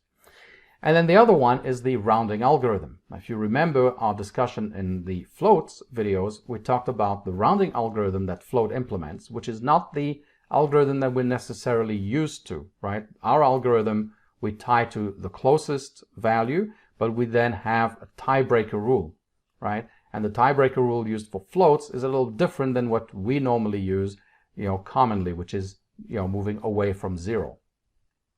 So in the decimals, you can actually specify the rounding algorithm. You can't do that for floats. You were stuck with that one. If you wanted your own rounding algorithm, you had to basically provide your own round function. But not so with decimals. Now this context comes in kind of two flavors. You can have a global context, which is basically the default context, right? That context basically allows you to set your precision and your rounding, but you can also have a local context, which is temporary, where you can change those settings without affecting the global context. So it's just a convenience thing, right? Because let's say that you're working in a global context that uses 10 for the precision. But now you're doing some kind of calculation and you say, well, wait a minute, I need to extend that precision a little bit because that's not enough for what I need to do right now in this particular case. So then you change your global context precision to maybe 20. And then when you're done, you need to remember to set your global context precision back to 10. So that can, if you forget to do that, it might cause problems. So instead what you can do is create a local temporary context, change your precision to 20, do whatever you need to do, and then the local context goes away and you're back to your global context that you never changed, so it's still set up the way it was before. So that's really all the difference is between global and local contexts. So the way you work with those is, well, first of all, you're going to have to import the decimal module. And then to get the default context, you just say decimal.getContext. That's it. That returns the global context, and you can view the settings in there and you can change the settings in there. For the local context, it's very similar. You do decimal.localContext. Now it does take a single optional parameter, and that parameter just defines the context that you want to use. So it's like, well, what's going on? Well, if you want to create a local context, you may want to create it with some initial values. And the way that it generally does it, if you don't pass in anything, it will actually default to the global context. So it will take a copy of the global context and give it back to you as a local context. Or you can specify your own from scratch, right? You can do that as well. The only difference between local context and get context is that it returns a context manager, which means it's something you use with a with statement. And we'll take a look at that in a few seconds. If you haven't used context managers before, don't worry too much. We will cover context managers later on in this course. In fact, we'll be looking at how to create our own context managers. Context managers are nice because they allow you to basically manage certain things automatically. So for example, like if you use files, right? You can use a context manager with files when you open your file, and then you can work with the file, and then when you're done, you don't have to explicitly close the file, which you need to do. The context manager will then basically exit and say, oh, okay, I need to clean up. I need to go close the file. And in our case, we'll look maybe at how to create a context manager to close off a database connection. It's very useful for that.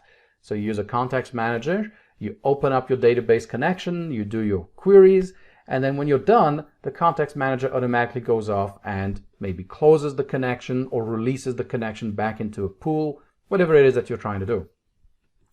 So that's the difference. Local context will return a context manager. Get context will return the default global context. So the precision in rounding, well, it's very simple, and we'll take a look at an example where we use the global context, but it works the same with the local context as well. So let's say we have decimal.getContext. That returns the global context. And now we can just say context.prec for precision, or we can say context ctx.rounding, which will return the rounding mechanism or set the rounding mechanism depending on what we want to do. And that's defined using a string. There are constants defined in the decimal module that will define those strings for us, so we don't have to worry about making a mistake in the string itself. And here are the various constants that are available in the decimal module for the rounding algorithm. Now, if you remember, this round half even, which rounds to nearest with ties to even, is what the float rounding algorithm is. And if you remember, we couldn't change it. That's what it was. When we called the round method, that's what it was. And if we wanted to use round half up, which rounds to nearest with ties away from 0, which is the rounding that we may be more used to, we had to write our own algorithm. Well, that's not the case with the decimal module. Decimal module provides us these two rounding algorithms and a bunch of others as well. So depending on your use case, you can pick what you want. But it defaults to round half even, just like with the floats. But if you want to change it to something else, you can, and you don't have to write your own implementation, as long as it's within this set of rounding algorithms. So, working with global and local contexts, let's take a look very quickly how we work with both. So let's say we're in our module or in our function and we want to do some stuff. We want to change, let's say, the rounding, which I know defaults to round half up, but let's say it was changed before and we want to change it now. So we'd say decimal.getContext. Now remember, this is the module. GetContext is a method in that module, so we don't have an instance of a class at this point. .rounding equals decimal.roundHalfUp, right? So this getContext returns the global context. We look at the global context rounding attribute, and then we set it equal to some value. And then everything we do from this point forward will use the current default context, which means it will use roundHalfUp. Right? Everything we do from this point forward until we change the global context again. Unless we use a local context. So for a local context, the way it works is that we call decimal.localContext, which will create a copy of the current default context and return it as a context manager. So we say with decimal.localContext as CTX, and now CTX is the context, and we can set different things. So now we could change the precision and say, well, that's equal to 2, or the rounding, and we can change the rounding. And then every operation we perform here within this with block will be within that local context, right? So the global context may have a precision of 28, but this local context may have a precision of 2 only. Once you've finished, once you exit this local context, any operations you perform afterwards will be again based on the global context, which hasn't changed. So it's a little more convenient than changing the global context, doing your computations, and then changing the global context back to what it should be. So let's take a look at some code, which we'll do in the next video. See you in a bit. Hi, in this video we're going to continue our discussion on the decimals. And the first thing we're going to do is to actually import the decimal module. And then from the decimal module, I'm also going to specifically import the decimal class. So technically, I don't have to do that, right? If I want to refer to the decimal class inside the decimal module, I can say decimal.decimal, right? And then provide the constructor or whatever we want. But I don't want to have to write decimal.decimal every time. So I am going to also do from decimal import decimal. That way I don't have to worry about it. There's other ways you can do that, but that's the way I just choose to do it. Okay. So now we need to talk about the context. Now the context is simply something that specifies certain properties that will affect how the decimals work. And in particular, the two that we looked at were the precision and the rounding. Now at this point, I'm inside the module. I'm at the module level of the code. I'm not inside a function or anything else. So I can retrieve the current default context by simply saying decimal.getContext. So this is a function that is in the decimal module. And this will tell me what my current context is, which is my global context in this case. Right? So I've got a precision of 28, the rounding is half even, and we can change that. We can also get the precision specifically by saying getContext.prec. So it just returns that value 28. And then we can do the same thing with rounding and return what the rounding is. And as you can see, it's just a string. Rounding is just a string. Now we can change those two values as well. We can do it by calling decimal.getContext dot precision equals maybe 6. Okay. And now if I do decimal.getContext again, then you can see our precision was changed. We could also change the rounding. So get context.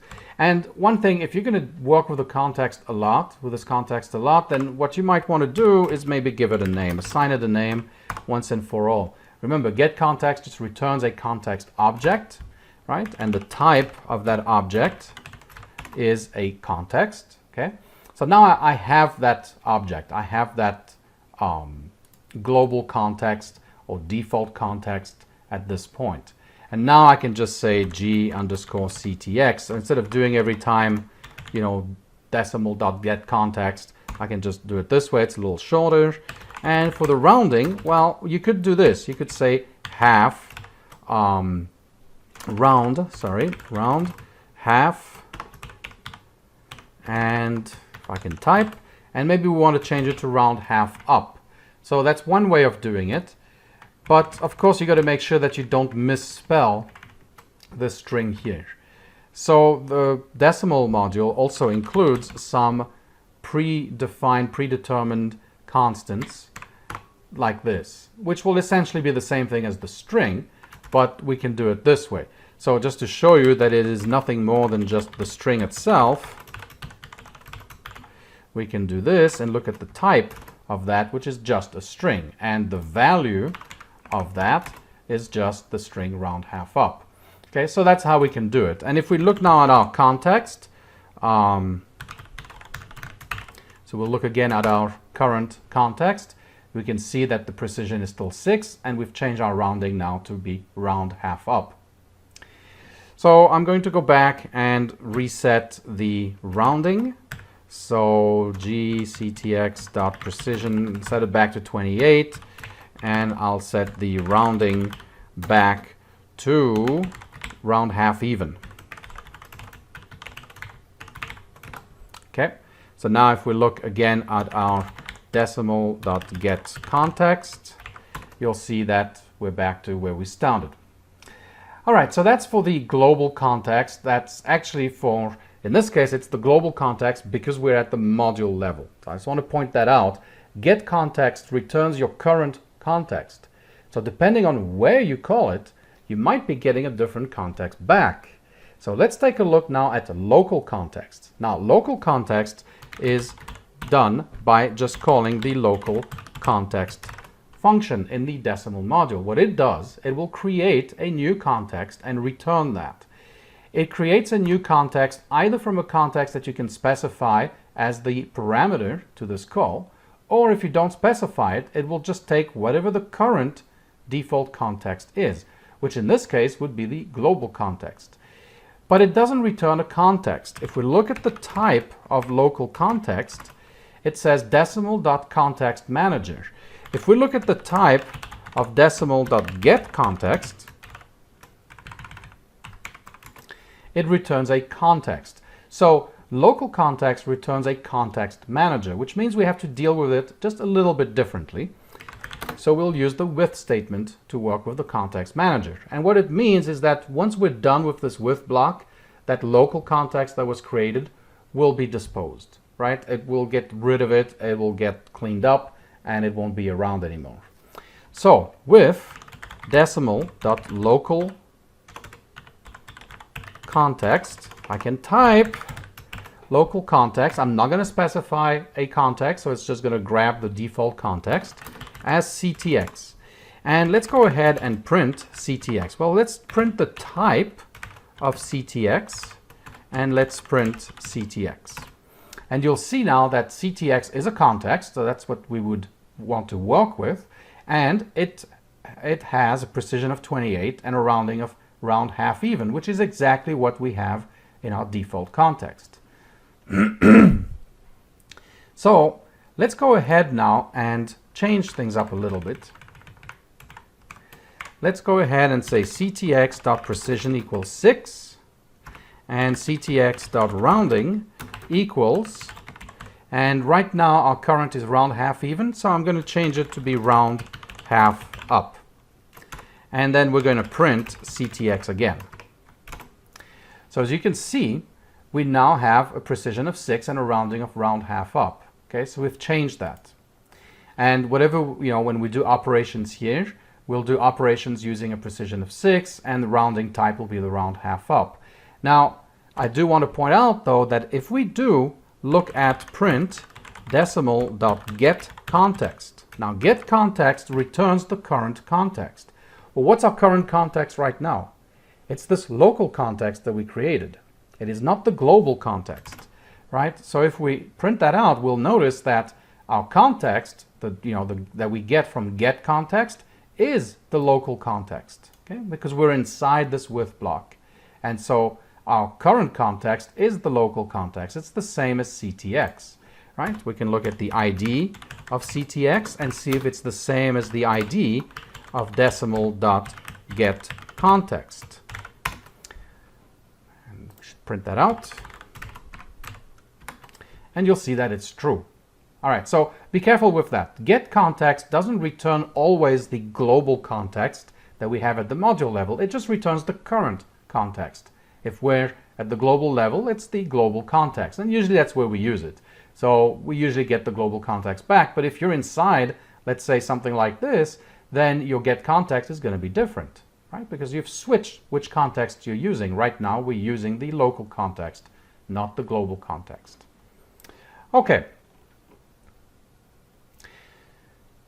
So let's talk about rounding a little bit more, and let us use the round half up right now since we're in there.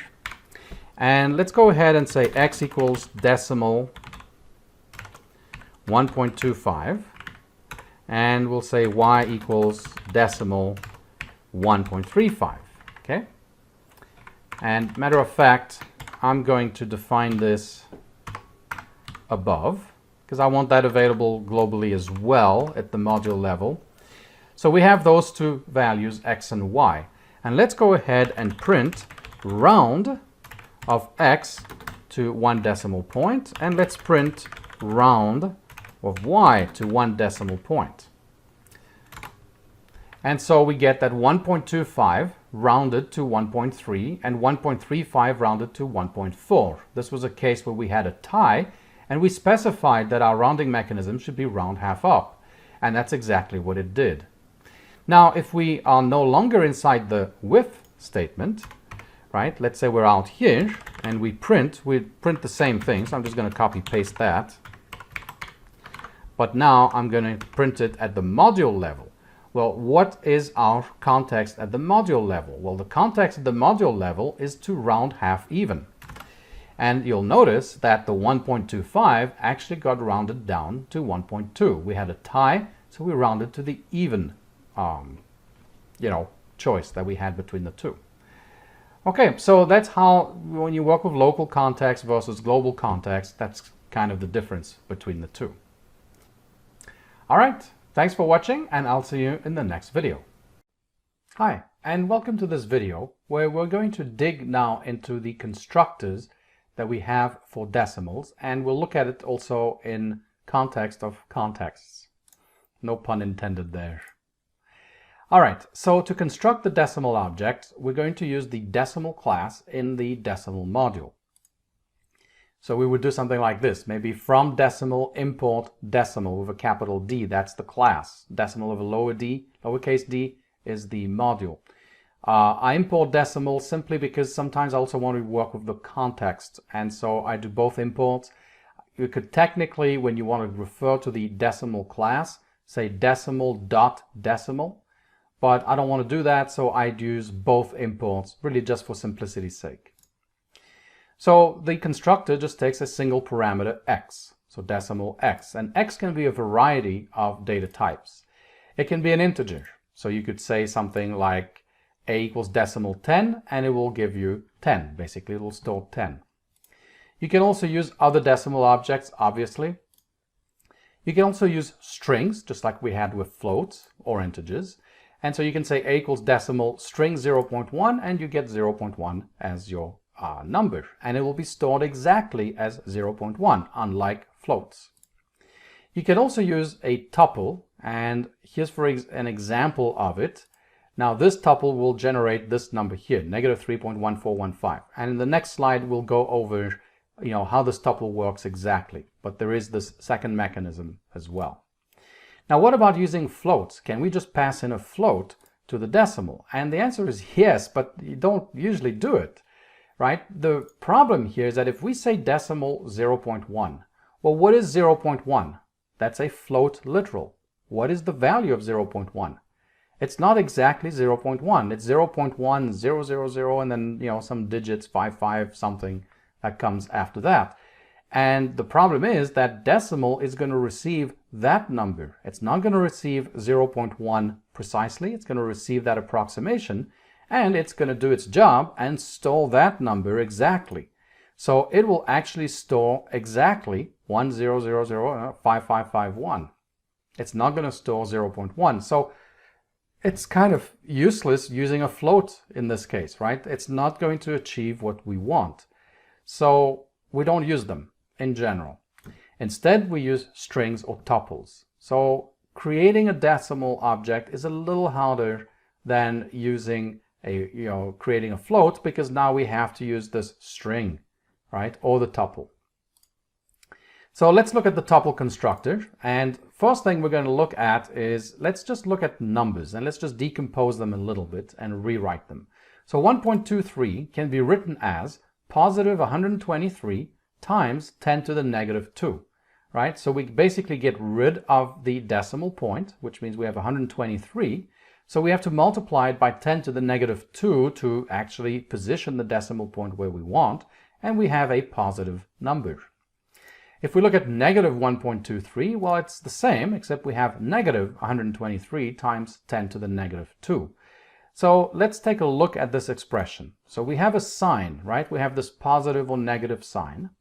We have the digits that make up the number that we're interested in, right? And you'll notice this looks now like an integer.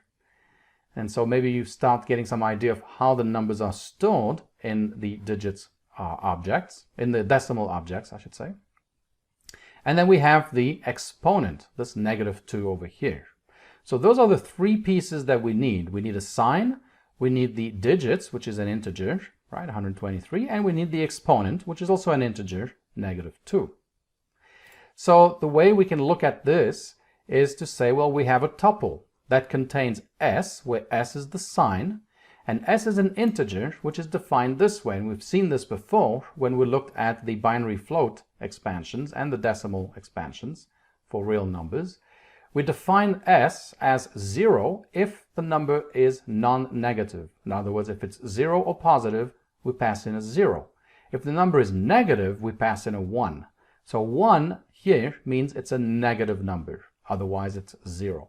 The digits are passed not as an integer, but as a tuple of digits. So D1, D2, D3, which in this case would be 1, 2, 3. And then we pass the exponent as the last element of the tuple, which is negative 2 in this case. So let's take a look at an example. Let's say we want to represent negative 3.1415. And we want to use the tuple to generate the decimal. Well, it would be this tuple here. 1 would be the sign because it's negative. The digits are 31415. But of course, in order to make sure we have the decimal point at the correct location, we have to pass in negative 4, right? Minus 1, minus 2, minus 3, minus 4. This is where we have the decimal point. It really just means that we multiply 31415 times 10 to the negative 4. So now, if we create the decimal this way, a equals decimal of that tuple, then it will actually store negative 3.1415. So that's how we use the tuple. You can, of course, also use just a string to do that. But depending on what you're doing and how you're generating those numbers, maybe it's easier using a tuple. If it's getting generated in code for some reason, it might be easier. If you're using literals inside your code, you're going to use strings. You're not going to use the tuple in general.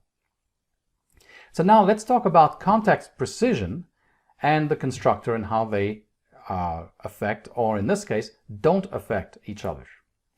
The context precision affects the mathematical operations. It does not affect the constructor. So the constructor and the number of digits that you have when you're creating your decimal number are not affected by the precision of the context, be it global or local. So let's take a look at an example. Let's say we do our import and we set our global context to a precision of 2. Right. Now, if we do a equals decimal 0.12345, what is actually getting stored 0.12345. It is not being limited by the precision of the context. That's really important to understand that. So same thing if we go with B, then B will be exactly 0.12345 again. Where we do have a difference is that if we say C equals A plus B, now we have a mathematical operation where we're adding A and B together. Then C, right, well, A plus B, if we were to do the full thing, would be 0.2469, okay? 24690, if you want to add in that 5 plus 5 is 10, right? That's what the real sum is. But we're working in a context that has a precision of 2. So C will actually be 0.25. It will get rounded to two digits after the decimal point. That's because our context has a precision of 2. So again, the precision of the context does not affect the storage or the creation of the decimal objects, but it does affect what happens during calculations. Right? That's the only time that that precision matters to us here. So the same thing works with local versus global context, but there's one thing I want to point out. So let's say we have our usual import. Let's say we set our global context precision to 6, and we create our two numbers, A and B, and let's say we print A plus B. Well, it's going to print 0.24690, right? We kept a precision of 6, and we have exactly that. So that's all well and fine. Now let's say that we create a local context, right? We're using with statement with a context manager, and for that local context, we set the precision to 2. And now we add those two numbers, A and B, right? We add them and put them into the variable C, and we print C out. Because we are working with a precision of 2, the result is 0.25, right? So we've seen that before. That hasn't changed. The thing is that because we're in a local context and we're within this with block, it is using the precision of 2. Now, if we leave, once we exit out of this with block, if we print C again, so now within our main program, so now we're back to using the global context. There is no local context here. What is C? Is C 0.25 or is C 0.24690? Well, it's still 0.25. There's no magic here, right? C got created as a decimal 0.25, you know, and that's because we limited the precision to 2 during the calculations. When we exit out and we go back to a higher precision context, well, it's still 0.25. There's no magic here. It's not going to suddenly realize like, oh, well, wait a minute. It really was 0.24690. No, it just sticks to 0.25. That's it. So I just wanted to point that out in case you might be thinking that the precision will, you know, magically start increasing once you increase your precisions, your context precision. All right. Thanks for watching. And in the next video, we're going to look at the code for all this stuff. See you in a bit. Hi, and welcome to this continuation on the constructors and the contexts for decimals. So the first thing is I do my usual imports. So we'll execute that. Now let's take a look at the constructor. Now if you want, you can also obviously get the help on the console. And you can see that it tells us that construct has a new decimal object. The value can be an integer, a string, a tuple, or another decimal object. If no value is given, it returns a 0. Right? So if you just do a decimal with nothing in it, it will just be 0.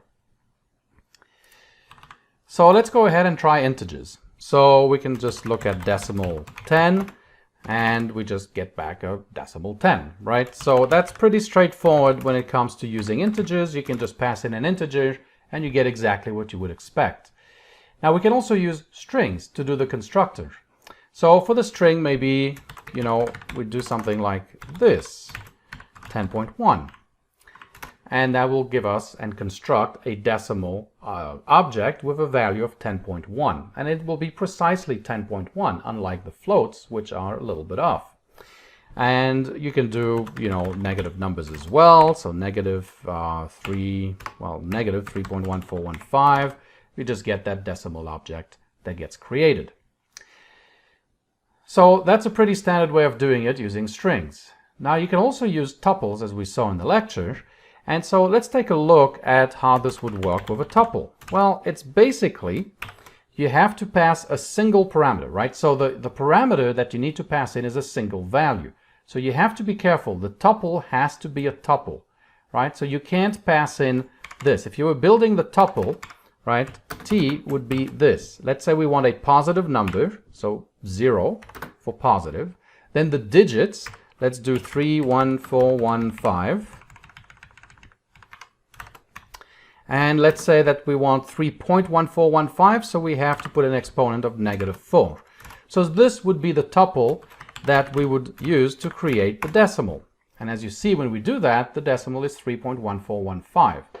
Now, I want to point out that if you're going to use this directly in the decimal constructor, you're going to have this kind of double opening brace and double closing parentheses, right? You need to keep that. You cannot pass it this way because that would not be a tuple, that would be 3 parameters. And so if you do that, you're told that that's not going to work, right? So we have to pass it in this way, right? And there we go. And this works as well. So I just want to point that out. Sometimes it's a mistake that's easy to make. Now, and of course the tuple, you can do any number you want with it. If you wanted a negative value for that, right, you would just basically put in a -1 and, sorry, you put in a 1, not a -1. You put in a 1 to indicate that it's a negative value, right? So 1 for negative, 0 for positive, right? And then this, if you wanted 31.415, you would say -3 for the exponent and would get -31.415. So that's how we can use the constructor, the tuple variant of the constructor to construct decimals. Now stay away from floats, because the problem with floats is that if we format 0.1 to, let's say, 25, then you'll notice that we don't exactly have 0.1. It's approximate. So even though we can do this, right, we can do that, but what are we actually passing into the decimal constructor? We're passing this number in. We're not passing 0.1 precisely. So if we do that, decimal is going to do its job and actually go ahead and construct this, which is behind the scenes what this number is. And that's probably not what we wanted, right? The whole idea was to get an exact. So in that case, you really have to use either the tuple, or what would be simpler in this case is just to use the string, right, to get decimal 01. And you can see that decimal 0.1 is not the same as decimal 0.1 created this way. We get a false, right? Now with integers it doesn't matter, right? If we do decimal 10, will that be equal to decimal 10? Sure, right? Because the integer is an exact representation, so we're fine there. But not with floats. So stay away from floats when you're trying to construct decimals. That's probably not what you're trying to do. Okay, so now let's talk about the constructor in context of contexts, right? And so again, let's look at what our current default context is, which is our global context in this case, because we're at the module level. So we have a precision of 28 and a rounding of half even. So I'm going to change this global context and I'm going to set the precision equal to 6, okay? So that means that we now have 6 digits for the precision. But this doesn't affect the constructor. So let's go ahead and try this. Let's say if I say a equals decimal 0.123456789, okay, which is definitely more than 6. Then if we look at what a is, we've retained all the digits that we specified, even though our precision was 6, right? So be careful with that. Just because you have a precision of 6, it doesn't affect the numbers that you're storing. It will affect the arithmetic operations. So let's look at something. Let's change the precision to 2, so I'll make it more extreme so it's easy to see what's going on. And I'll simplify this a little bit, and we'll do another one, as well. We'll make b equal to that, right? So now we have these 2 variables, a and b. And if we print a and b out, you'll see that they're both 0.12345, even though our precision was set to 2. Okay, now let's go ahead and add those 2 numbers. Now, if we were using just regular arithmetic on paper, right, if we added this together, what would we get? Well, we'd get 0.12345 plus 0.12345. I'm going to do it using floats, right? And I'm going to count on the display to just fix that up for me. It's 0.2469, right? 0.24690 if we were to add this, on paper. So that's the value that we're expecting. But now let's do A plus B. Let's see what we get. Well, we get 0.25. And now you can see that the precision that we set here too did affect the result, right? Because we had an arithmetic operation and it did the rounding. So 0.2469 was rounded to the closest, which would be 0.25. Okay.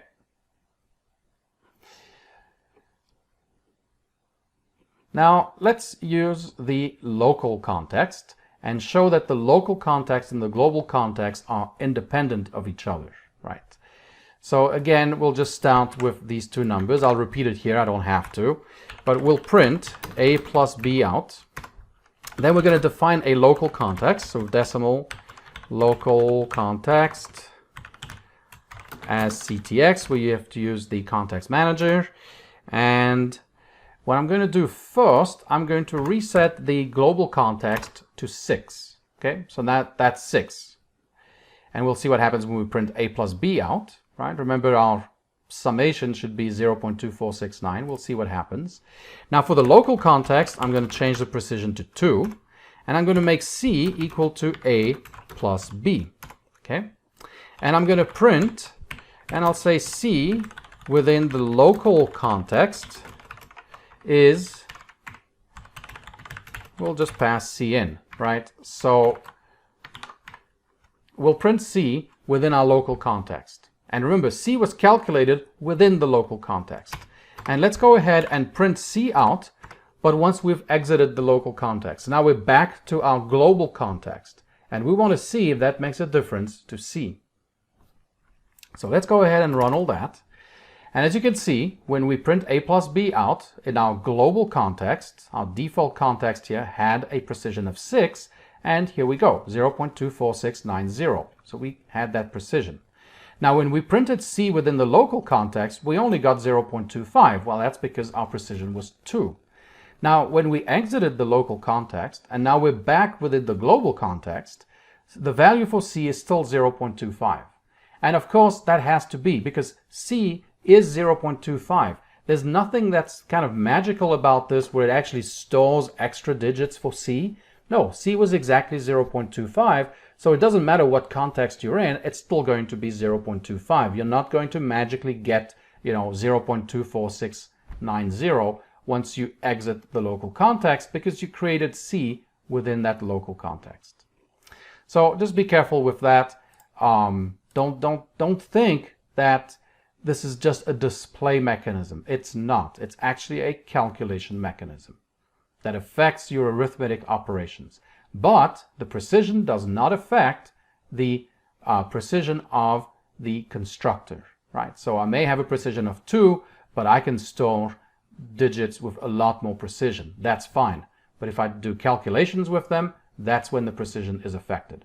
All right, thanks for watching, and I'll see you in the next video. Hi. In this video, we're going to look at mathematical operations on decimals. Now, some arithmetic operators don't work the same with decimals as they do with floats and integers. In particular, I want to point out that the div and mod operators behave differently. And of course, the div mod function will as well, since it just returns a tuple consisting of the div and mod results. So the div and mod operators still satisfy the usual equation, which I'm sure you never thought you'd see again, but here it is nonetheless. So this equation that relates the div and mod operators still holds with decimals. That hasn't changed, that's still there. But for integers, the div operator performs floor division. In other words, A div B is the floor of A divided by B. For decimals, however, it performs truncated division, which means that A div B is the truncation of A divided by B. Now for positive numbers that doesn't matter, but for negative numbers it does. So again, those pesky negative numbers are creating problems. So let's take a look. If we just do with regular integers 10 div 3, we get 3. And if we do decimal, div decimal 3, we get decimal 3. So that still works the same way. You'll notice, by the way, that we don't have to change the operator. The div operator is basically polymorphic. It's, like many things in Python, it figures out that, hey, I'm working with decimal numbers. It's going to go and look for an implementation of this div method in the decimal class and use that if it finds it. Now, if we look at negative 10 div 3, when we're working with integers, we get negative 4, which is the floored division of negative 10 divided by 3. But for decimals, the result is negative 3 because it's the truncated division. So just something to keep in mind, it doesn't work the same way. Now, why doesn't it work the same way? What was the reason behind this? Well, it really boils down to how this integer division was defined in the decimal class. So let's take a look at how it's actually done. And we have A divided by B, let's say, and the top row is called the dividend, bottom is called the divisor. So the algorithm works this way. It first figures out the sign of the result, right? Is it going to be a positive result or a negative result? Then it uses the absolute values for both the divisor and the dividend. So basically it strips out any negative signs. Then it keeps subtracting B from A as long as A is greater than or equal to B. Once it's not, it then looks at the number of times the subtraction was performed and it returns that with the sign that was calculated initially. So let's take a look at an example. It's actually really quite simple and very elegant in how it actually performs integer division. So if we have 10 divided by 3, well, the result is going to be positive. So we kind of put that aside and then we strip away any negative signs. There aren't any, but we would in any case. And now we start doing this subtraction. So 10 minus 3 is 7. 7 is still greater than or equal to 3. So we do this again. 7 minus 3 is now 4. 4 is greater than or equal to 3. Now we do it again. 4 minus 3 is 1. Now 1 is less than 3, so now we stop. So we did this operation 3 times, and the sign was positive, so we return 3. Now if we have negative 10 over 3, well, the first thing we do is we look at the result. The result is negative. Now we go ahead and we strip out any negative signs. So now we're left with 10 over 3. So basically it's the same calculation we did before. We do 10 minus 3 is 7, 7 minus 3 is 4, right? 4 minus 3 is 1. We stop. Now we've done this calculation 3 times, and the result is supposed to be negative. So we return negative 3. Right? So that's how it's done. And basically it's the same as truncating the real division. Right? The truncation of 10 divided by 3 is 3, and the truncation of negative 10 divided by 3 is also negative 3.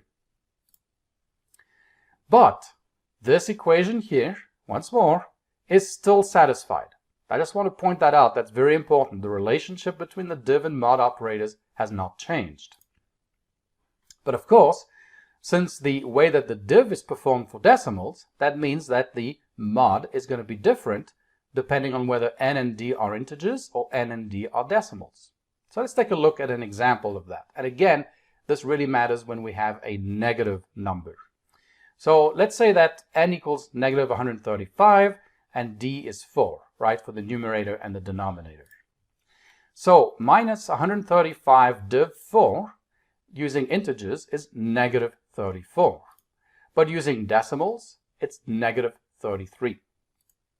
Now if we calculate the mod, negative 135 mod 4 is 1, but when we use decimals, it's negative 3. So very different results. But this result here is still satisfied. If we calculate it for the integer, 4 times negative 34 plus 1, that gives us negative 135, which is our original numerator. And if we do it for decimals, well, we have 4 times negative 33 plus negative 3, which is still negative 135. Now, what about other mathematical operations? Well, the decimal class actually defines a bunch of various mathematical operations like square root, different logs, base 10, base e, or arbitrary bases, and so on. But if you look at the functions that are defined in the math module, you won't find all of them in the decimal class. Some of them are not there. For example, the trigonometric functions aren't defined in the decimal class. Usually for finance and banking, it probably doesn't matter that much. Now, we can use the math module, right? So you can still apply functions from the math module to decimals. But keep in mind that what will happen is that it's first going to take the decimal, cast it as a float, and then perform the operation. So if you were to use the square root function, then if you were to use the square root function in the math module, it's really going to take the square root of the floating representation of that decimal number, as opposed to taking the square root that's defined in the decimal class, which will then use decimal numbers to perform that operation. Now, so you can use the math module, but you kind of lose the whole precision mechanism that was the reason for using decimals in the first place. So typically, if you're going to do math operations on decimal numbers, you're going to avoid the math module, unless you really have to, because you don't have a decimal equivalent. So let's take a look at an example of why it matters. So let's say that we set our context precision to 28. And let's take a look at x equal to 0.01. So this x is a float. And then we look at the equivalent decimal as decimal 0.01. I'm missing a closing quote there. So let's take the root using the math module. So math.square root of x. And then we'll look at a mixed version where we take the square root from the math module, but we apply it to the decimal version of x. And then finally, we'll take a look at the square root using the decimal class's square root function. And we call it this way. We have the number, the object, and then we call the square root method. So now if we print the root, which is the float version, we get this value here. As expected, it's not exact. If we use the mixed method, if we look at what happens with the mixed method, well, we get the same result, because what happened basically is that it converted the decimal 0.01 to its float equivalent, right, which is an approximation, and then took the square root. On the other hand, with the root decimal, which was using the decimal implementation of the square root, we get exactly 0.1. And of course, if we now take the numbers and multiply them with each other, we should get back our original number. Well, with the floats, we don't, right? We get something that's close to it, but not exactly the same, because, well, we were off already just on the square root itself. And the same thing here with the mixed method, because things did get converted to floats, so we have the same result. However, look at the decimal version, we get exactly 0.01 back. So it's a more precise calculation and a more precise representation. So next, we'll look at the code, and we'll do that in the next video. Thanks for watching, and I'll see you in a bit. Hi. In this video, we're going to continue looking at the mathematical operations using decimals. So as usual, I import the decimal and the decimal module and the decimal object of the decimal class. And the first thing that we want to look at are going to be the div, which is this, and the mod operators, okay? And that's because they are fundamentally different between integers and decimals, or floats and decimals. And that's because of the way that the div operator works. This integer division works differently for the decimals than it does for integers. So let's take a look at that.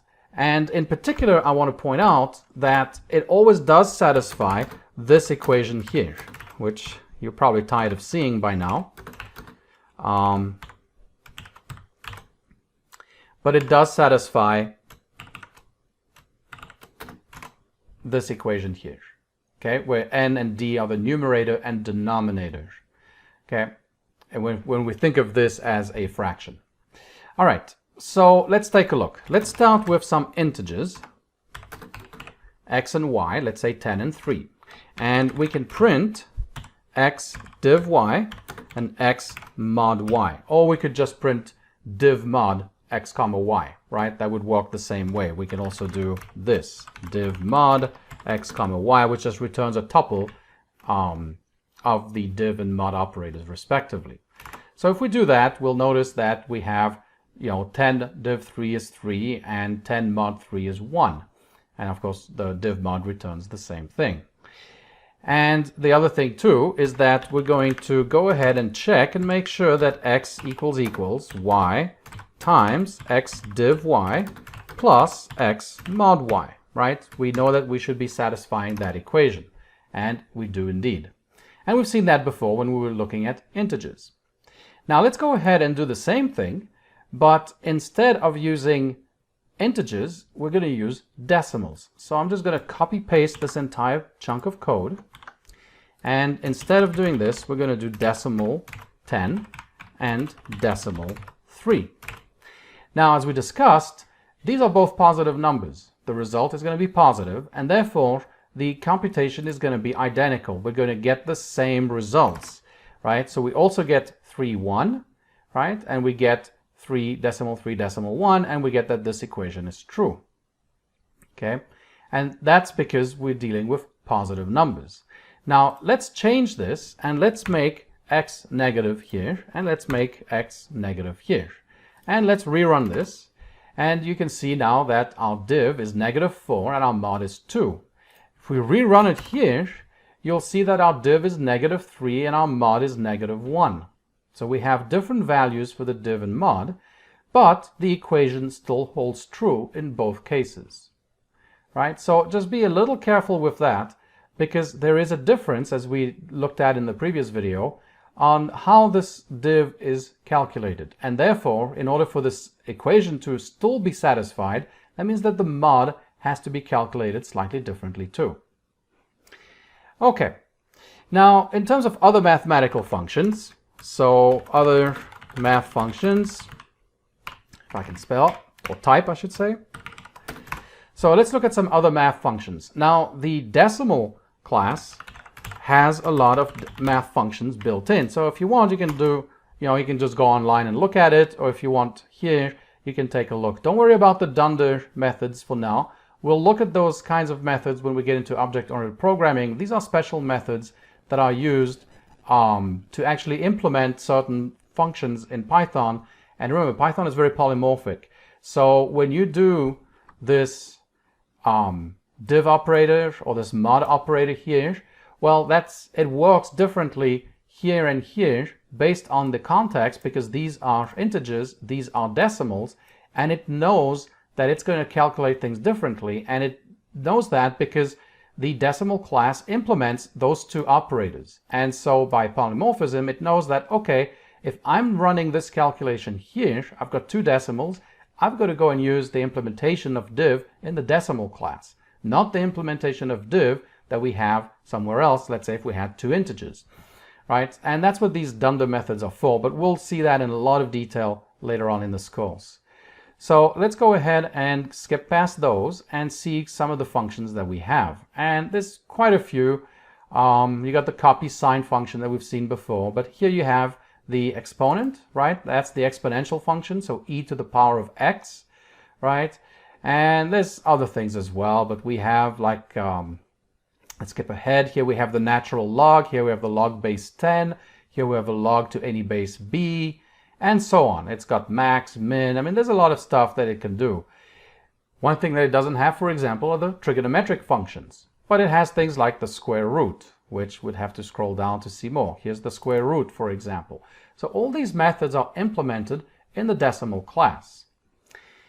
So let's take a look at how we have to deal with this. Well, first of all, let's see how we would call it, right? Because how do we call these methods? So let's say we have a, which is decimal 1.5.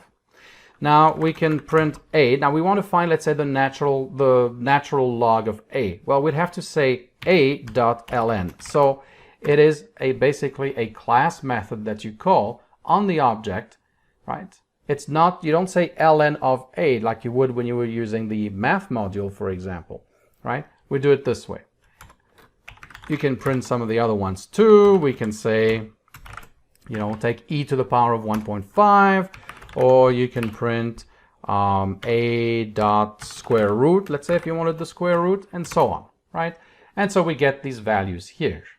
Now, what's interesting is that these are going to be a little different than if we were using floats. And again, this is because we will have a different real value for 1.5 depending on whether we're using a float or using a decimal.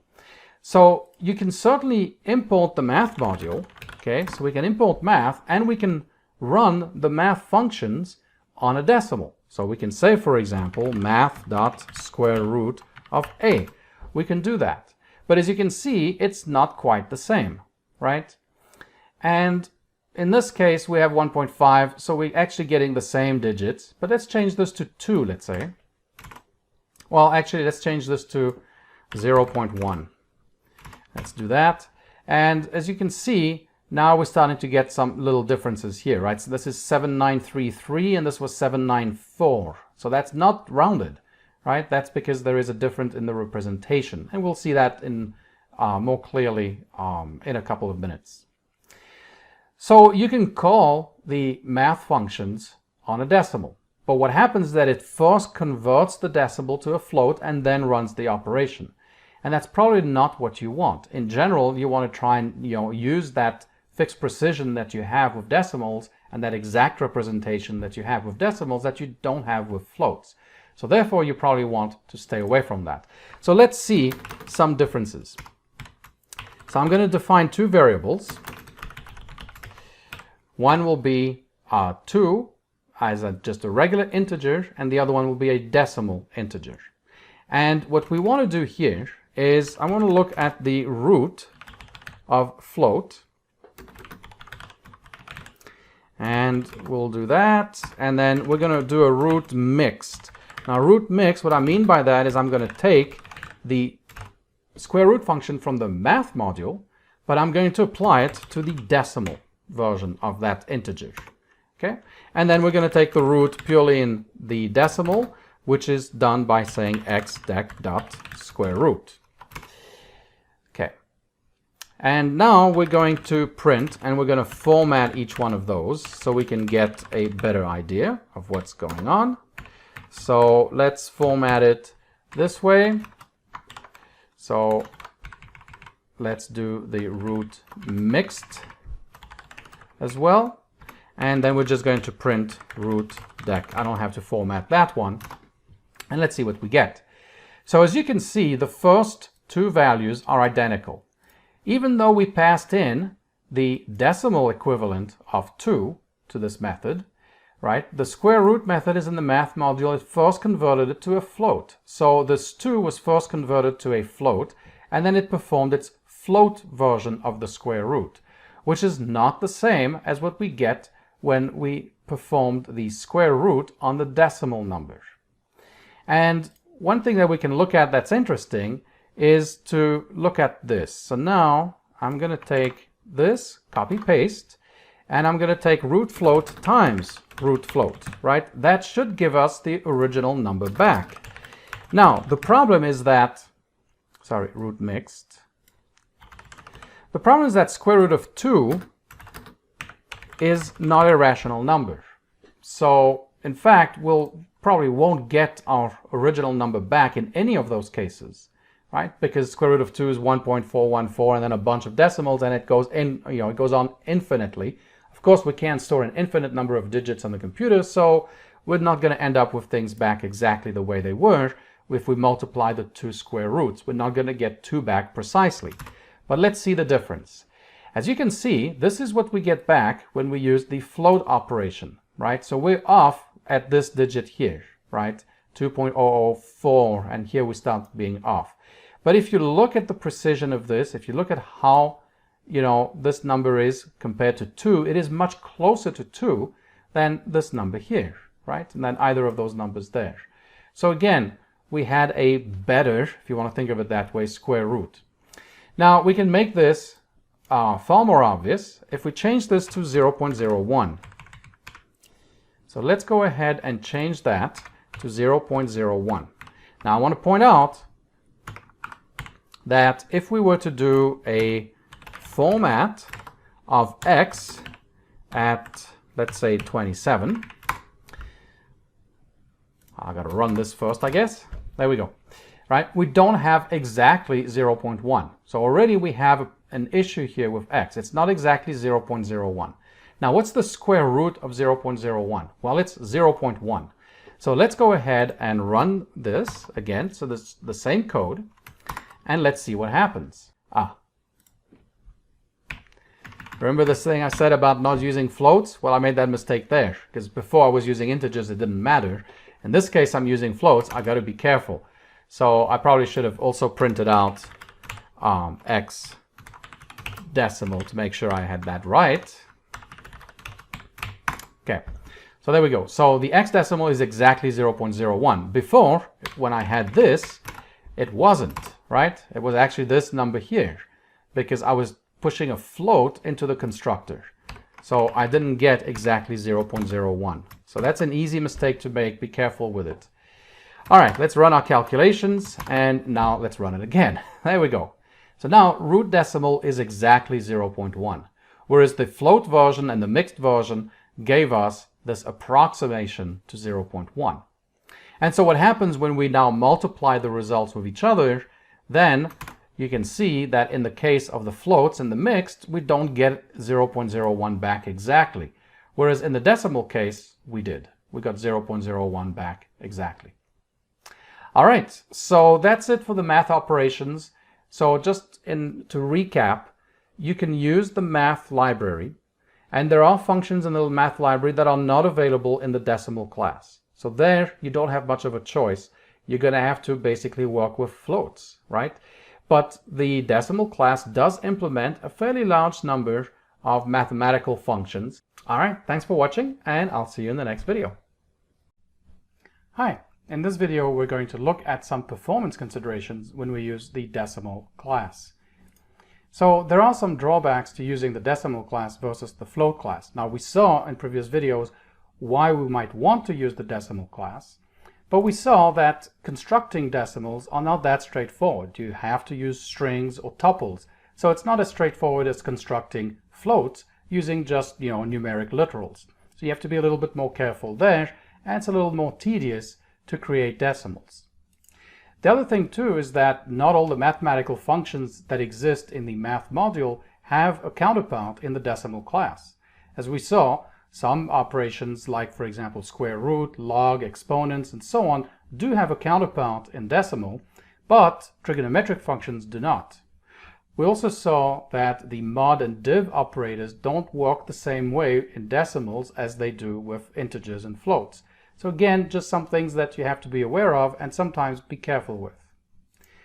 Thirdly, there's more memory overhead. Creating decimal objects takes a lot more memory than floats, relatively speaking. So if you have a lot of decimals that have to be in memory at the same time, you're going to use up more memory. Your memory footprint for your programs can be larger, and maybe you'll run into trouble. It depends. I mean, usually these days you have so much memory in systems that it doesn't really matter. But if you're dealing with a lot of numbers at the same time, then you could run into issues. And then lastly, performance. The performance of decimals, and when I'm talking about performance, I mean like arithmetic operators, the math operators, and so on, is quite a lot slower than floats, relatively speaking. Again, we usually have high-end CPUs that can run calculations very fast. But if you have to do a lot of calculations, then you'll start seeing that performance is really degraded when it comes to decimals. So again, just things that you have to be aware of. They're drawbacks. You can certainly use decimals and they can be really useful in certain situations. But if you're not worried about the precision, then you really want to opt to use floats. So let's take a look at that in some code and see how all that actually works. So the first thing we're going to look at is the memory footprint. So for that, well, first let's import our decimal class from the decimal module. We'll need that. And then we're also going to need the sys module, so we'll import that. And let's go ahead and create two variables, one pointing to a float, 3.1415, let's say, and the other one pointing to a decimal object with the same value in it. So here we have A and B, and we can look at the size in bytes. So get size of A, and that takes up 24 bytes. But let's look at the size of the decimal object.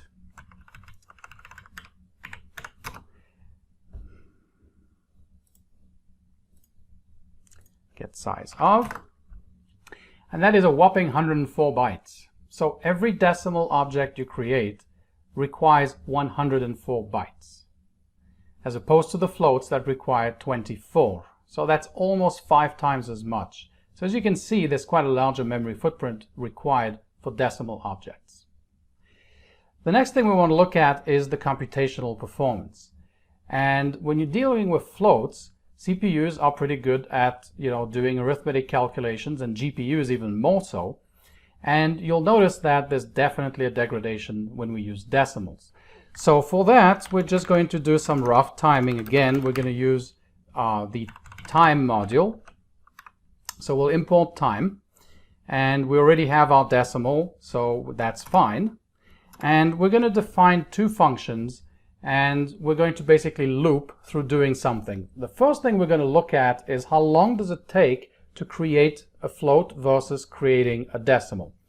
So let's go ahead and call this function def run float. We'll pass in a parameter n for the number of times we want to loop the same code, and we're just going to say for I in range of n, and all we're going to do here is just create a float.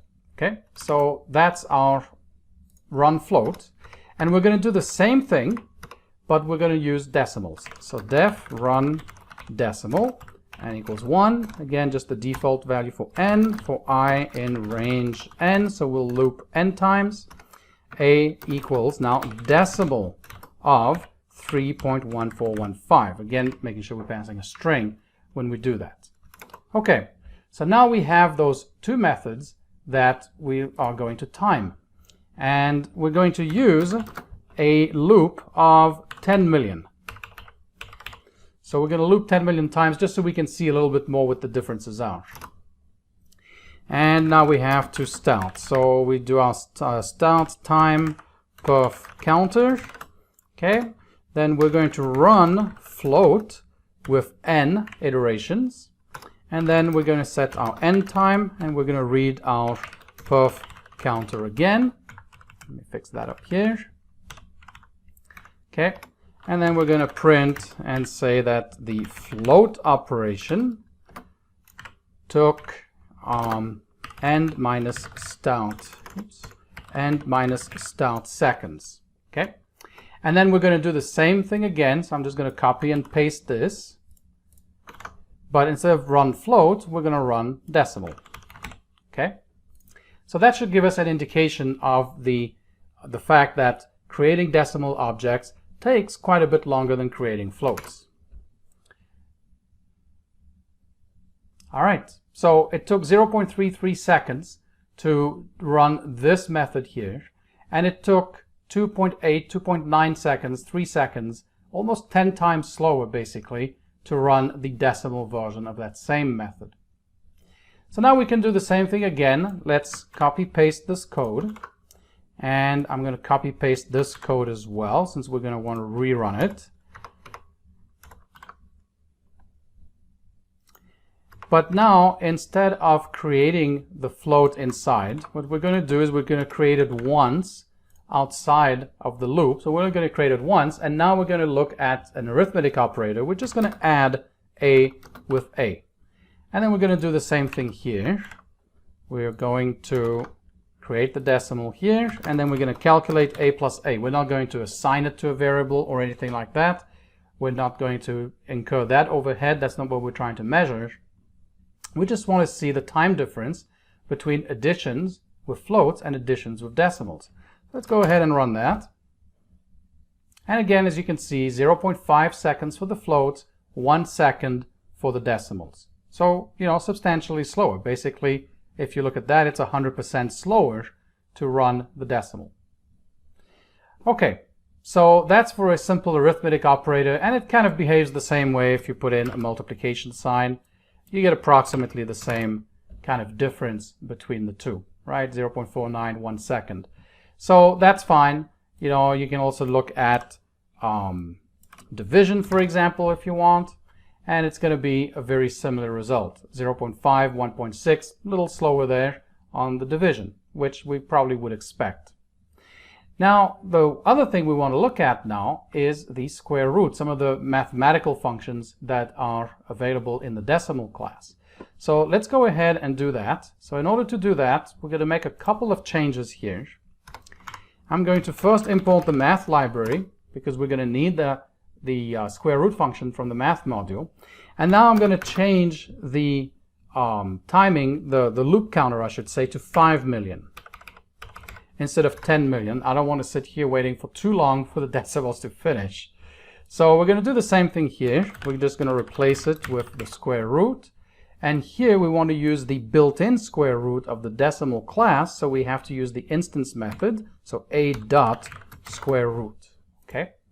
And those will be the two methods, the two functions we're going to time. So let's go ahead and run that. And there we go, the float took almost 1 second to run, 0.9. And I can keep talking for a little while. And that's why I changed that loop counter to 5 million instead of 10 million. I'm running out of things to say. So let's just wait patiently. There we go, 18.8 seconds. So as you can see, substantially slower when we did the square root function. And you'll find similar results when you look at logs and things like that as well.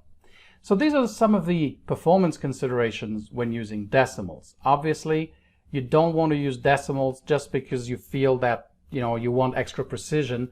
You only want to use decimals if you know that you really have to have that extra level of precision and that you don't want these problems that we get with binary floats having inexact, infinite, basically, representations of our regular decimal representations that are finite.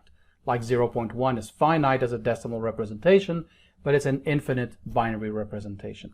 So if those are things that you need to code around, then decimals can work for you. But otherwise, stick to floats. They're more efficient, they run faster, they're easier to work with. All right, thanks for watching, and I'll see you in the next video. Hi, and welcome to this video on complex numbers.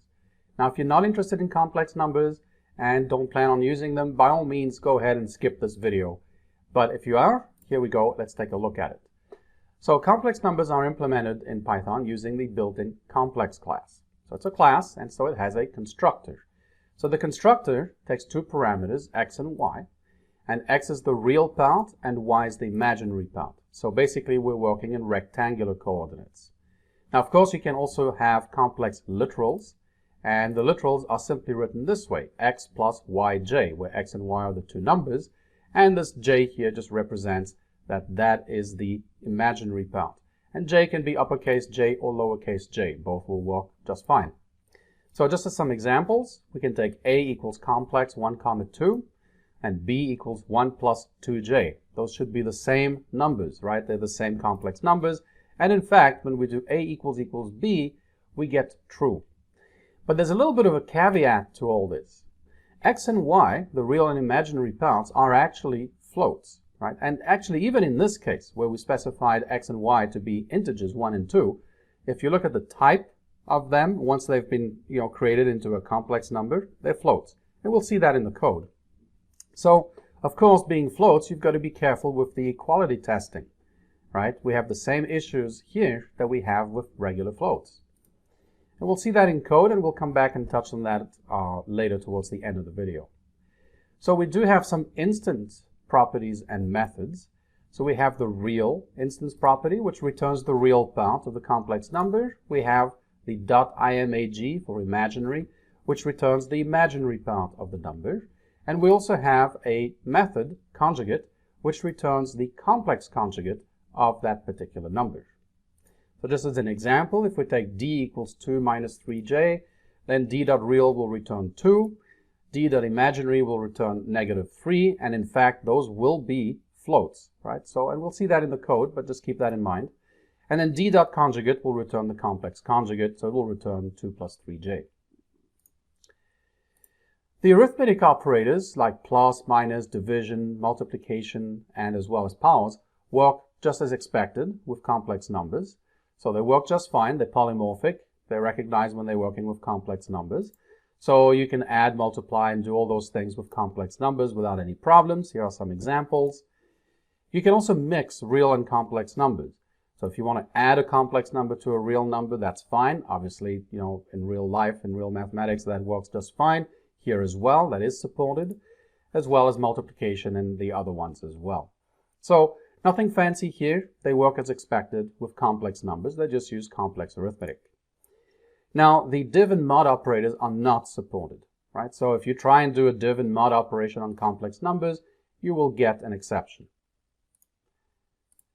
Now, other operations. Let's talk about the equals and the not equals. So they are supported, but again, we have the same problem as with floats, right? Complex numbers are stored as floats, which means that the equals is going to raise problems because we're not going to have exact representations of the numbers that we put in as maybe, as finite decimal representations. So we'll run into the same problems we had with the floats. Now, the comparison operators, such as less than, greater than, again, also are not supported, right? I mean, what does it mean for a complex number to be greater than another one? Well, it might depend on your definition. It might depend on what, you decide to be that ordering of complex numbers. So, in general, they're not supported. You'll have to, create your own, basically. Now, functions in the math module will not work. You cannot use any of the functions in the math module with complex numbers. Instead, you should use the CMath module, which is basically the complex equivalent to the math module, and it has most of the same functions in there, plus some extra ones that are more specific to complex numbers. So you have exponentials, you have logs, you have trigs and inverse trigs, you have hyperbolics, inverse hyperbolics, you have polar and rectangular conversions. That's an example of some of the functions that are in the CMath module that are not in the math module. And you have also the is-close method, which is also in the math module. And this one will work with complex numbers, but it does the same thing. So if you need a refresher on the is-close method with floats, you can go back to one of the videos on floats where we discussed that in some detail. But it works the same way. All right, so first, let's take a look at rectangular to polar. So just a quick recap. Reminder of the notation as well. So we have the real and imaginary axis. We've got this complex number here, x, in rectangular coordinates, and it also has polar coordinates, right? This angle phi and r. So if we import the CMath library, then we can use the phase function in there, which will return phi, right? It will return the phase or the argument of the complex number x. Phi will be between negative pi and pi. Right, and it's measured clockwise from the real axis this way. So you go from you will go from negative pi to pi, right? You're measuring clockwise from the real axis. If it's down here, then you're going to be measuring clockwise from the real axis, which means you'll get a negative number, and that's why you get negative pi to pi. But that's pretty standard. That's how it's done usually for complex numbers. Now, the r value can be obtained by using the absolute value function. So we can use abs.x, and that will return the magnitude, essentially, of this vector, if we think of this as a vector. And it's just the Euclidean distance. It's just going to be r. So it returns the magnitude. So for example, a equals -1 plus 0j. Then we can say cmath.phase of a, which will return pi, and r will be 1, right? -1 plus 0j is sitting out here somewhere at a distance of 1 from the origin. So the angle is pi, which is what we get, and r would be 1. On the other hand, if we take a equals -1j, well, it's sitting down here, right? So we get an angle of -pi/2, and we get an r of 1 as well. And then if we take x to be 1 plus 1j, so sitting out here at an angle of 45, with coordinates 1 and 1, basically on this chart, then our angle is pi/4, right, 45 degrees, and the absolute value of a, this Euclidean distance, is square root of 2. But of course, we'll get 1.414. We won't get an exact representation, since square root of 2 is irrational. All right, and then we have the reverse. We can go from polar to rectangular. So again, we use the CMath library, the CMath module, and we can use the rect function, which takes in the r and phi, the polar coordinates of the complex number, right? And that will then return a complex number, which will be in rectangular coordinates. So for example, if we take what we had in the last slide, right, where we take r to be the square root of 2 and phi to be pi over 4, right? And you'll notice here that I used math.pi over 4 and math.square root of 2. I'm not taking the complex square root of 2, I'm just taking the real. So I'm using the math module. And with pi, it doesn't matter. I could have used cmath.pi or math.pi. It's the same number, right? And we'll see that in the code where I'll mix sometimes the pi, right? But this one you've got to be careful. You can't use cmath.square root of 2 because cmath.square root of 2 will actually return 2 plus 0j. It will return a complex data type. And this rect here expects a non-complex data type in the first parameter, in the first argument. So be careful there. So that should return 1 plus 1j. And it does, right? But again, we're using floats. You know, we have irrational numbers. You know, we have this irrational transcendental number here. So it's not going to be exact, right?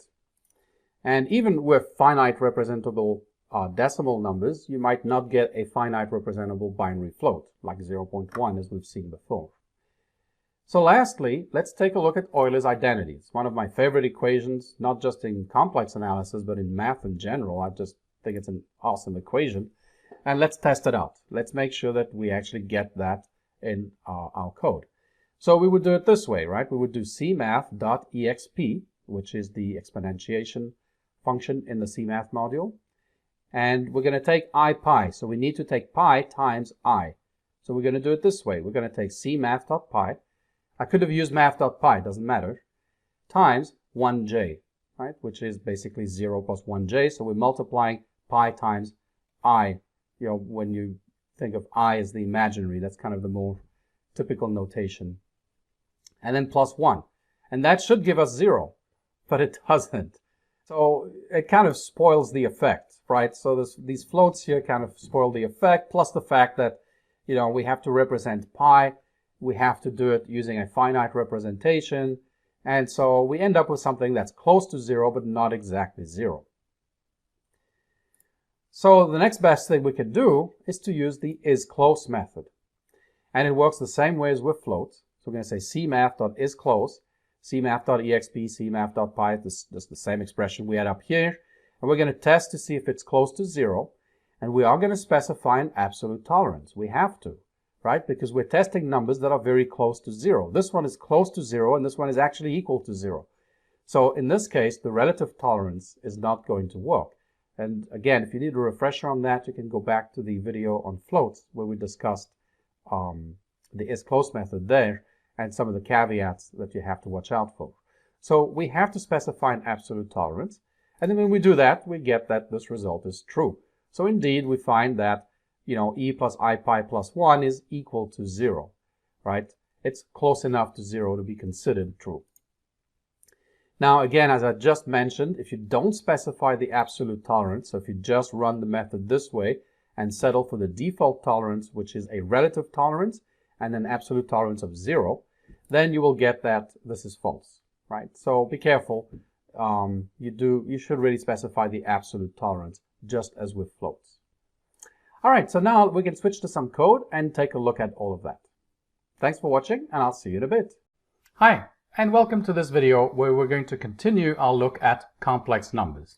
So the complex numbers are defined in Python using the complex class. So that's the data type.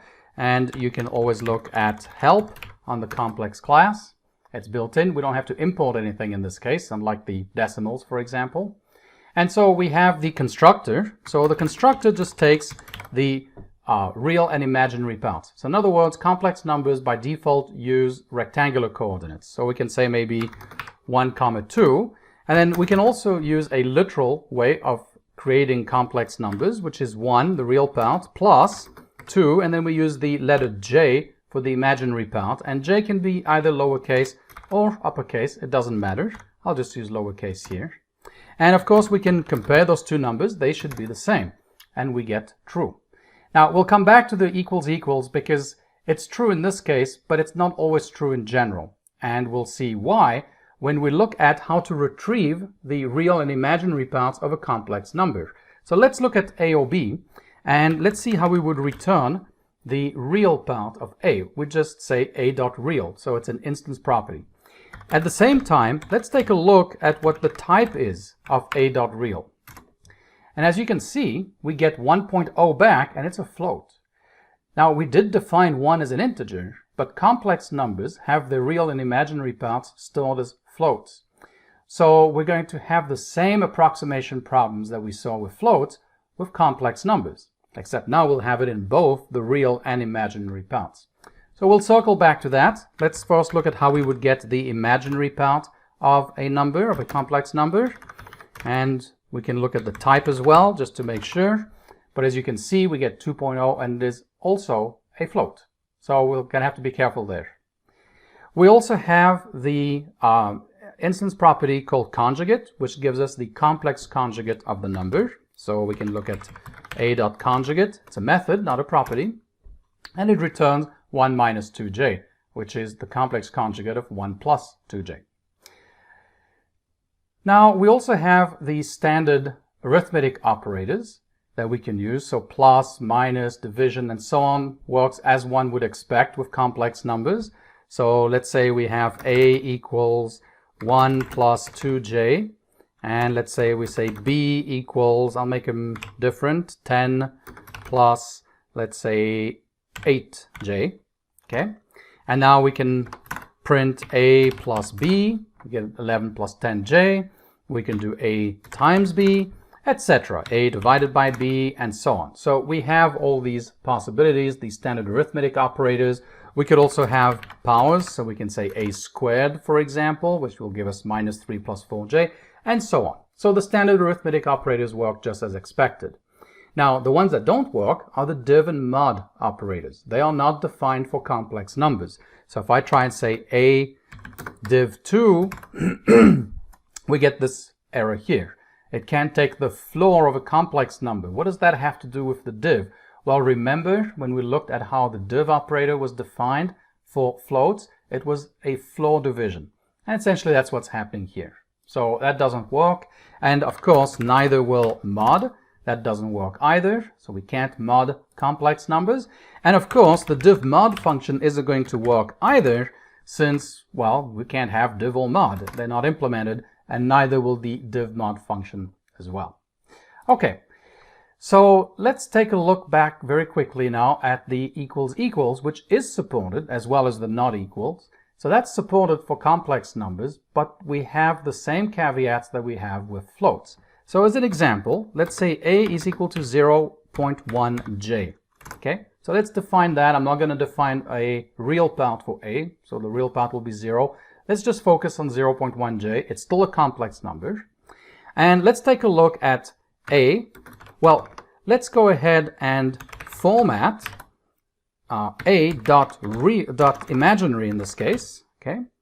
And let's go out to 25 digits after the decimal point. And as you can see, we do not have exactly 0.1. It's this binary float representation issue that we've discussed before. So we can do the same thing here. We can look at a plus a plus a. Now that should be equal to 0.3j. So we might want to test and say, is that equal to 0.3j? And the response to that would be false, right? And that's because if we were to format, let's format each one of those. So let's say a plus a plus a. Now I'm going to take the imaginary part of that, and then we're going to look at, so that's the value, and then we're going to format, and we're going to take 0.3j dot imaginary, also at 25 digits after the decimal point, and as you can see, they're not exactly equal to each other, right? We have this finite binary approximation. So that's why the equals equals doesn't work. So we'll circle back to that and see how to fix it, but essentially it's going to be the same way that we fixed it in floats, the same approach that we took in floats, using, a measure of how close two numbers are to each other to define whether we consider them equal or not. So we'll come back to that. So the next thing that I want to look at is the CMath library. Now, when you're dealing with floats, you have the math library, right? So we can import math, right? That's our standard math library. We can say math.square root of 2. That gives us that. We have math.pi, right? Which returns pi up to a certain number of course, finite representation of pi. Now, the CMath library is very similar, except it's defined for complex numbers. So CMath has, most of the functions that you find in the math library, like square root and exponents and sines, all the trig functions, the hyperbolic functions, all those are in there, as well as the arc functions. So let's take a look at some of those. Let's start with pi. Pi is also built in to the CMath library, and it gives us that. And let's look at the type. Is that maybe a complex number? Does the pi that comes from the complex module give us a complex number? And the answer is no. Essentially, the pi that we have in the CMath module and the pi that we have in the math module are the same thing. It's there as a convenience, so that if you're working with complex numbers, you don't have to import the math library, the math module, just to get pi, right?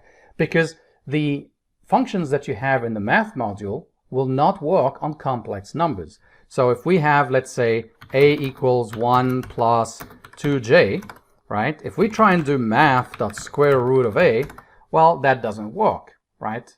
It can't convert a complex to a float. Complex has these two parts, right? It's more like a vector, if you're talking about rectangular coordinates, than a single number. So you can't do that. You have to use the CMath square root, which will then give you the complex square root. And same thing with the other, functions that are available in the CMath library. They're specifically made for complex numbers. So you can't use the math library in general for that.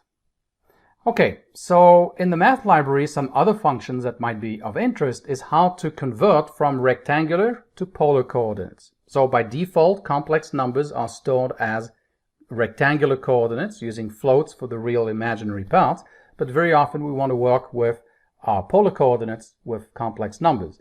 So we can take a complex number in rectangular and get the angle, the phase, or the argument of the complex number using the CMath.phase method. So let's take one where we might actually know the phase. Let's say we take a complex number equal to 1 plus 1j, right? So we know that this is a complex number which is at a 45-degree angle to the real axis, and it should have a length, an r value of square root of 2. It's just the Euclidean distance. So if we say CMath.phase of a, it gives us this value here. And in fact, if we say CMath.pi divided by 4, we'll see that that's approximately the same thing. So that's how we get the angle when we go from rectangular to polar. How do we get the Euclidean distance? Well, it's just the absolute method, and it's the absolute function. It's not in the math or the CMath library. We're not using the CMath float absolute, the FABS. It's just the plain absolute method, which is just built into Python, and it will work with complex numbers. It's polymorphic, and it will handle complex numbers correctly. You just pass that in, and you'll essentially get the Euclidean norm. You'll get that r value, which is 1.414, which is what we expected, square root of 2. So that's how you can go from rectangular to polar. Now, how do we go from polar to rectangular? Well, we have that in the CMath module. There is a function called rect, and that takes two parameters. It takes the r and the phi. So it takes the r value. Let's say we're going to take I'm going to do this. I'm going to say take math.square root of 2. I'm going to try and get as close as I can. Okay. And then for the angle, I want a pi over 4. So we're going to say math.pi divided by 4. And let's see what we get. Well, we get 1 plus 1j. Now, it's not exactly 1 plus 1j. Again, first of all, square root of 2 is not going to have a finite representation, not even in decimal. And same thing with pi. Pi doesn't have a finite representation, and therefore neither does pi over 4. But we're close enough. We can see we're very close to 1 plus 1j. So that's how you can convert from polar to rectangular coordinates using the rect function in the CMath module. All right, lastly, I want to talk about Euler's identity, and we again discussed that in the slides. So let's go ahead and just write out what it is. So this is what it is, e to the I pi. I is kind of more standard notation in complex numbers in math, but in Python they use j. So this would be e pi j, e to the pi j plus 1 equals 0. So let's go ahead and test this equation out. So the right-hand side, it's equal to, well, we have to use the exponent. So the exponential function is done using the exp function in the CMath module. So what do we want to take the exponent of, the exponential of? Well, we want I pi. So we want CMath or math.pi, doesn't matter, times 1j, right? We want to make it into a pure imaginary number. That's one way of doing it. Alternatively, if you want, you could just say complex 0, comma, math.pi. That would also work the same way, where we have 0 plus I pi, right, essentially. So we can do it that way as well. And then plus 1. And let's see what we get. So let's go ahead and print right-hand side. And as you can see, we don't exactly have 0. So it kind of spoils the nicety of this equation, but it's very close to 0. It's not exactly 0, but as you can see, 10 to the negative 16 over here, right? Now, we can therefore try and see, well, is it close enough to 0? Just the same way we did with floats. And we're going to use the isClose function. Now, we can't use the isClose function that's in the math module, but there is one available, fortunately for us, in the CMath module. So we can go ahead and say cmath.isClose, and we can take right-hand side, which we just calculated, and 0. And if we do that, we're going to get false. Why? Why are we getting false? It's really close, right? This number here is really close to 0.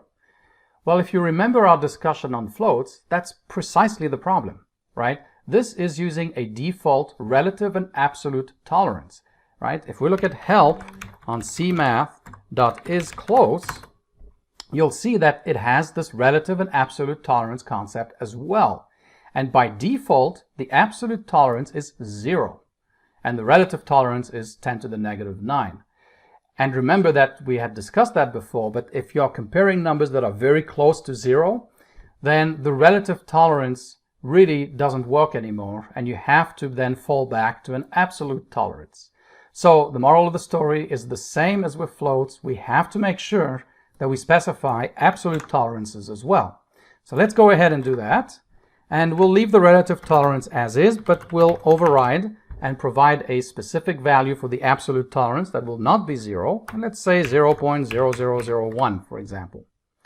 And now when we do that, we get finally that, yes, the right-hand side is close enough, according to this tolerance, to 0. All right, thanks for watching, and I'll see you in the next video.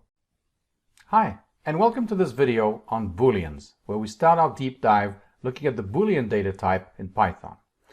Now, Booleans are an integer subclass, and so we'll cover that in detail in this video. The bool class, and the bool class is described in PEP 285. So if you're interested in that, you can do a search on the web for PEP 285, and it will show you kind of the thinking and the thought process and the rationale behind the Boolean type in Python. And it's really an interesting read. I suggest you take a look at that if you're interested. But we'll cover most of that in this video. So Python has a concrete bool class that is used to represent Boolean values.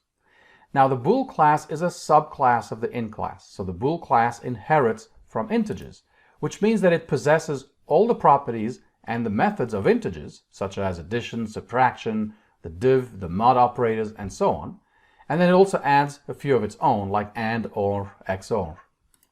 So you can actually test this, and there is a built-in method to Python called isSubclass that will check to see whether a Boolean, well, it will check to see whether a class is a subclass of another class. So you just pass in the two types that you're interested in. And in this case, well, it returns true, since Boolean is a subclass of int, right? It inherits from int. Now, two constants are defined in Python. They're called true and false. And they are instances of bool. So you can use the built-in method in Python called isInstance to check if a variable is an instance of some type. So in this case, true is an instance of bool. So this will return true, right? So it will actually return itself. But if we also look at this code here, is instance true comma int, well, since booleans are integers, the subclass of integers, well, that will also return true. Now, they are singleton objects. So what are singleton objects? We've covered that before, but just a quick reminder. So true is nothing more than a label that points to some object in memory that is of bool type, that lives at some memory address, and then has some internal value. And its internal value is an integer of value 1. And then false is the same thing. Basically, it's just an alias or a label that points to an object of type bool in memory at some memory address which has an internal value of an int 0. So true is the same thing as the integer 1, and false is the integer 0. But of course, it's got a little bit more than just 1 and 0 as integers because they're booleans, so they have some extra functionality.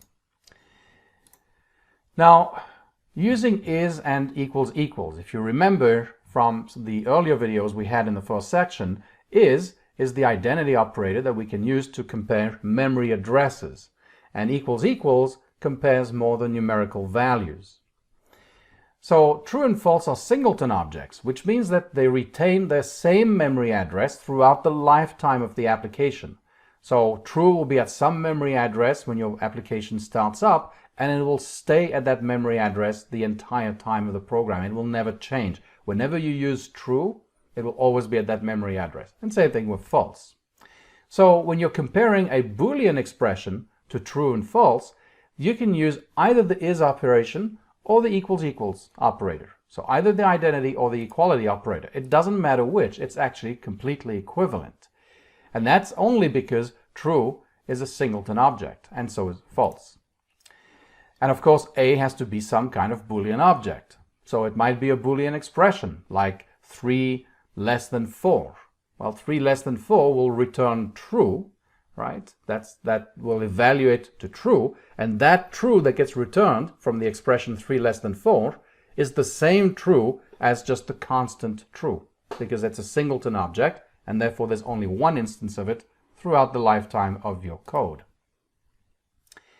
Now, Boolean objects are also integer objects, since they just inherit from ints, so they can also just be interpreted as the integers 1 and 0. If we look at int of true, so we can actually cast true to an int, right? We can call the constructor of int and essentially cast true to an int. Well, we get a 1 back, which is what we expect, since true's internal value is an int of 1. And the same thing with false. If we cast false to an int, then we get 0. But, and this is really important to understand, true and 1 are not the same objects, right? They have the same value, but they are not the same objects. True lives at some memory address, and 1 lives at some different memory address. They're not even the same types, right? True is Boolean, 1 is int. Yes, Booleans inherit from int, but they are still not the same object. So that's really important to understand, because what it means is that the ID of true, the memory address of true, is not the same as the memory address of 1. And the same thing goes with false and 0. They are not the same objects. The ID of false is not the same thing as the ID of 0. Which means that if you were to write something like this, true is 1, remember the is, the identity operator, checks the memory address. Well, that will return therefore false, because, well, they're not the same objects.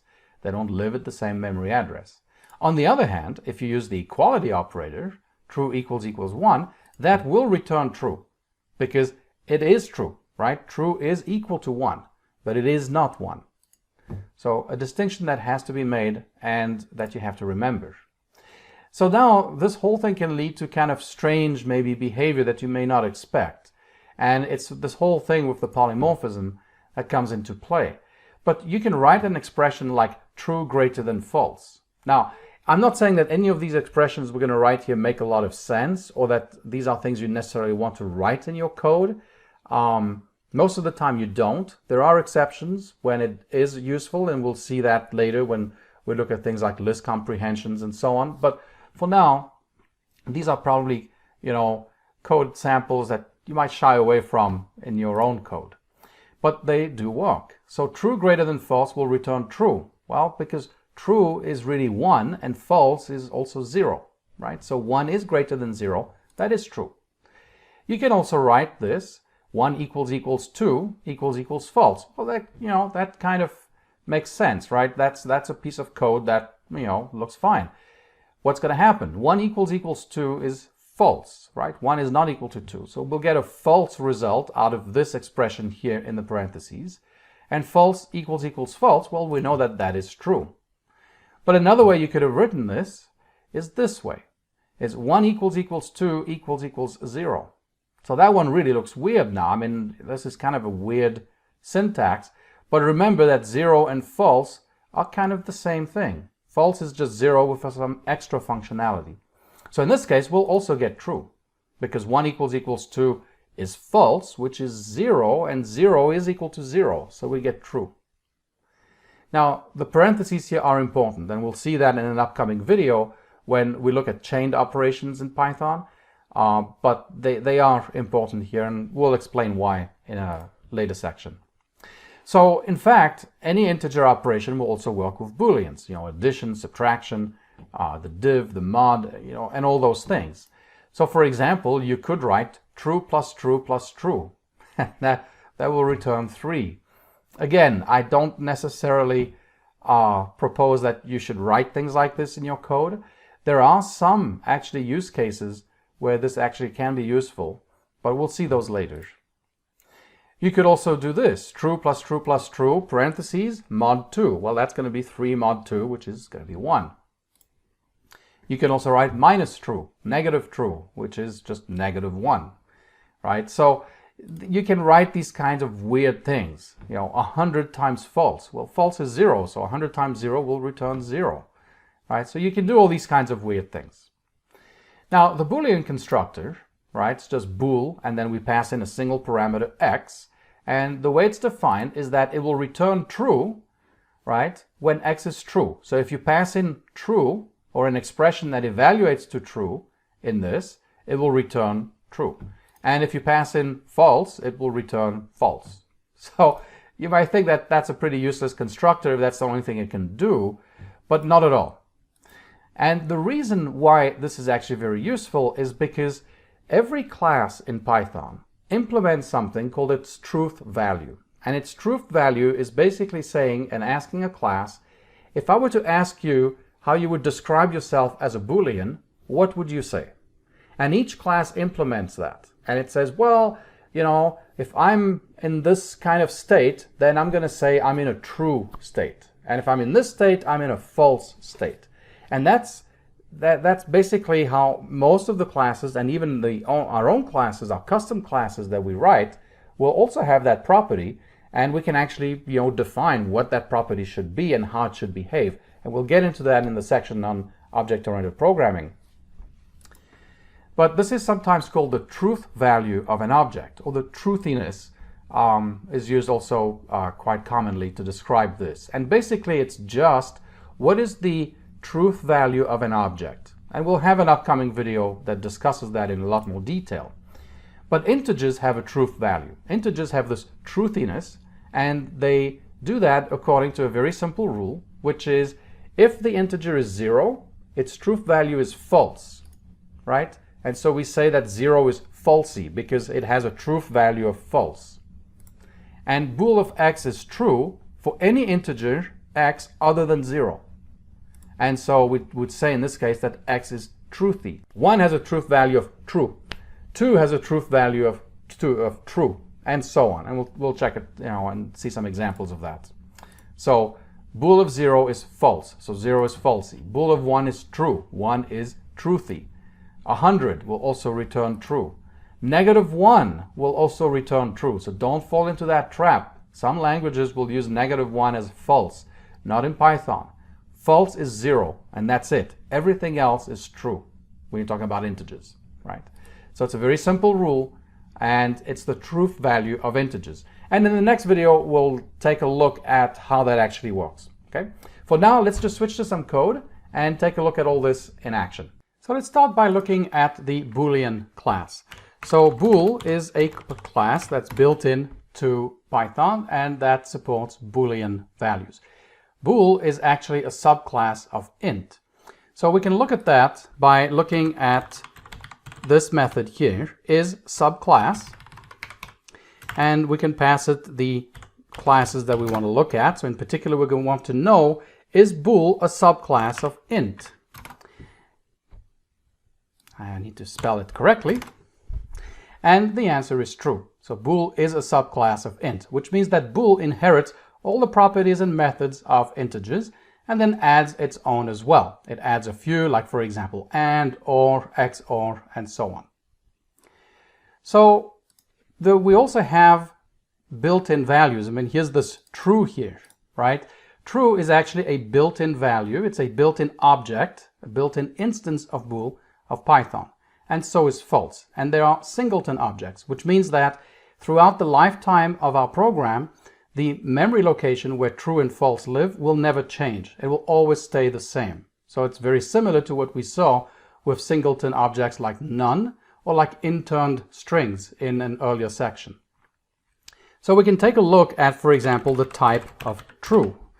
And we'll look at the ID of true as well. And we're also going to look at the integer value of true, because since a Boolean is an instance of int, it has an associated integer value. So let's take a look at those three. So as we can see, the type of true is bool. This is the memory address of true. And this is the integer value that corresponds to true. So true and 1 are very much interrelated.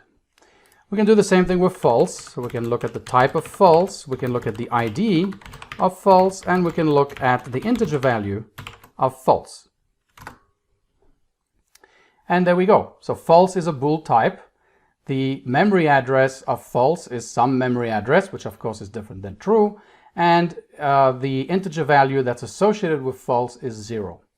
Now we can look at, let's say, the result of a Boolean expression. Let's say 3 is less than 4, okay? That is going to return a true or false. In this case, it returns true. Now we can look at the ID. Well, first of all, let's look at the type of 3 less than 4. That's a bool, right? That's what we expect. Those comparison expressions return a Boolean value. But if we look at the ID of 3 less than 4, you'll notice that that ID here is the same as the ID over here. It's the same memory address. It's the same object. So what that means is that we can compare to Boolean values using either the equality operator, the equals, or the is operator, which is the identity operator. So it doesn't matter which one we use in this case because true and false are singletons. So for example, what I mean by that is we can look and say, we can either say 3 is less than 4 equals true. Obviously that's kind of silly doing that, but anyway, let's try it. And that returns true because true is equal to true. But just as well, we could say this, 3 less than 4 is true. That will also return true. And this is the same way we might test for none, for example. We might say none is false. And none is indeed false. And we'll get to what that is later on.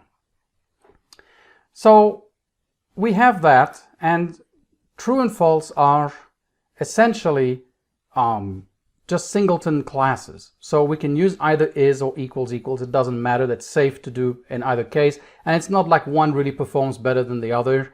It's pretty much identical. Now, one other thing that we pointed out in the lecture was something like this. So 1 equals 2 equals false. Okay. So this code, what it's doing, it's first evaluating what's inside this parentheses, precedence. So 1 equals 2, well, that is false. And is false equal to false? Yeah, absolutely. That is correct. We could have rewritten it this way. That would be the same thing. False is false. I'll leave it back as equals.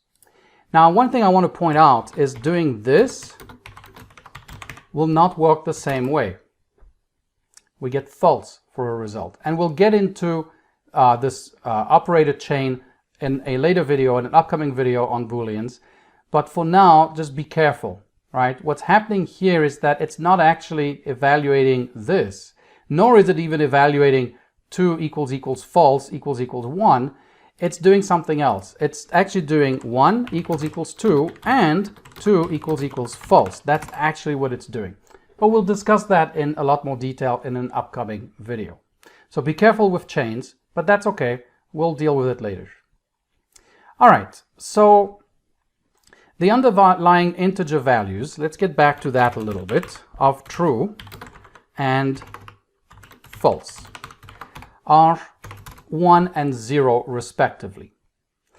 So because of polymorphism, really true and 1 and false and 0 kind of behave in similar ways. True can either be a Boolean in that context, or it can be an int in another context. And what I mean by that is, for example, let's say we take 1 plus true. Well, here we're doing addition, and true, well, true is also 1, right? It's a little bit like a chameleon. It can be true or it can be 1. In this case, it's 1. So 1 plus 1 is 2. Right? And we say the same thing, like 100 times false. Well, false is 0, so 100 times 0 is going to be 0. In fact, we can even do things like this, true greater than false. Now, I'm not sure that I would ever write code like that, but that will work. Since 1 is greater than 0, that is actually technically true. We also have even weirder things. We can take maybe true plus true plus true, and we can mod this with 2. So really what's happening here is that we have 3 mod 2. And indeed we get 1 back. You can even do negative true, as we saw in the slides. We get negative 1 back. So true and false can behave as Booleans, or they can behave as integers. Because remember, at the end of the day, true and false are in fact integers. They're just more specialized integers. They have a few more things that we can do with Booleans, like ands and ors. So we can say true and false, right? That's defined, or true or false. Type right, true or false, okay? So we have that. Now, lastly, what I want to talk about is going from an int to a Boolean. So we can certainly do something like this, bool 0, so we can pass in 0, and it's going to return false. And same thing with bool 1, that's going to return true. So 0 will map back to false, 1 will map back to true, and of course int of true, as we saw, maps to 1, and int of false maps to 0. But what's happening here, it's a little subtle, but we have a number, an integer, and we're passing that to the Boolean constructor. Now remember the Boolean constructor, what we said is that the Boolean constructor will return true if what's passed in is true. Well, we didn't pass true in here, right? We didn't do bool of true. That's true as well, and that's exactly what we would expect. Same thing with bool of false. We would expect that to return false because that's what the constructor does. So how did we go from 0 to false and from 1 to true? Well, we'll get into the details of that in the next video. But for now, let me also show you that bool of, let's say, 100, that's also true. Bool of negative 1, that's also true. The only time when we will get false is when we use 0. And so there's this kind of rule, and we'll explain why it works and how it works in the next video. But it basically says any number other than 0 is going to evaluate to true. It's going to have an associated truth value, and that truth value will be true. And the only time when it's false is when the value is 0. We're not really converting an int to a bool. We are looking at the truthiness, or the truth value, of a number, and that is what we use then to generate this bool. All right, thanks for watching, and I'll see you in the next video. Hi, in this video we're going to continue looking at Booleans, and in particular we're going to look at object truth values. Objects have an associated truth value in Python, and in fact all objects have an associated truth value. We saw this in the last video with integers. We saw that, for example, bool of 0 would return false, but bool of 1 would return true, and bool of any integer other than 0 would return true, and we call that truthiness of integers. Now, to be fair, bool is a subclass of int, so we might think that, well, this really is just a special case. It only applies to integers because bool is a subclass of int, so there's a direct relationship between the two. But this actually applies to any object in Python. It works the same way for any object. And now the rules are pretty straightforward to determining whether an object is going to evaluate as truthy or falsy. The default is that objects evaluate to true. They just evaluate to true by default, except in a few cases, which are, well, the none object, the none singleton object, always evaluates to false.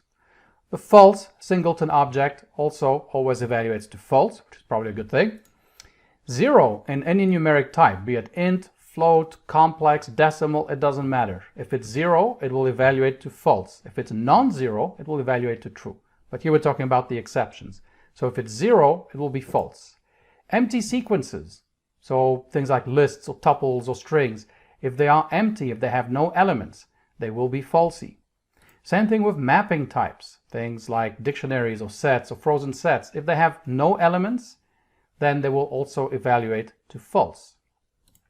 And then custom classes. When we write our own custom classes, we can also provide a way to determine how to make the truthiness of that class, of that object.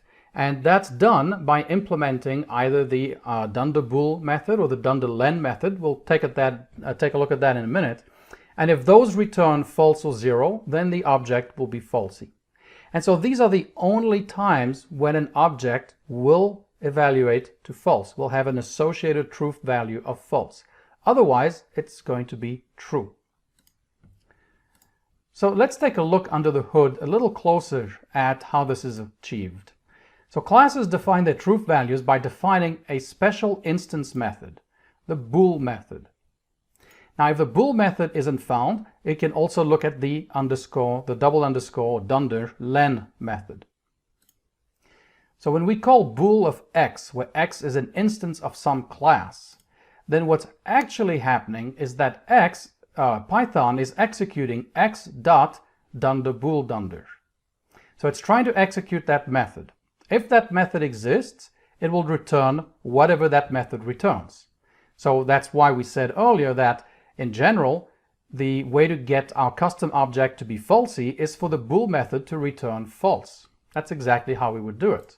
Now, if it doesn't find the x underscore underscore bool, so it will execute the len method instead, if bool is not defined. So the first choice, it will try to execute dunder bool. If it doesn't find it, it will try to execute dunder len on the object. And if that still fails, then it's just going to return true. So the default is true, right? So the default truthiness of every object in Python is true unless there is a bool or len method that returns false or 0, in which case it will be false. Now, of course, if bool returns true or len returns something other than 0, then the associated value would be true. So let's take a look at how this might be implemented in the integer class. So the integer class will define a method called dunderbool, and it's an instance method. As you can see, we have this parameter self. And this is all it does. It just returns self not equal to 0. That's the implementation of the dunderbool method for ints. So when we call bool of 100, then Python executes 100 dot dunderbool. It looks at the instance method bool and calls it for this particular instance, which was 100. So it's going to return the result of 100 not equal to 0. It evaluates that. And of course, 100 is not equal to 0, so it will return true. So bool of 100 is true. 100 is truthy. On the other hand, if we call bool of 0, well, Python again executes the bool dunder method bool for this object 0, for this instance. So it's going to look at the result of 0 not equal to 0, which of course is going to be false. 0 is equal to 0. So this would return false. And so we would get that bool of 0 would be exactly false, right? 0 is falsy. Again, we saw that in the previous slide as one of the exceptions to when objects are falsy. Now we'll cover this and many other special functions in a later video in the course on object-oriented programming, and we'll take a look at all these special functions and we'll actually code them up and actually implement those things ourselves. For now, let's just take a look at some of the examples that we have. So if we take bool of this list, well, this list has a dunder len method. It's a sequence type, and the length is 3. It's not 0. So the truthiness of 3 is true. So bool of this non-empty list would be true. However, bool of this empty list would be false. Now, bool of the none object is false as well. Now, if we put those two things together, let's take a look and just do a little aside and look at this code. If mylist, and then execute this code block.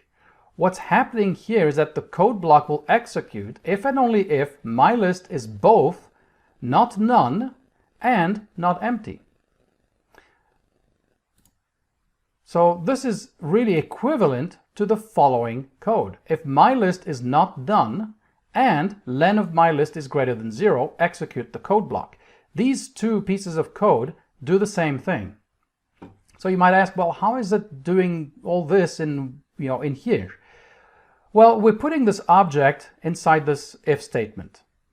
So this expression here, Python knows, needs to be a Boolean result. So it's going to look at the truthiness of my list. It's going to look at the associated truth value of my list. If the associated value is true, it will then execute the code block. If it's false, it won't. So how does it evaluate the truth value of my list? Well, if my list is none, it's going to be false. So this code block will not execute if my list is none.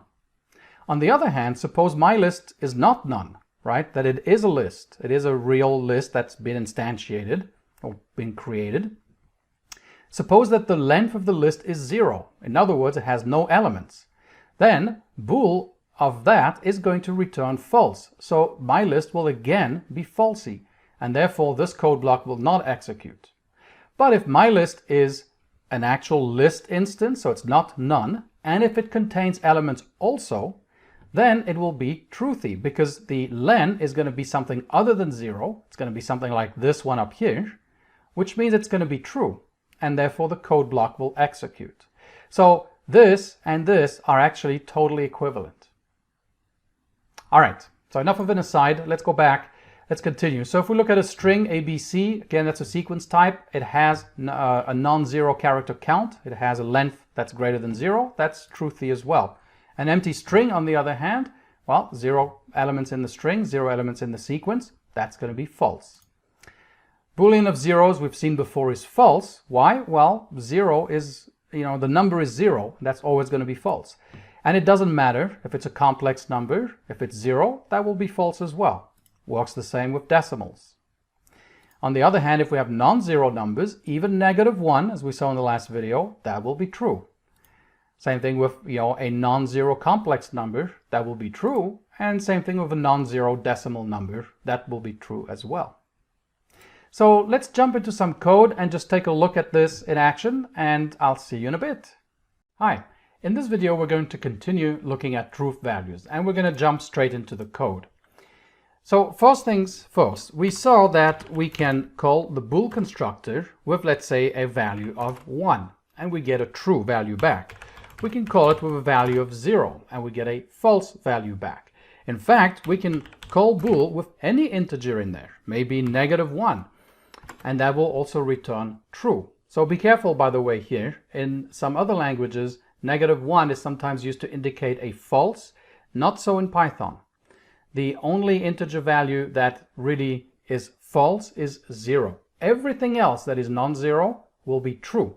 So even bool of -1 or even bool of 100, all that returns true. What's happening here is not that we are converting that integer to a Boolean. What's happening instead is that special method that we discussed called dunder bool, dunder. And that is a special method that gets called. When we call bool of x, what's happening is that Python is looking for at this variable x, this parameter x, which is an object, and it's looking for an instance method called dunder bool. If it finds it, it runs it, and then puts that as the return value. If it doesn't find it, it tries to look for the dunder-len method, and it will return whatever that value is. So if that value, let's say it's 0 for a sequence of length 0, it will return 0.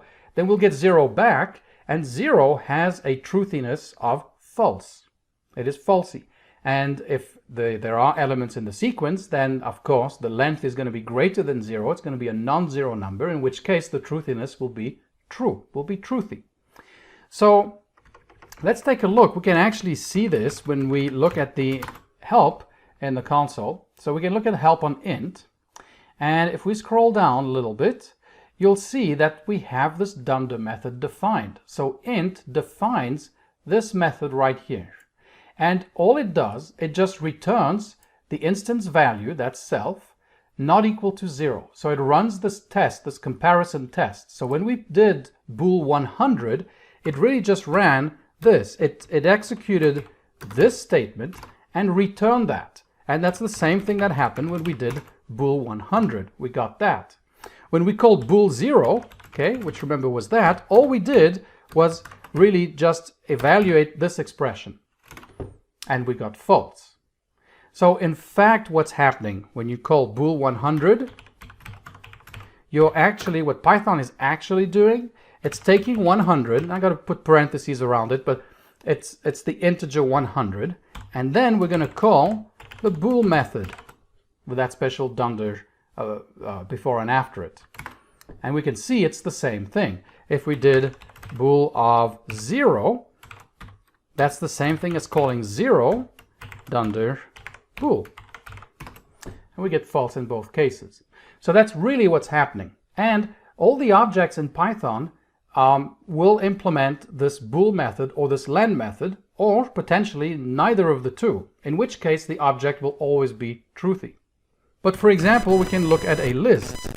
And if we look at the list, we'll see that we'll find, now there is no bool method, but there is a len method. There we go. And the len method returns the length of the sequence. And this is why the truth value of a sequence is 0 only, or is false only when the length is 0. Because 0 has a false truth value, right? We saw that bool of 0 is false, right? So if we have a list like a equals, let's say, an empty list. When we call bool of a, what we're really doing here is we're calling a, well, let's do a, well, no, I don't need the parentheses here, a dunder len dunder, which is returning 0. And bool of 0 is false, right? So in fact, we're getting bool. So when we say bool of a, which returns false, what's really going on is we're looking at bool of a dunder len. Okay? So behind the scenes, that's what's happening, and that's how we're getting these true and false values that are associated with all objects. If an object doesn't have the bool method and doesn't have the len method, then it will always just be true. Okay, so let's look at the numeric types. So if we look at numeric types, we saw that for integers, but it really works the same for any numeric type. So I can take a float like 0.0. We can look at a complex number, 0 plus 0j, for example, and we'll get false in both cases. Same thing if we want to work with, let's say, the decimal class, and maybe we'll from decimal import decimal, and let's even do this with fractions. So from fractions import fraction. Let's import those two classes, and let's do bool of fraction. Now we're going to do, we want a 0 fractions. I'll put 0 in the numerator, but of course we can't put 0 in the denominator. That would give us a problem, but 0 over 1 is 0, so we'll look at that. And we'll also look at the bool of decimal, and we'll make the decimal 0. So when we do that, we get false again in both cases. And this will work the same for any numeric type. If it's a non-zero value, it will always be true. So we could say bool of, let's say, 10.5, We could say bool of 1j, that will be a complex number. We can say bool of fraction 1, 2, and maybe bool of decimal 10.5. Okay, so if we do that, then we'll get that the corresponding truth values are all true. So that's how it works for numbers, for the numeric types. Next, we can look at the sequence types. And remember, the rule is that every object, so every sequence, will be true, right? Will have a true truth value unless the sequence is empty, has nothing in it. So for example, we can take A equal to an empty list. We can set B to maybe an empty string, right? And maybe C to an empty tuple. So now if we look at bool of A, bool of B, and bool of C, we get false in all cases because they have no elements in them. On the other hand, if we populate that, and let's put a few characters in the string, and let's put maybe this tuple this way. So now our sequences have elements in them, so the length will be non-zero, and in that case, they turned out to have a truth value of true. So that's how it works for sequences. Now mapping types are the same. Mapping types, you can have a dictionary. Let's do an empty dictionary that we can define this way, or if you prefer, you can also just use the constructor, whichever. I'm going to use the literal, and we can do a set. Now a set, technically this would be a set, right? This is a set, and we cannot use the literal constructor this way. That would construct a dictionary. So instead here we do have to use the constructor to create an empty set. So in both cases we have an empty mapping type. As you can see here, the A is just an empty dictionary and B is an empty set. And if we look at bool of A and bool of B, well, they're both falsy, right? But if we populate values into that, let's say we have single key value pair in there, and maybe we put a couple of elements in the set, in which case, by the way, you can write it now this way. Python is able to differentiate that this is a set as opposed to this, which is a dictionary, because of the colon here. And we'll see dictionaries and sets in a lot more detail in an upcoming section in this course. So now we can see they have values in it, and their truth values are true. So they're both truthy because they have elements in them. Now the none object is special, and it always just evaluates to false. And that's pretty interesting because this allows you to use it in if statements. Now the way it works is that when you have a Boolean expression in Python, you can actually put, instead of Boolean values, you can put objects in there. And what will happen is that Python will detect that and will realize that, wait a minute, I was expecting a Boolean value here, right? So what am I going to do? Well, it's actually going to look at the associated truth value instead. So that's why this works in an if statement. So for example, let's say we do this. A equals, so this is one application of all this. Let's say we have a sequence. We have A, which is a sequence. It's a list in this case. And we want to do something with this variable A, but only if it exists and if it's non-empty. So one way to write this would be to say if A is not none and the length of A is greater than 0, right? We're explicitly saying what we want. And maybe I will print the first element of that sequence. Otherwise, I will print nothing to see here. Okay. And when we execute this, well, it passed the test. A is not none because A is, this thing here. And A has a length greater than 0. It has 3 elements in it. But we can write this in a different way. We can say if A, and then I'm just going to copy the rest right here. And this will work exactly the same way. Why? Well, the first thing, if A, well, it's looking at essentially this, right? That's the first step that it takes. But Python will do that implicitly for us. We don't have to put this bool in front. So it's going to look at the truthiness of A. It's going to look at the associated truth value. Now, A is not none. So that is true, right? The truthiness of A, as long as A is not none, is true. Furthermore, the length of A is greater than 0. So it's going to say, oh, okay, well, the length of A is greater than 0, so I'm getting again a truth value back. If A was none, I would get false here. And if A was not none, but the length was equal to 0, I would also get a false, since 0 evaluates to false. So if we do this, if we say A is equal to the empty list, then we'll get nothing to see here. If we put A equal to none, we'll get the same result, nothing to see here. So basically this, and of course we don't even have to put bool in front. Let's just check, as you can see. So this statement here, in this case, is equivalent to this statement here. So it's just a little more concise, but it does precisely what we expect it to do. Now, if you do write things over here this way, which you certainly can, you've got to be also a little careful. Because if you were to write it this way,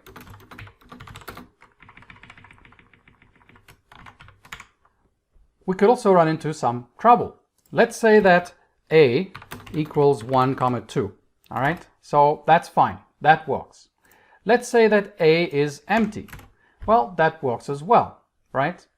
But let's say that A is equal to none. Then what's going to happen here is that it's going to calculate first the length of A and see if it's greater than 0. Well, A is none. The none object doesn't have a len method, a done-the-len method. So this is going to fail. So when we run this, as you can see, we get this. The none type has no len function defined.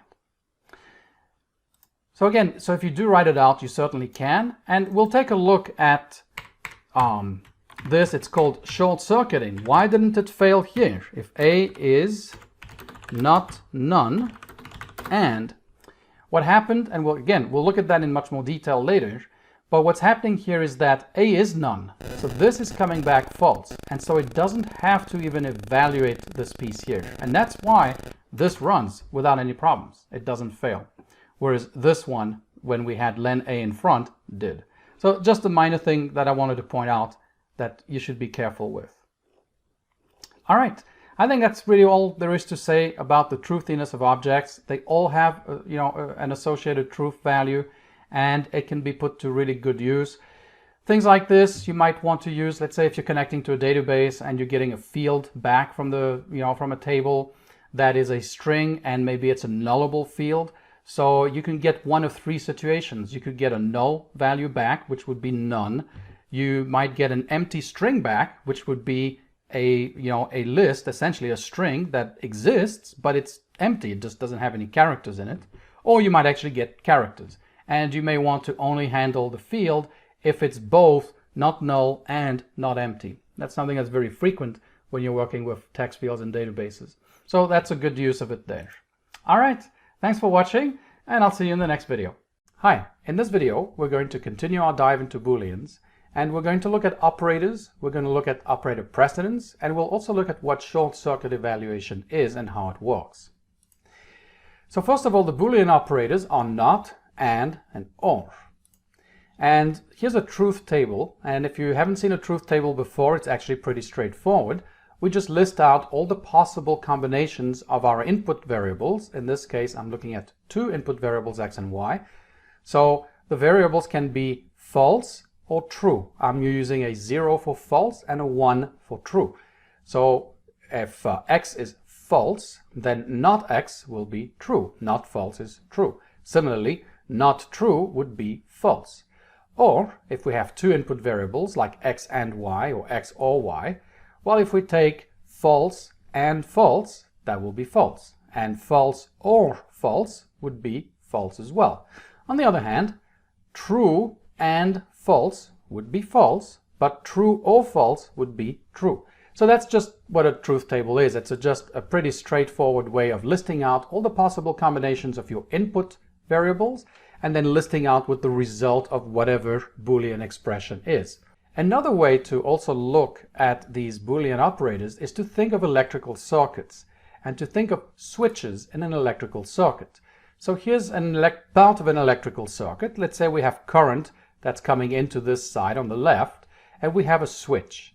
Now the switch can be open, in which case no current is flowing out of the switch, and so we would consider this to be in a false state, right? The result would be in a false state when our switch is open or false.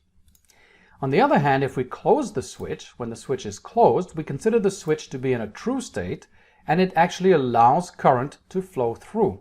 And so if we have current coming in on this side, then we have current coming out on this side, and we will consider that as a true result. So the OR can be expressed as two switches in parallel. And so X or Y means that current is coming in, and then it bifurcates, and it flows through both branches here. So you can see that if X is closed, if X is true, then the current will actually flow out of the switch, and so we end up with a true result. So this is the situation we have here. X is true and Y is false, it's open. And yet the result of our operation, our OR operation, is 1, is true, right? So this is how it works. So if X is true, it doesn't matter what the state is of the second switch. The result will always be true. And in fact, we see that here, right? If X is true, then the OR is always true, irrespective of what Y was.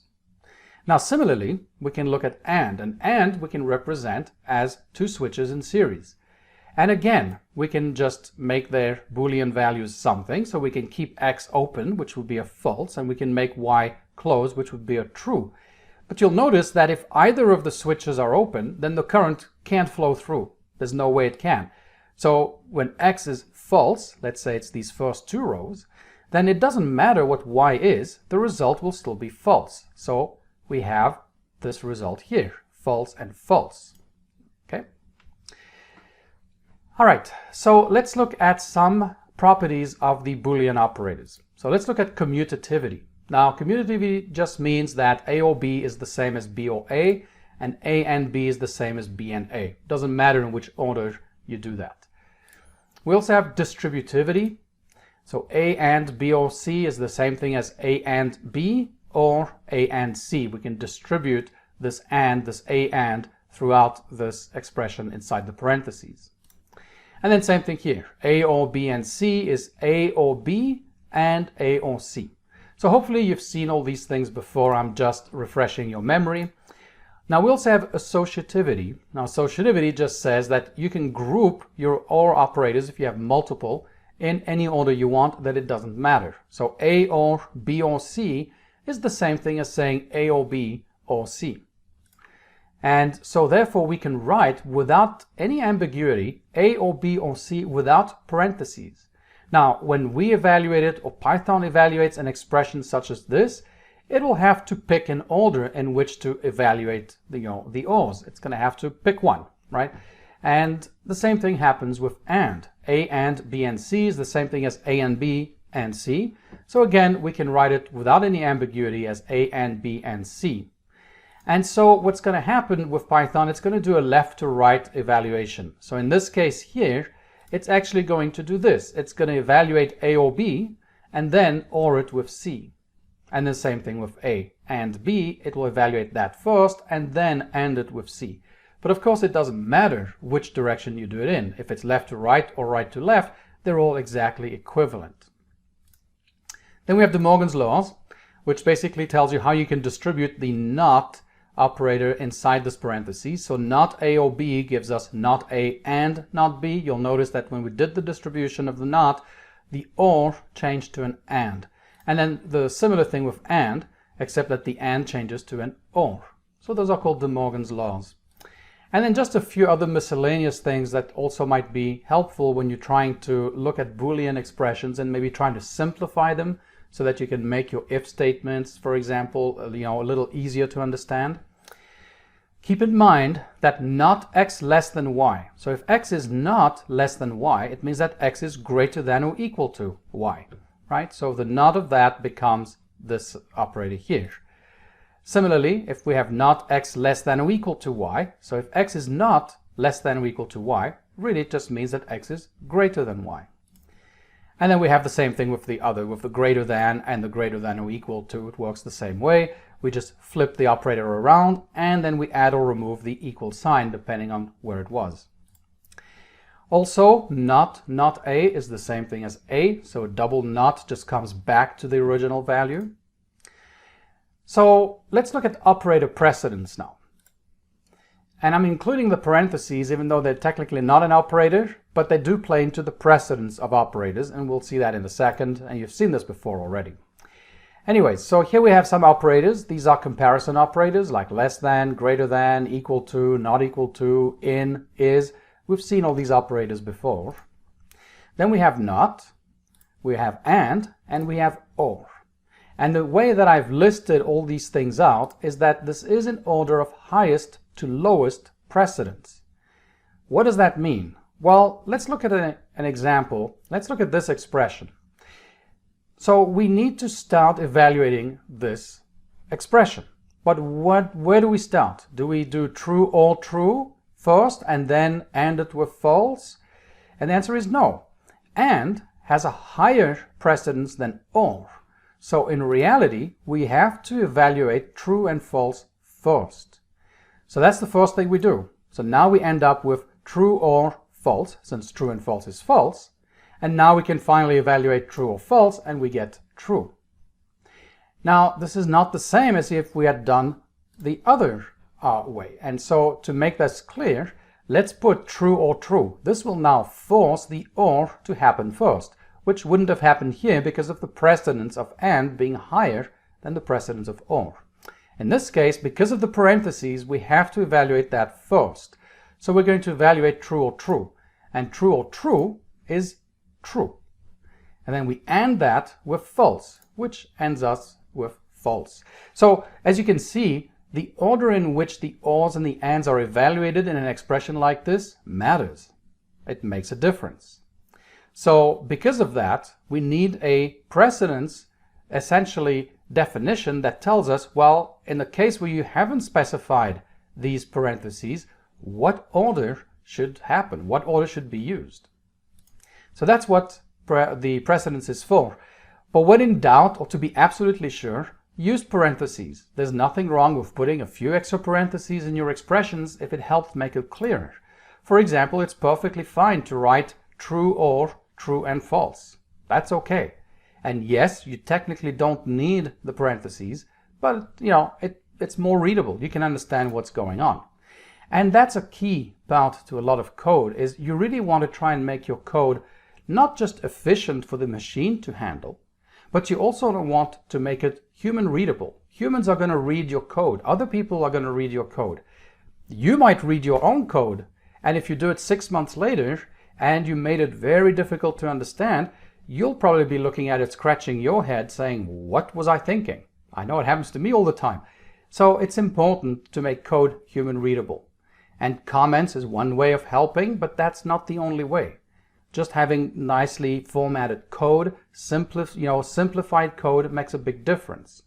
For example, look at this. Look at this expression here. A less than B or A greater than C and not X or Y. I'm sure you're scratching your head thinking, oh, what is this thing doing? And you know what? So is Bob. Bob's really confused. It's like, what's going on? And of course, we want to make sure Bob's not confused. So let's take a look. Well, the precedence here means that the less than and the greater than have to be evaluated first. So those expressions are going to be evaluated before any of the other ones. Then next in the order of precedence is not, and here we have this not X.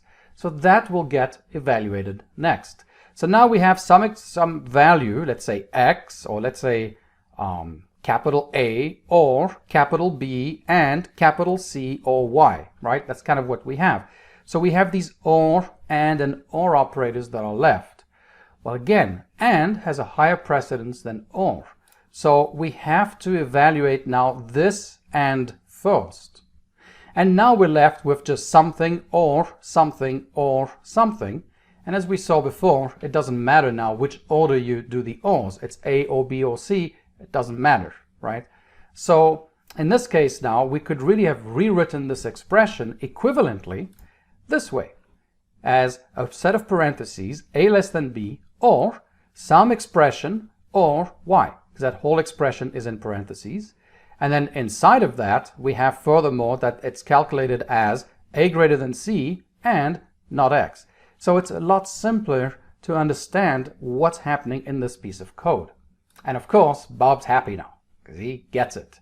All right, so my point is, don't write things that are confusing. And one of the things that's easily confusing in code is writing Boolean expressions without parentheses and only relying on precedence of operators.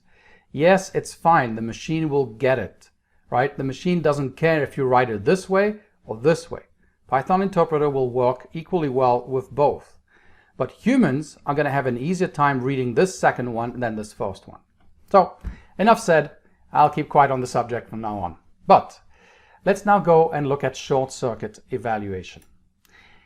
Let's look at OR first. We've seen this truth table before. And let's go, think again, and something I've pointed out before, but you'll notice that the result of OR is true in both these cases. And it was because X was true. Remember, if we think of it as a switch, when X is true, then the result is true no matter what Y is. Y can be true or false, it doesn't matter. Current will still flow through the switch. So if X is true, then X or Y will be true no matter the value of Y. In other words, another way of saying this is that X or Y can return true without evaluating Y if X is true. And so that's what happens. If X is true, then we can return true without even calculating Y. That's short-circuiting the calculation of Y. We're short-circuiting the evaluation of Y. It works the same thing with AND, the same way, except that with AND, you'll notice that we have always a false value when X is false. So if you think of switches again, if X is false, which means the switch is open, then it doesn't matter what the state of Y is, if it's true or false. The result will be false because nothing can flow through because of the first switch. And so if X is false, then X and Y will be false no matter the value of Y. Again, we can see this in the truth table over here.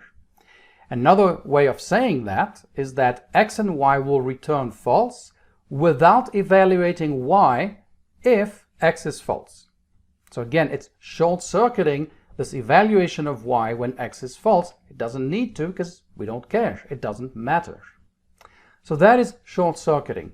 And that can be useful in a number of cases, a number of scenarios. So let's take a look at the first scenario.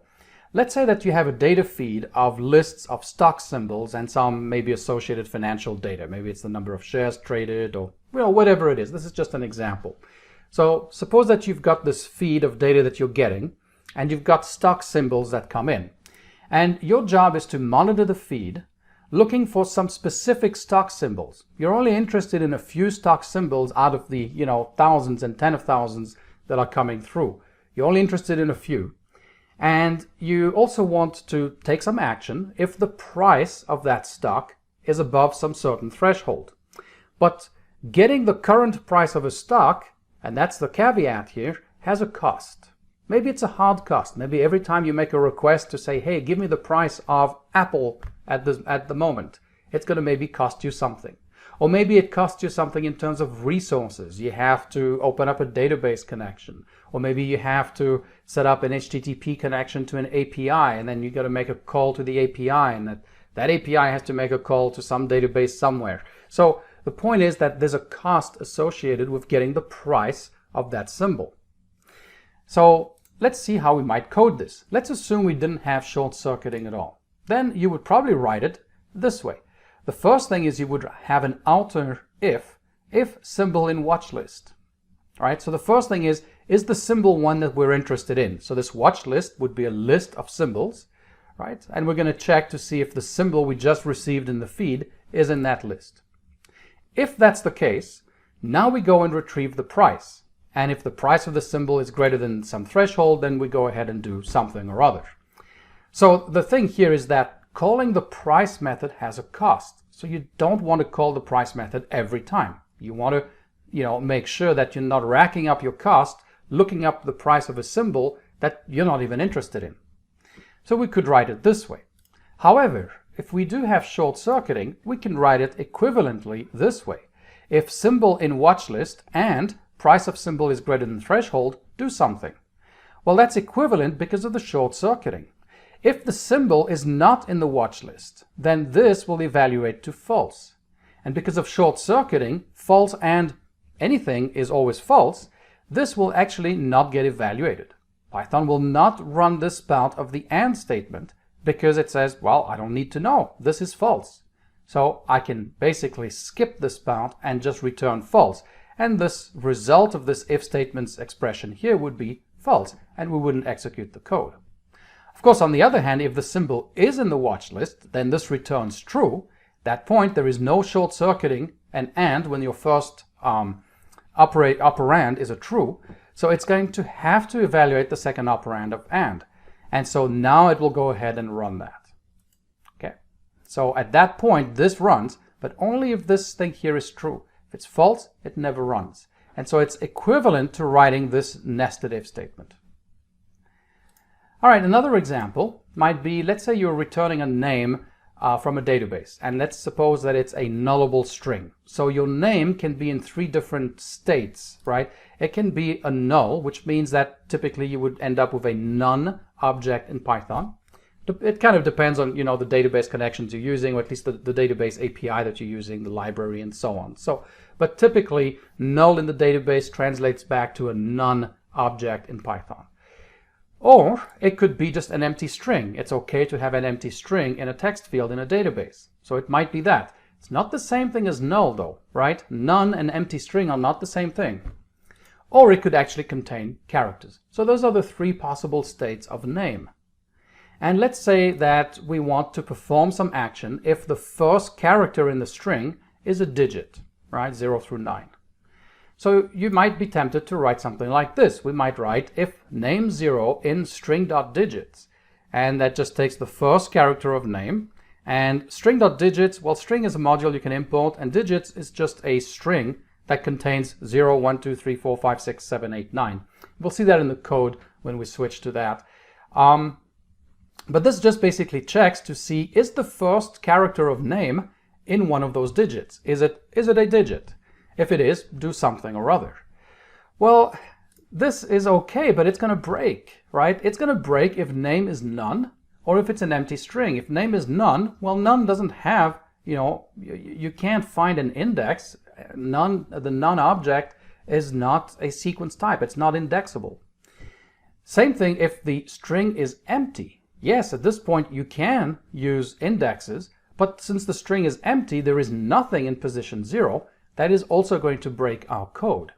So that's not going to work. What we need to do is to really say, well, I want name to not be none, to also not be empty, and then and only then do I want to check if the first character of name is a digit.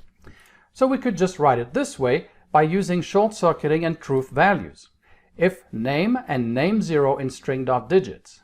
So let's see what this does. Well, first of all, name is an object, but we're looking at the truthiness of this object. And remember that name will be false if it's none. None is always falsy. Name will also be falsy if it's an empty sequence. And otherwise it will be truthy. So look at what happens here. If name is falsy, then because of short-circuiting, this does not get executed. Name 0 does not get evaluated. So if name is truthy, then it evaluates name of 0. But name can only be truthy if it contains characters. Otherwise, it would be falsy. It would either be none or an empty string. And so we're only going to execute the second part here, which was the one that was causing us a problem, if it's okay to do so. All right. So if the name is falsy, I'm just going to repeat this, either none or an empty string, then this is not evaluated because of short-circuiting. So short-circuiting can be really, interesting, and we'll see some more examples of short-circuiting coming up in a future video where that will also be quite useful. All right, for now, let's jump into the code and just take a look at all this in action. So we'll do that in the next video. I'll see you in a bit. Hi. In this video, we're going to continue looking at precedence and short-circuiting for the Boolean operators. Now, as we saw, the Boolean operators not, and, or have a precedence order. And not has a higher precedence than and, which has a higher precedence than or. So let's take a look at the same example we saw in the lecture. Let's take a look at true or true and false. Well, when we run this, that evaluates to true. Now let's see what actually happened. What actually happened is that and has a higher precedence than or. So it is going to get evaluated first. And so in fact what we have is really true or, and then first calculate true and false. And that's how we get true.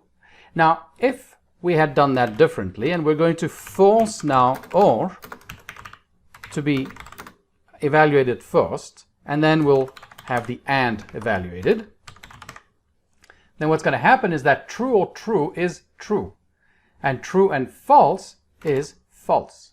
So when we don't have the parentheses, then the and gets executed first, gets evaluated first with its two operands, which are true and false.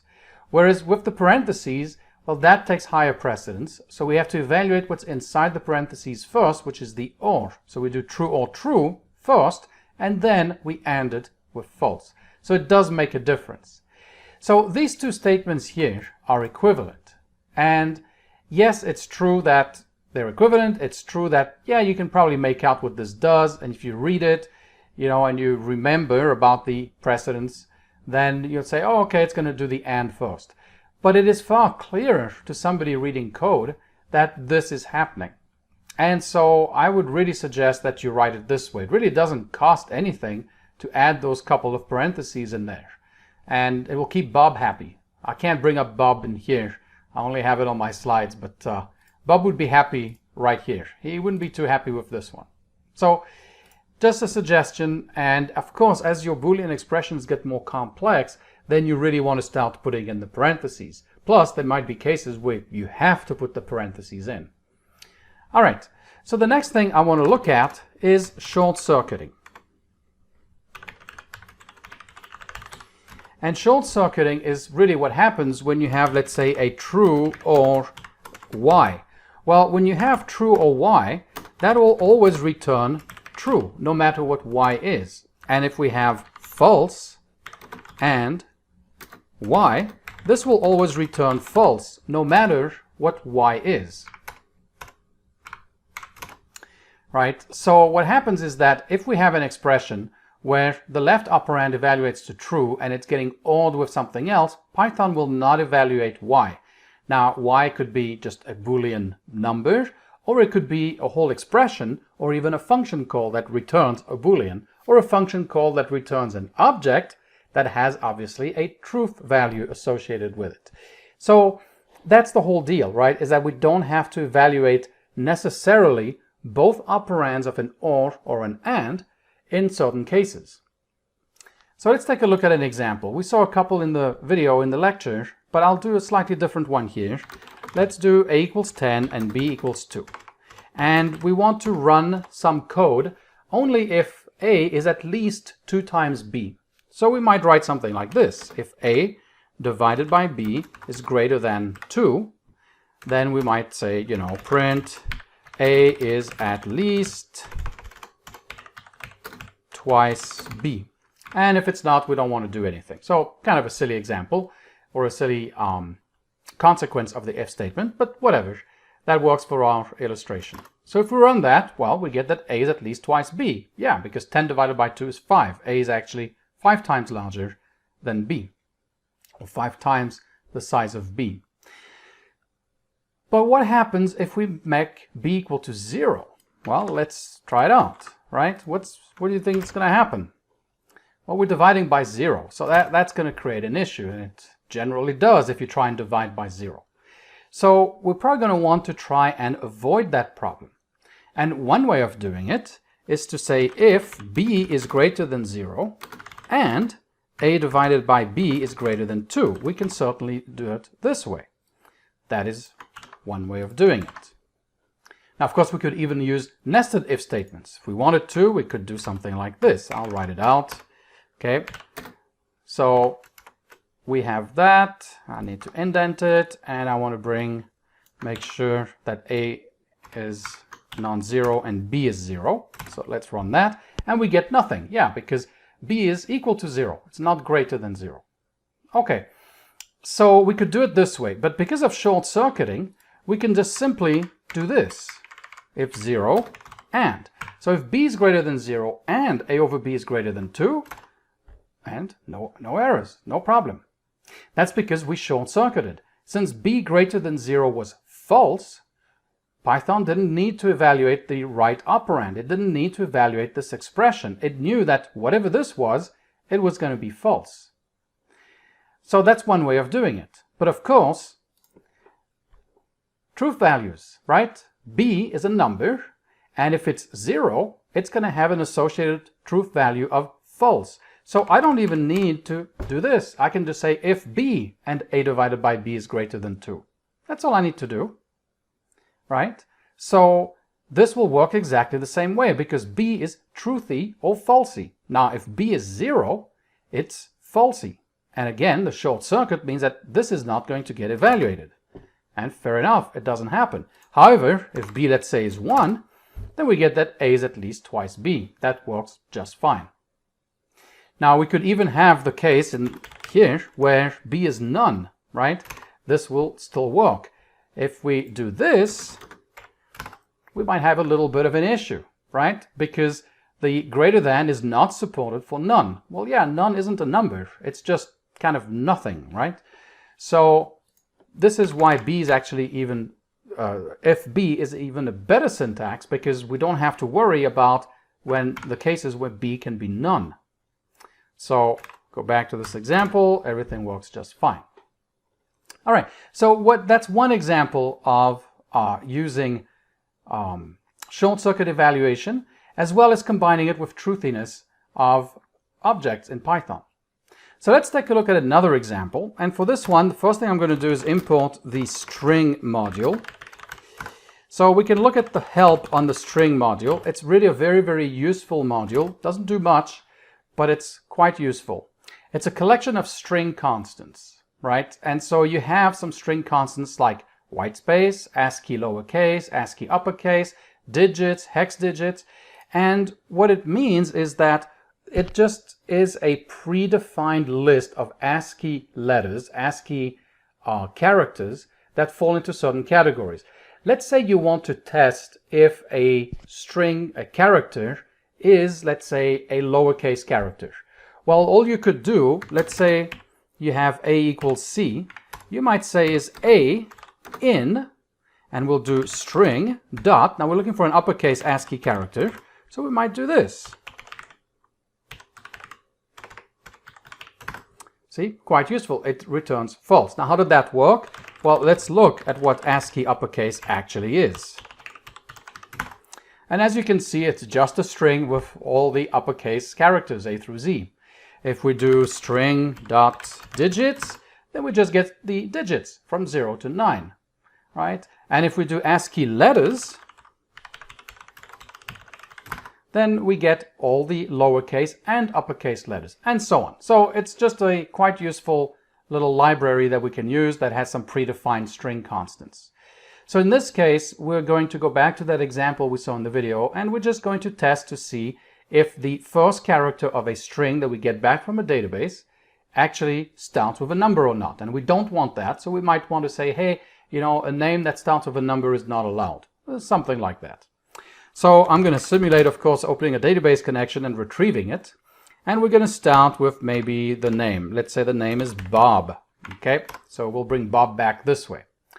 And we might do this. Say if name 0 in string digits, right? So if the first character of name is in digits, then what do we want to do? Well, we might want to say print name cannot start with a digit. Okay, so when we run this, no problem. If we start with a digit, it tells us name cannot start with a digit. So that's working just fine. But what happens when name is an empty string? Well, we get an error. Why? Because, well, we're trying to return the first character of that string, but it's an empty string. There is no first character. So our index in the string is out of range. So then, okay, let's fix that. Let's say len of name must be greater than 0 and. Okay, so let's do that. And now that works, right? But first of all, we don't have to put the greater than 0. Len of name is what? It's going to be a number. If the length of that string is 0, then it's going to return 0, and 0 is falsy. If the length of the string is greater than 0, it's going to return some number that's non-zero, and that is truthy. So technically, we don't even have to put this in here. We can just put if len name. And when we run that, it works just fine. But remember what we discussed in a previous video as well for sequence types? Sequence types will actually return the length when you look at the truthiness. So you don't have to look at the length, you can just look at name itself. That will actually return the length, right, in terms of the truth value associated with name, right? If we take a look at an example here, name equals, let's say, ABC, and we look at bool of name, well, that's going to call the len method that's on that string, which is going to be 3, and so that's going to be truthy. But if the string is empty, then it's going to return false because the length is 0, and that's falsy. Okay, so we don't have to actually, say len name greater than 0. We can just run it this way. This works just fine. Now, in fact, if we had kept this len name greater than 0, which works okay, I mean, that's fine. But let's say that name was not even defined. Let's say that name came back from the database as a null. Then this means usually that name will become a none in Python. And if we do that, well, we have an error again. Because why?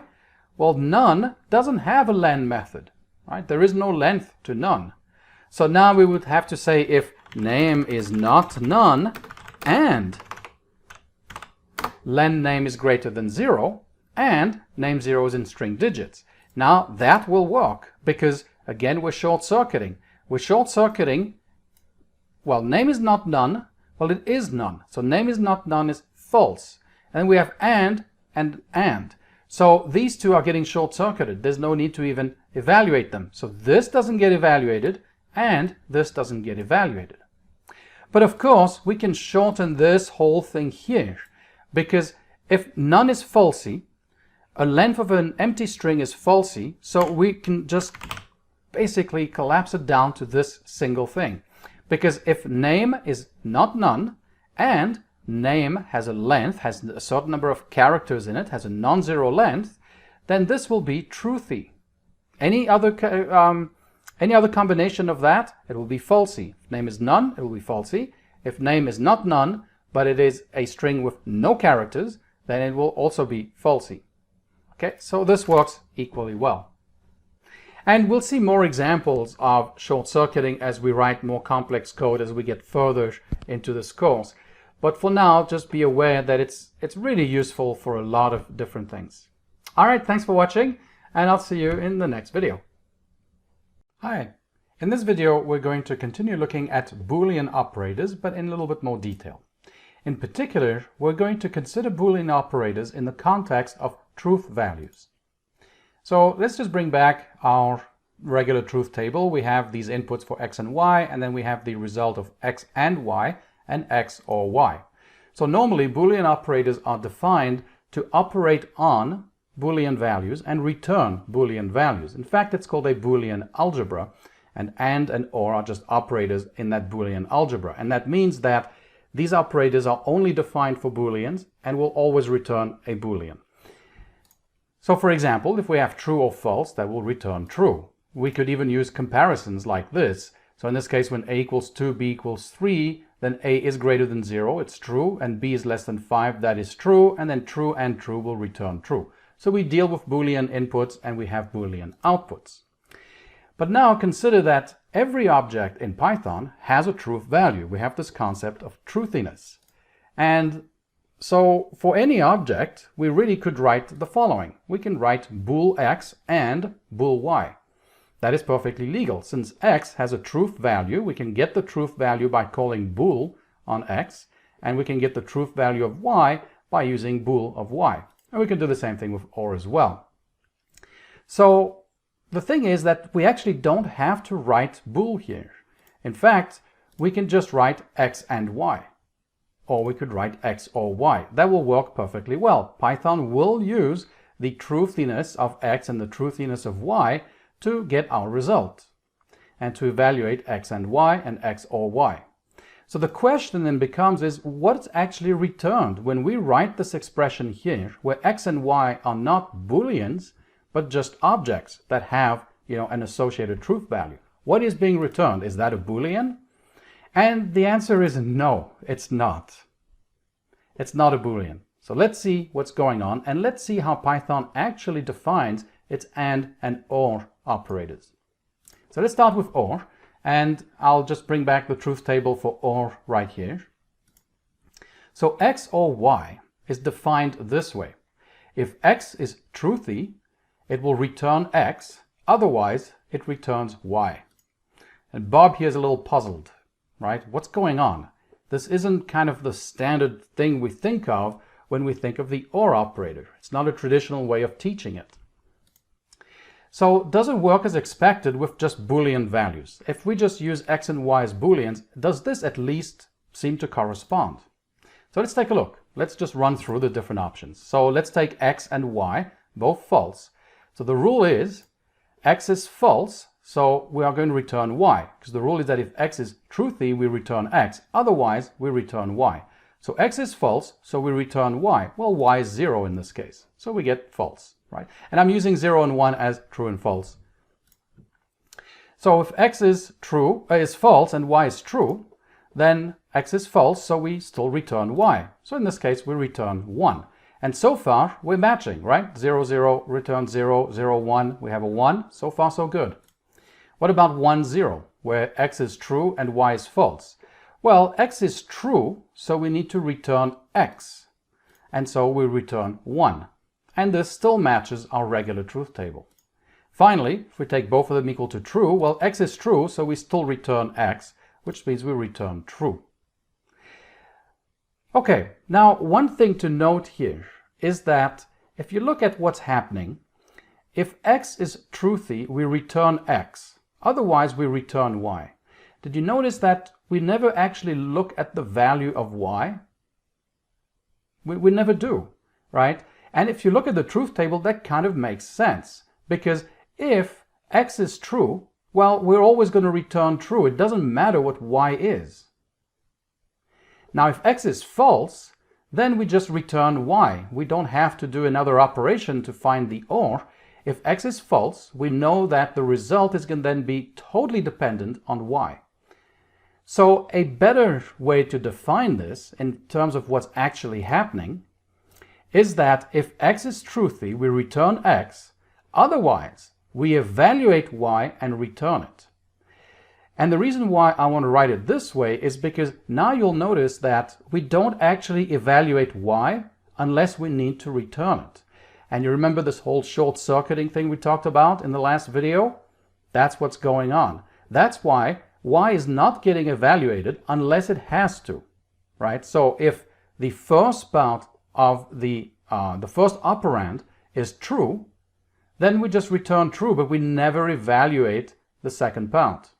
If the first operand is false, then we have to evaluate and return y, because y doesn't have to be a pure number or a pure Boolean. It could just be an expression, could be a function call, or something that is, that returns either a Boolean or an object that has an associated truth value. So that's the reason why we have this definition here, and it actually works. It's kind of pretty cool, actually. And in fact, the or and the and operators return an object. They return one of your operands, either x or y, depending on, whether x is truthy or not. So let's look at and. And is defined very much in the same way. But if you think of the and, well, if the x is false, we always return false. If x is true, then we have to return y. You'll notice that these two, the 0, 1, 0, 1 match here, and the 0, 0, 0, 0 match here. So if you think about it a little bit, you can probably come up with a definition yourself, which is if x is false, return x, otherwise return y. All right? So let's take a look. So x and y. If x is falsy, return x, otherwise return y. So again, does this work as expected with Boolean values? So let's take a look. Let's just run through it very quickly. If we have false, well, x is false, right? So we return x. So our result is false. That matches. Next one. If x is false and y is true, well, it still doesn't matter. We should still return x, right, according to this rule, and we return 0, which matches what we have in the truth table. If x is true and y is false, well, x is true, so now we have to return y. So in this case, we'll return 0, which again matches our truth table. And similarly, if both are true, then because x is true, we have to return y, and therefore we return true, which is exactly what we have in the truth table. So this checks out as well. Now, for the same reason that we discussed with the OR, y doesn't actually get evaluated unless it gets returned. So again, we have this short-circuiting, because if x is false, then we are just going to get false back, and this y will never get evaluated. So our definition really is, if x is falsy, return x, otherwise evaluate y and return it. And again, we have the short-circuiting, and this will then return the objects, the operands that we pass in. The operands could be Booleans, in which case we get the usual normal results, or we could pass in any objects. So let's look at the consequence of this with the OR operator first, or at least a consequence of it. So again, just bring back our definition. If x is truthy, we return x, otherwise we evaluate and return y. So again, this does both the definition and also handles the short-circuiting. So let's take a look at this example here. Let's say that x is none and y is this string NA. Then x or y, well, x is falsy, so we're going to return y, which means we return NA. Similarly, if x is an empty string and y is NA, well, the empty string is also falsy, so we're going to return NA. On the other hand, if we take x equal to hello and y equal to NA, well, in this case, hello is a truthy string, right? It's a truthy object. So we are going to return x, which means we return hello. So you'll notice that in both these cases here, where we had a string that was either none or empty, we returned NA. And when I say a string, we had a variable that was none or an empty string, we returned NA. And in the case where our variable was a string with characters, we return the string itself. So if we write something like this, a equals s or NA, then if s is none, we return NA. If s is an empty string, we return NA. If s is a string with characters, we just return s, right? And we assign that to a. So this is basically a way to set up default values for a variable, right? So we may be dealing with a string, and we don't want to have an empty or none variable there. So we can do s equals s or NA, and this will ensure that a is always going to be a string, right? It's always going to be, well, it's always going to have something in it, right? This is making the assumption that s is a string, or is pointing to a string. But anyways, you get the idea. So we can use this for setting up default values. So let's take a look at an example, because we can expand this further. We can say a equals s1 or s2 or s3 or NA. And this will then be, so a will be equal to the first truthy value. And it's the first truthy value because, as we mentioned before, in a case like this, we have these multiple OR operators. Python will then evaluate them from left to right because these are all operators with equal precedence. So it will do a left to right evaluation. So essentially, it's going to grab the first truthy value. And since the last one is always truthy, you're ensured that a is going to be at least NA, or it's going to be the first non-empty string in S1, S2, or S3. So you can expand that a little further. So that's really handy when you're working with variables, and especially if you're pulling data from places that you don't really know, like maybe a database that could have nullable string fields or nullable text fields, or maybe it's from an API feed from somewhere. Whatever it is, it can be really handy to do things like this. Let's take a look at another example. Let's say we have an integer variable that cannot be 0. For some reason or other, we have this integer and we don't want it to be 0. And if it is 0, we want to set it to 1. Now, obviously, you could write an if statement. If a is, equals 0, then a equals 1. You could do something like that. Or, since 0 is a falsy value, we can just write a equals a or 1. It's going to be the same thing. It's going to return 1 if a is 0, or it's going to return a if a is non-zero. So again, pretty handy to do. Let's look at some consequences of AND now, and what we can do with it. So again, just recall that x and y, if x is falsy, we return x, otherwise we evaluate and return y. So let's look at this example. Let's say x is an integer with a value of 10, and y is 20 divided by x. Then x and y will return y, right? Since x is truthy, we will return y. We will then evaluate y, which is 20 divided by 10, which is 2, and that's what gets returned from the x and y. On the other hand, let's say that x was 0, and y is also 20 over x. Then it's going to return 0 because x is falsy. It's going to return that. It will not even try to evaluate 20 divided by x. So it looks like we were able to avoid this division by 0 error by using the AND operator. And this is a pretty standard way as well. We can say x equals a and total divided by a. Let's say we're trying to calculate an average where we have maybe a sum like total and a count, the number of samples, which is a. And at any point in time, we could have a count that a be 0. We don't know, right? Maybe it's right at the beginning. We haven't entered data yet. We're trying to compute the average. Well, this will then return a. It will not try to do the division by 0. But if a is greater than 0, then it will do the actual computation. So again, very handy to have. So as an example, if we have a equals 10, well, 10 and total divided by 10, that's going to return total divided by 10, right? But if a is equal to 0, then we have 0 and total divided by 0, that's going to return 0. Okay, so that avoids basically that division by 0 error. Again, that's a pretty standard trick that can be used in Python. Let's take that example with the average that I was talking about. So let's say we have sum and n. So sometimes n is non-zero, sometimes it is. In either case, the average is n and sum divided by n. Because if n is 0, we have no count, right? Then the average is 0, so we want to return 0. On the other hand, if we do have values, so n is non-zero, it's going to be some positive integer, then we do want to take sum divided by n. That will be the average. Here's another example. Let's say you want to return the first character of a string s, or an empty string if the string is none or empty. So in other words, we have a string and we want to bring back the first character of that string. But of course, if the string is none or empty, we just want to bring back the empty string. So let's see how we could do that. Here's one option. If s, return s0. Otherwise, return the empty string. Well, yeah, that will work, right? If s is none, or if s is a string with length 0, it's going to be falsy, right? So it's going to return this empty string here. But if x is a string with characters, then its length is greater than 0, which means that it's going to be truthy, and we're going to return s0. Option number 2, which works equally well, and actually works works equally well. We can say return s and s0. Now, that's not option 2.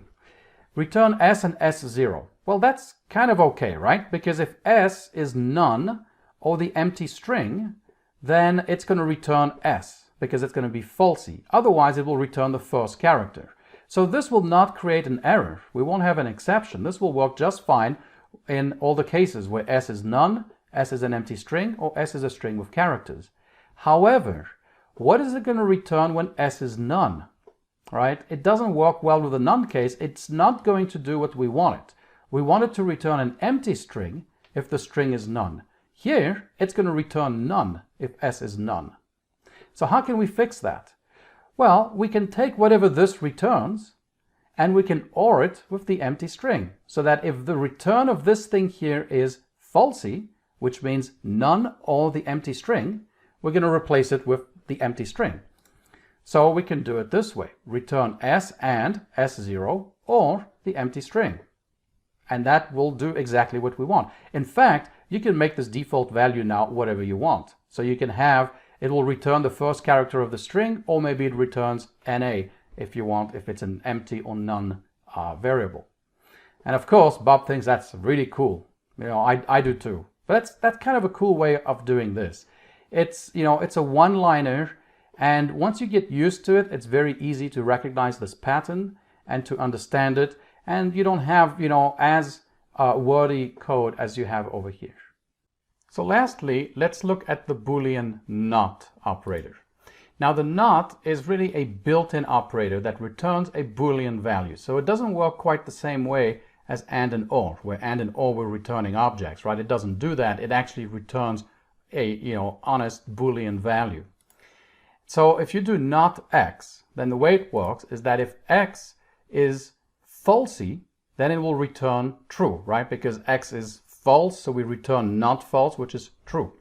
And it will return false, the Boolean false, if x is truthy.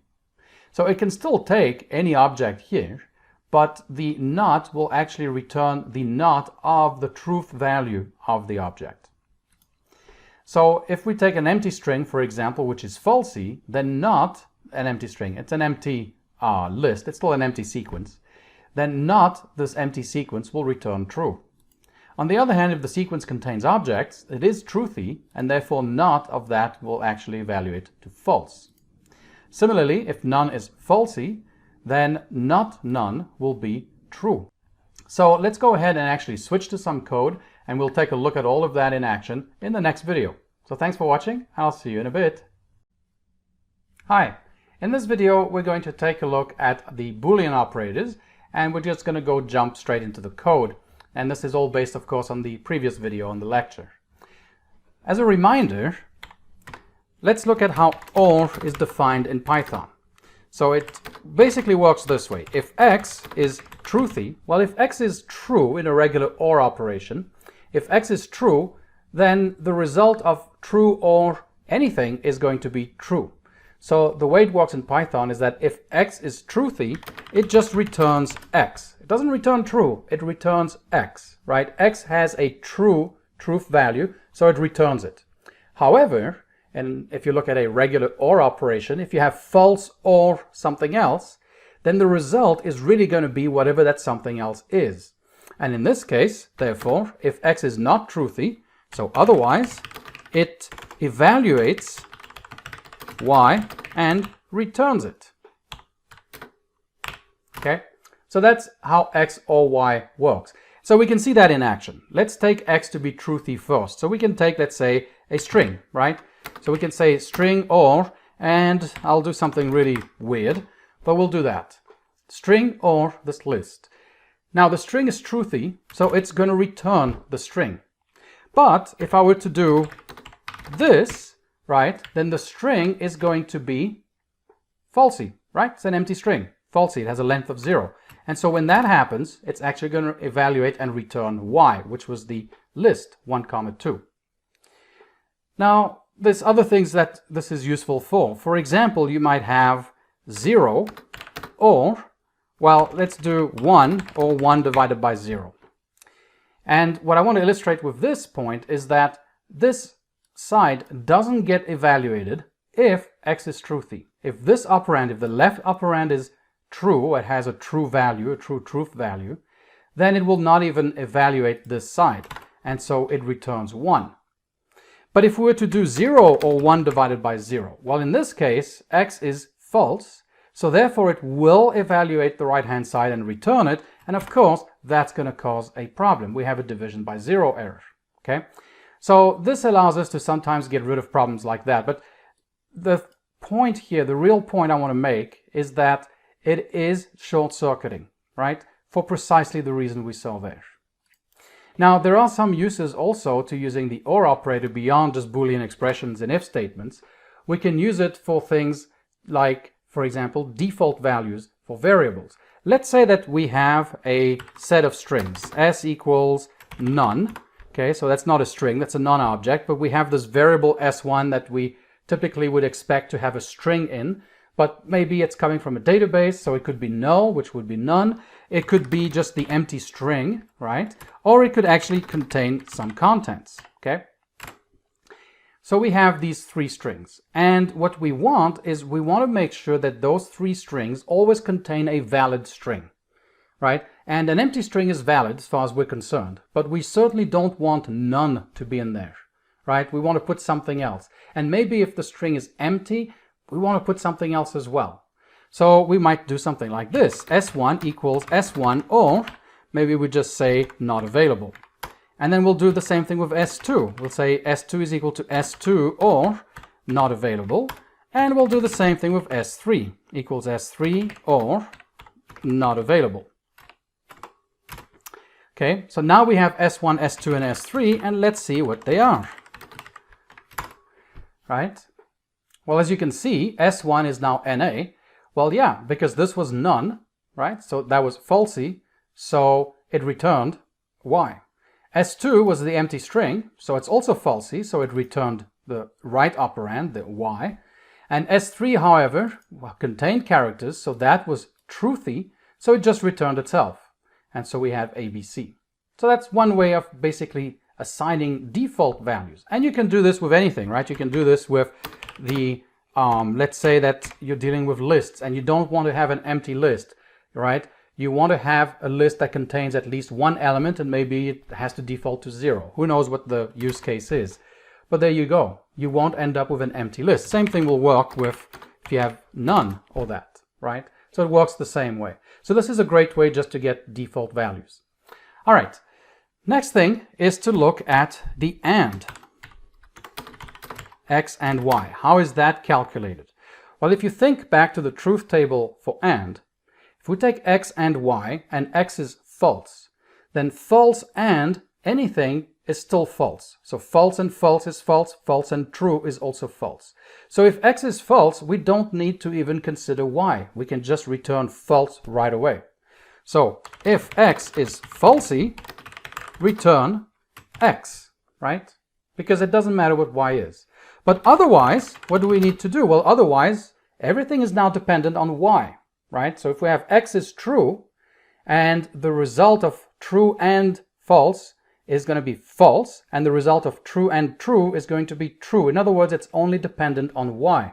So otherwise, we're going to evaluate and return Y. Okay? So that's the definition of X and Y and how it works in Python. It doesn't return the Booleans, it returns the objects based on their truth values. Same thing as with OR.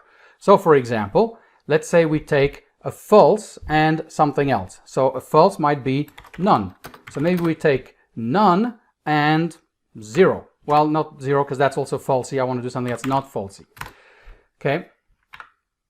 And let's print it since that's not going to show us.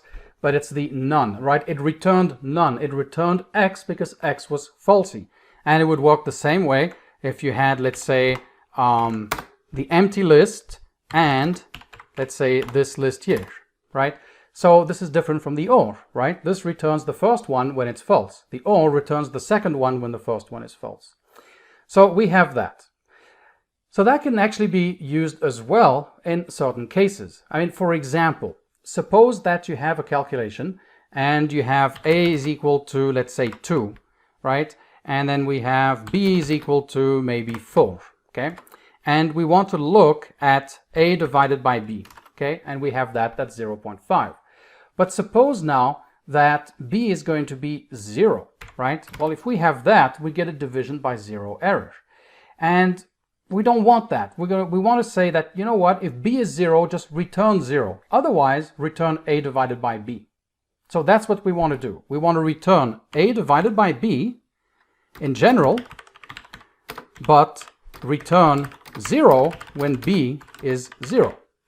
Okay? So we could do that using an if statement. We could say if B is equal to 0, return 0, else return A divided by B. Okay? And not return, sorry, we're not inside a function, so we'll just print it.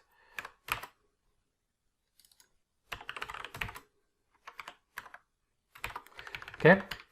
So there we go. So it prints 0. Now, let me re-put in A equals 2, B equals 0. Okay? So that's what we get. Now let's make B equal to 4.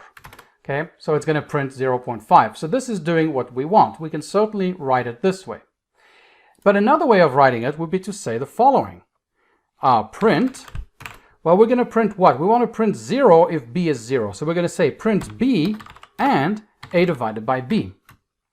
And let me again put in a and b here, just so that we can see it in context. And so we print 0.5, right? b was 4. That is truthy. So it's going to evaluate and return a divided by b, which was 4. On the other hand, if b is 0, then we get 0. And so we avoided this division by 0 error by doing it this way. This was exactly equivalent to doing this. Okay? All right. So given that, let's take a look now at a slightly different variance on this. Let's say that we have a value that we're retrieving from a database, a string. So the same example that we had before. And actually, I'm just going to copy paste these 3 examples right here. Now we saw how to assign a default value, right, to each one of those. But now let's say it's not a default value that we want. We want to check, or we want to return the first character of the string, if that first character exists. Otherwise, we want to return something else, maybe an empty string. Okay. So using this, you might say, well, all I need to do is just do S1 0 or S2 0 or S3 0, right? These are the 3 variants. But of course, that's going to cause a problem because none, well, it doesn't have, it's not indexable. It doesn't have, elements. So that doesn't work. So, okay, let's take that out. And that still doesn't work. Well, why? This S2 is a string, but it doesn't have characters. So obviously it doesn't have a first element of index 0. So that doesn't work. And the last one, however, does work. But we'd like something that works in general, no matter what this variable s is going to be, whether it's none, empty string, or an actual string. So one way to go about it might be to say, well, let's take S1 and S1 0. So remember, if S1 is truthy, what is it going to do? It's going to evaluate this side.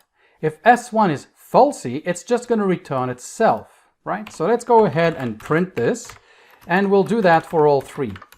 And you'll see that we're almost there. We almost have what we need. So let's run that. So you'll see that the first one returns none. The second one returns the empty string. We don't see it, but it's there. And then the third one returns the first character of A. So we're almost where we need to be. The only thing is that we don't want to return none in this case. We also want to return the empty string. So what we can do here is change this. And instead of just doing that, we're going to OR it. Remember how we got default values? Well, we're going to OR it with the empty string. So if this evaluates to none, that will be falsy. And so we'll default it to this by using OR. And of course, it actually works exactly the same way in all 3 cases. So the second one is obvious because S2 is the empty string, it's falsy, so it returns a falsy thing here, which means that it's going to go ahead and then choose to return this empty string over here. S3 will actually work exactly as we expect because S3 is truthy. So this expression here actually returns S3 0, which is a single character, which is also truthy. So the OR is going to return the left operand. It's going to return that first character. So now if we run this, we get exactly what we expect. Empty string, and A. Now, of course, what's interesting is that this doesn't just work with the empty string for the default value. You can do whatever you want, right? You might do something like that, in which case you'll get NA, NA, and A, right? So it kind of works with any default value here. So the last thing that we need to look at is the not operator. Now, the not operator isn't part of the Boolean class. In fact, if we look at help on the bool class, we'll see that we see like AND, right? We'll see OR, and we'll even see the XOR in here. But one thing that's notably missing is the not operator. And the not operator doesn't work quite the same way as AND and OR. Remember that AND and OR will actually return the objects that are the operands. It will return one of the objects depending on whether they're falsy or not, or truthy or not, depending on which operator it is.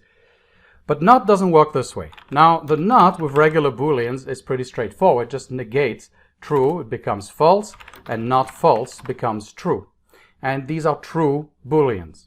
Now the same thing works with objects. Now objects have a truth value, so it will work kind of the same way. If we look at bool, let's say, of a string that contains characters, then that truth value is true. ABC is truthy. If we look at bool of the empty string, well, we get false because that's falsy.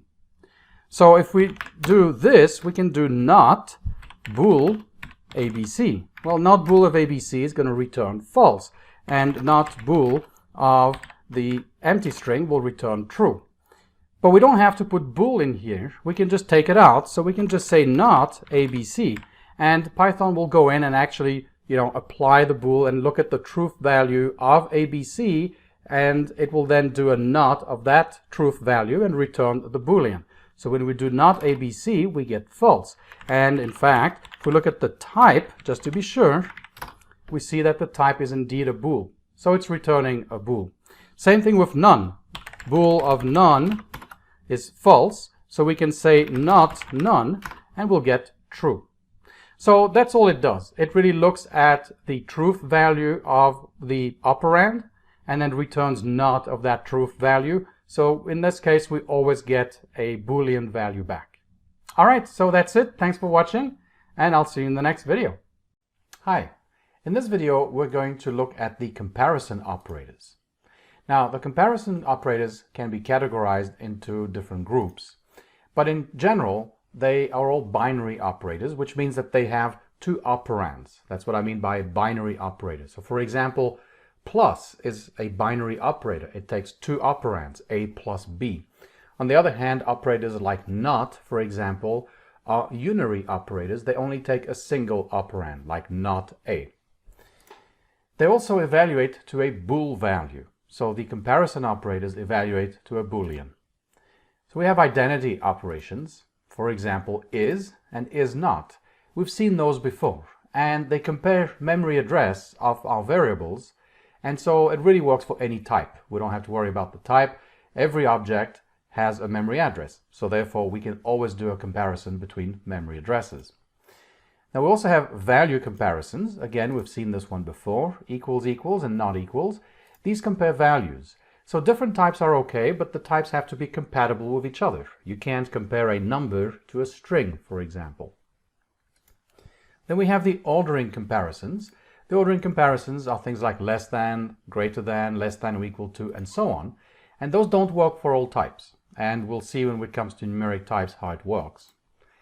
And then we have membership operations. Membership operations are things like in and not in. And this is used for iterable types. And we'll get to those later in this course. So we'll focus on the numeric types here, and then the other types, including iterables and the, with the membership operations, we'll look at when we get to the section on sequences and dictionaries and sets and so on. So value comparisons will work with all numeric types, but the mixed types, except complex in value and ordering comparisons, is supported. So we can work with equality, like equals equals and not equals, with all the numeric types, but the comparison operators, like less than, greater than, will not work with complex numbers, but it will work with mixed types. So you can compare an int to a float, or an int to a fraction, or a decimal to a fraction. All those work. The only one that doesn't work in here is the complex numbers. So you have to be careful though. Remember when we were looking at floats and decimals, if you try and compare two floats, the equals equals doesn't really work that well, right? So equality operations don't work that well with floats, and then the same thing if you try and do floats and decimals together, right? So decimals to decimals, sure, that we can use the equals equals. But floats to decimals or floats with floats, we really have to be careful there. Because of the binary representation of floats, we have inexact representations, and therefore we run into issues. So for example, you could say 10.0 equals equals decimal 10.0. That will work. So we're comparing a float to a decimal, and that will actually return true. But that's because 10.0 has an exact float representation, which would be 10.0. So that works. On the other hand, as we've seen before, if we try and do 0.1, well, we know that has an inexact representation. It's an infinite expansion.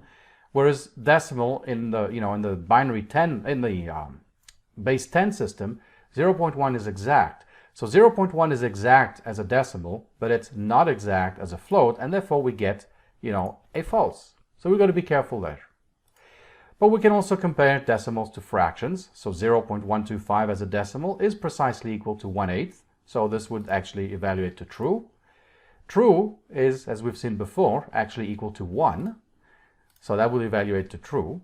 And the same thing here, we're comparing a Boolean to a fraction, but that fraction, 3/3, is 1. So this would be true as well. So next, let's look at the ordering comparisons. So again, these work across all numeric types except for complex numbers.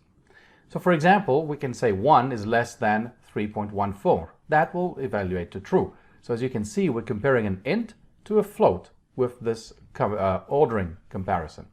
And that works. Same thing, we can compare a fraction to a float. That will work as well. 22/7 is actually a little bit bigger than pi. So that will evaluate to true.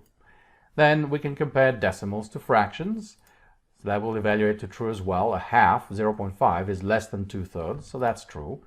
We can also look at Booleans and compare them to other types. So a Boolean compared to a decimal, 1, which is true, is less than 3.14. So again, that will evaluate to true. And then you have a fraction that you can also compare to a Boolean. So 2/3 is greater than 0, which is what the value is of false as an integer. So that will evaluate to true as well.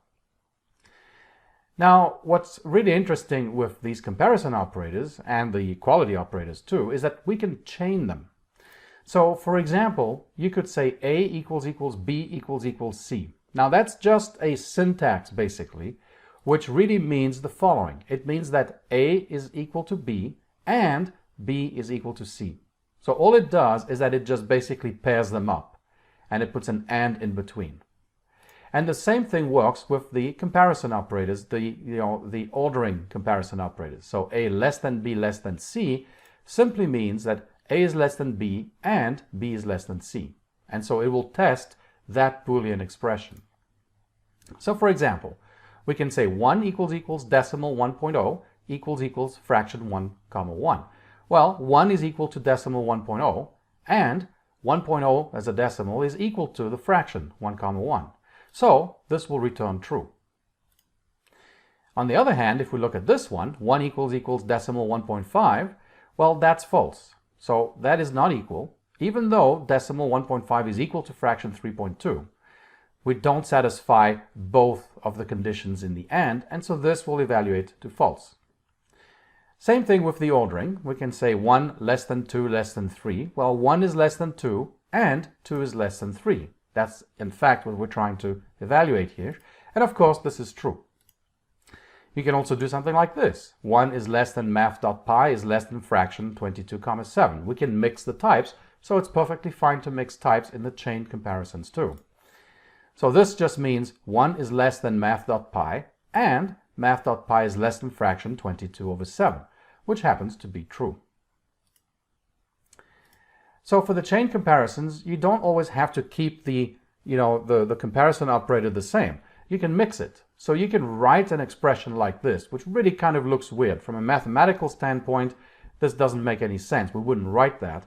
But remember, all this means is that we're looking at A is less than B and B is greater than C.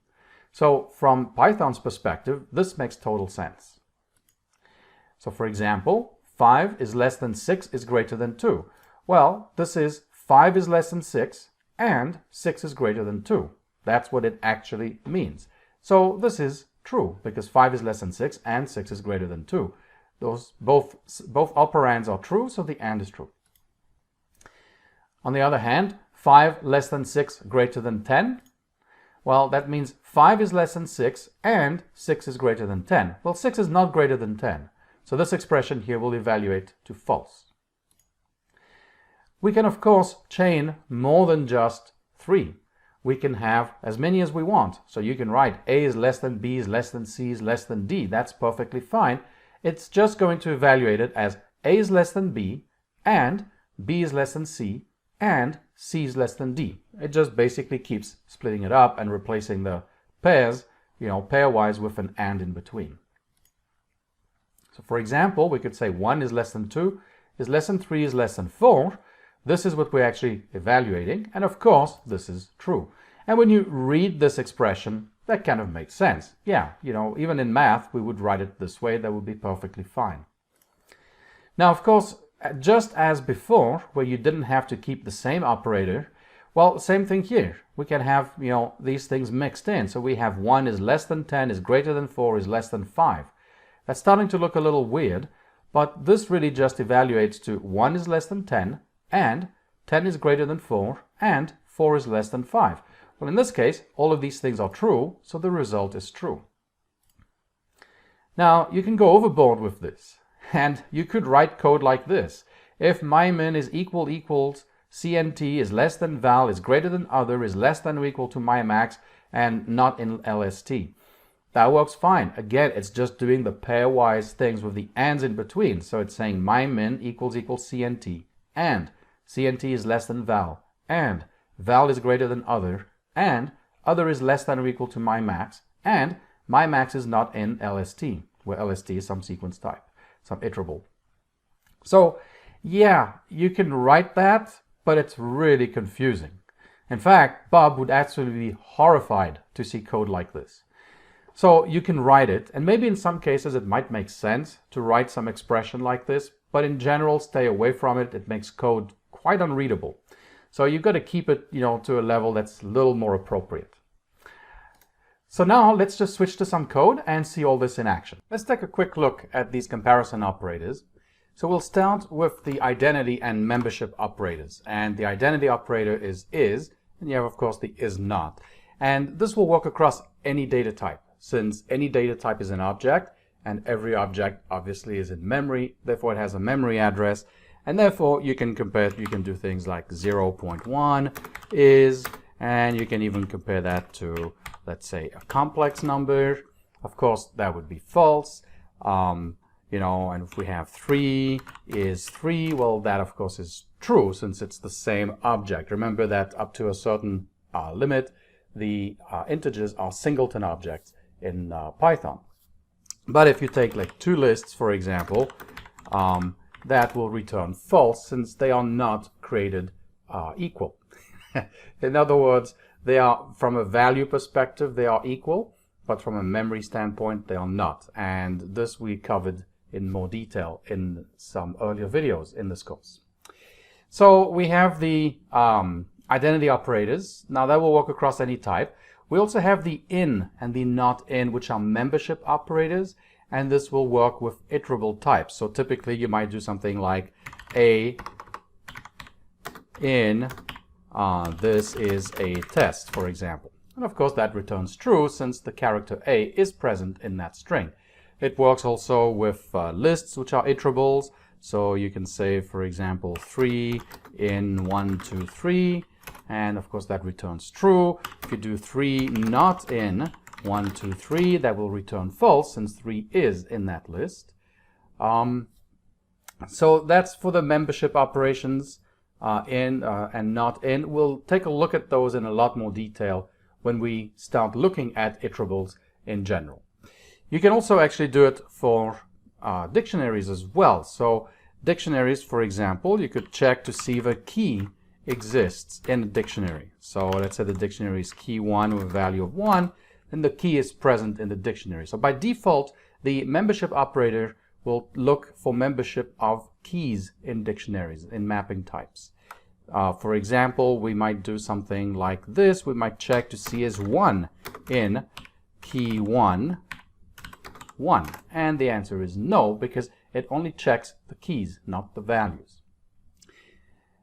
The next thing I want to look at are the comparison operators. Now the comparison operators will again work with mixed types, and most data types will support comparisons as well. Certainly most of the numeric types, actually all of the numeric types except for complex numbers, support an ordering.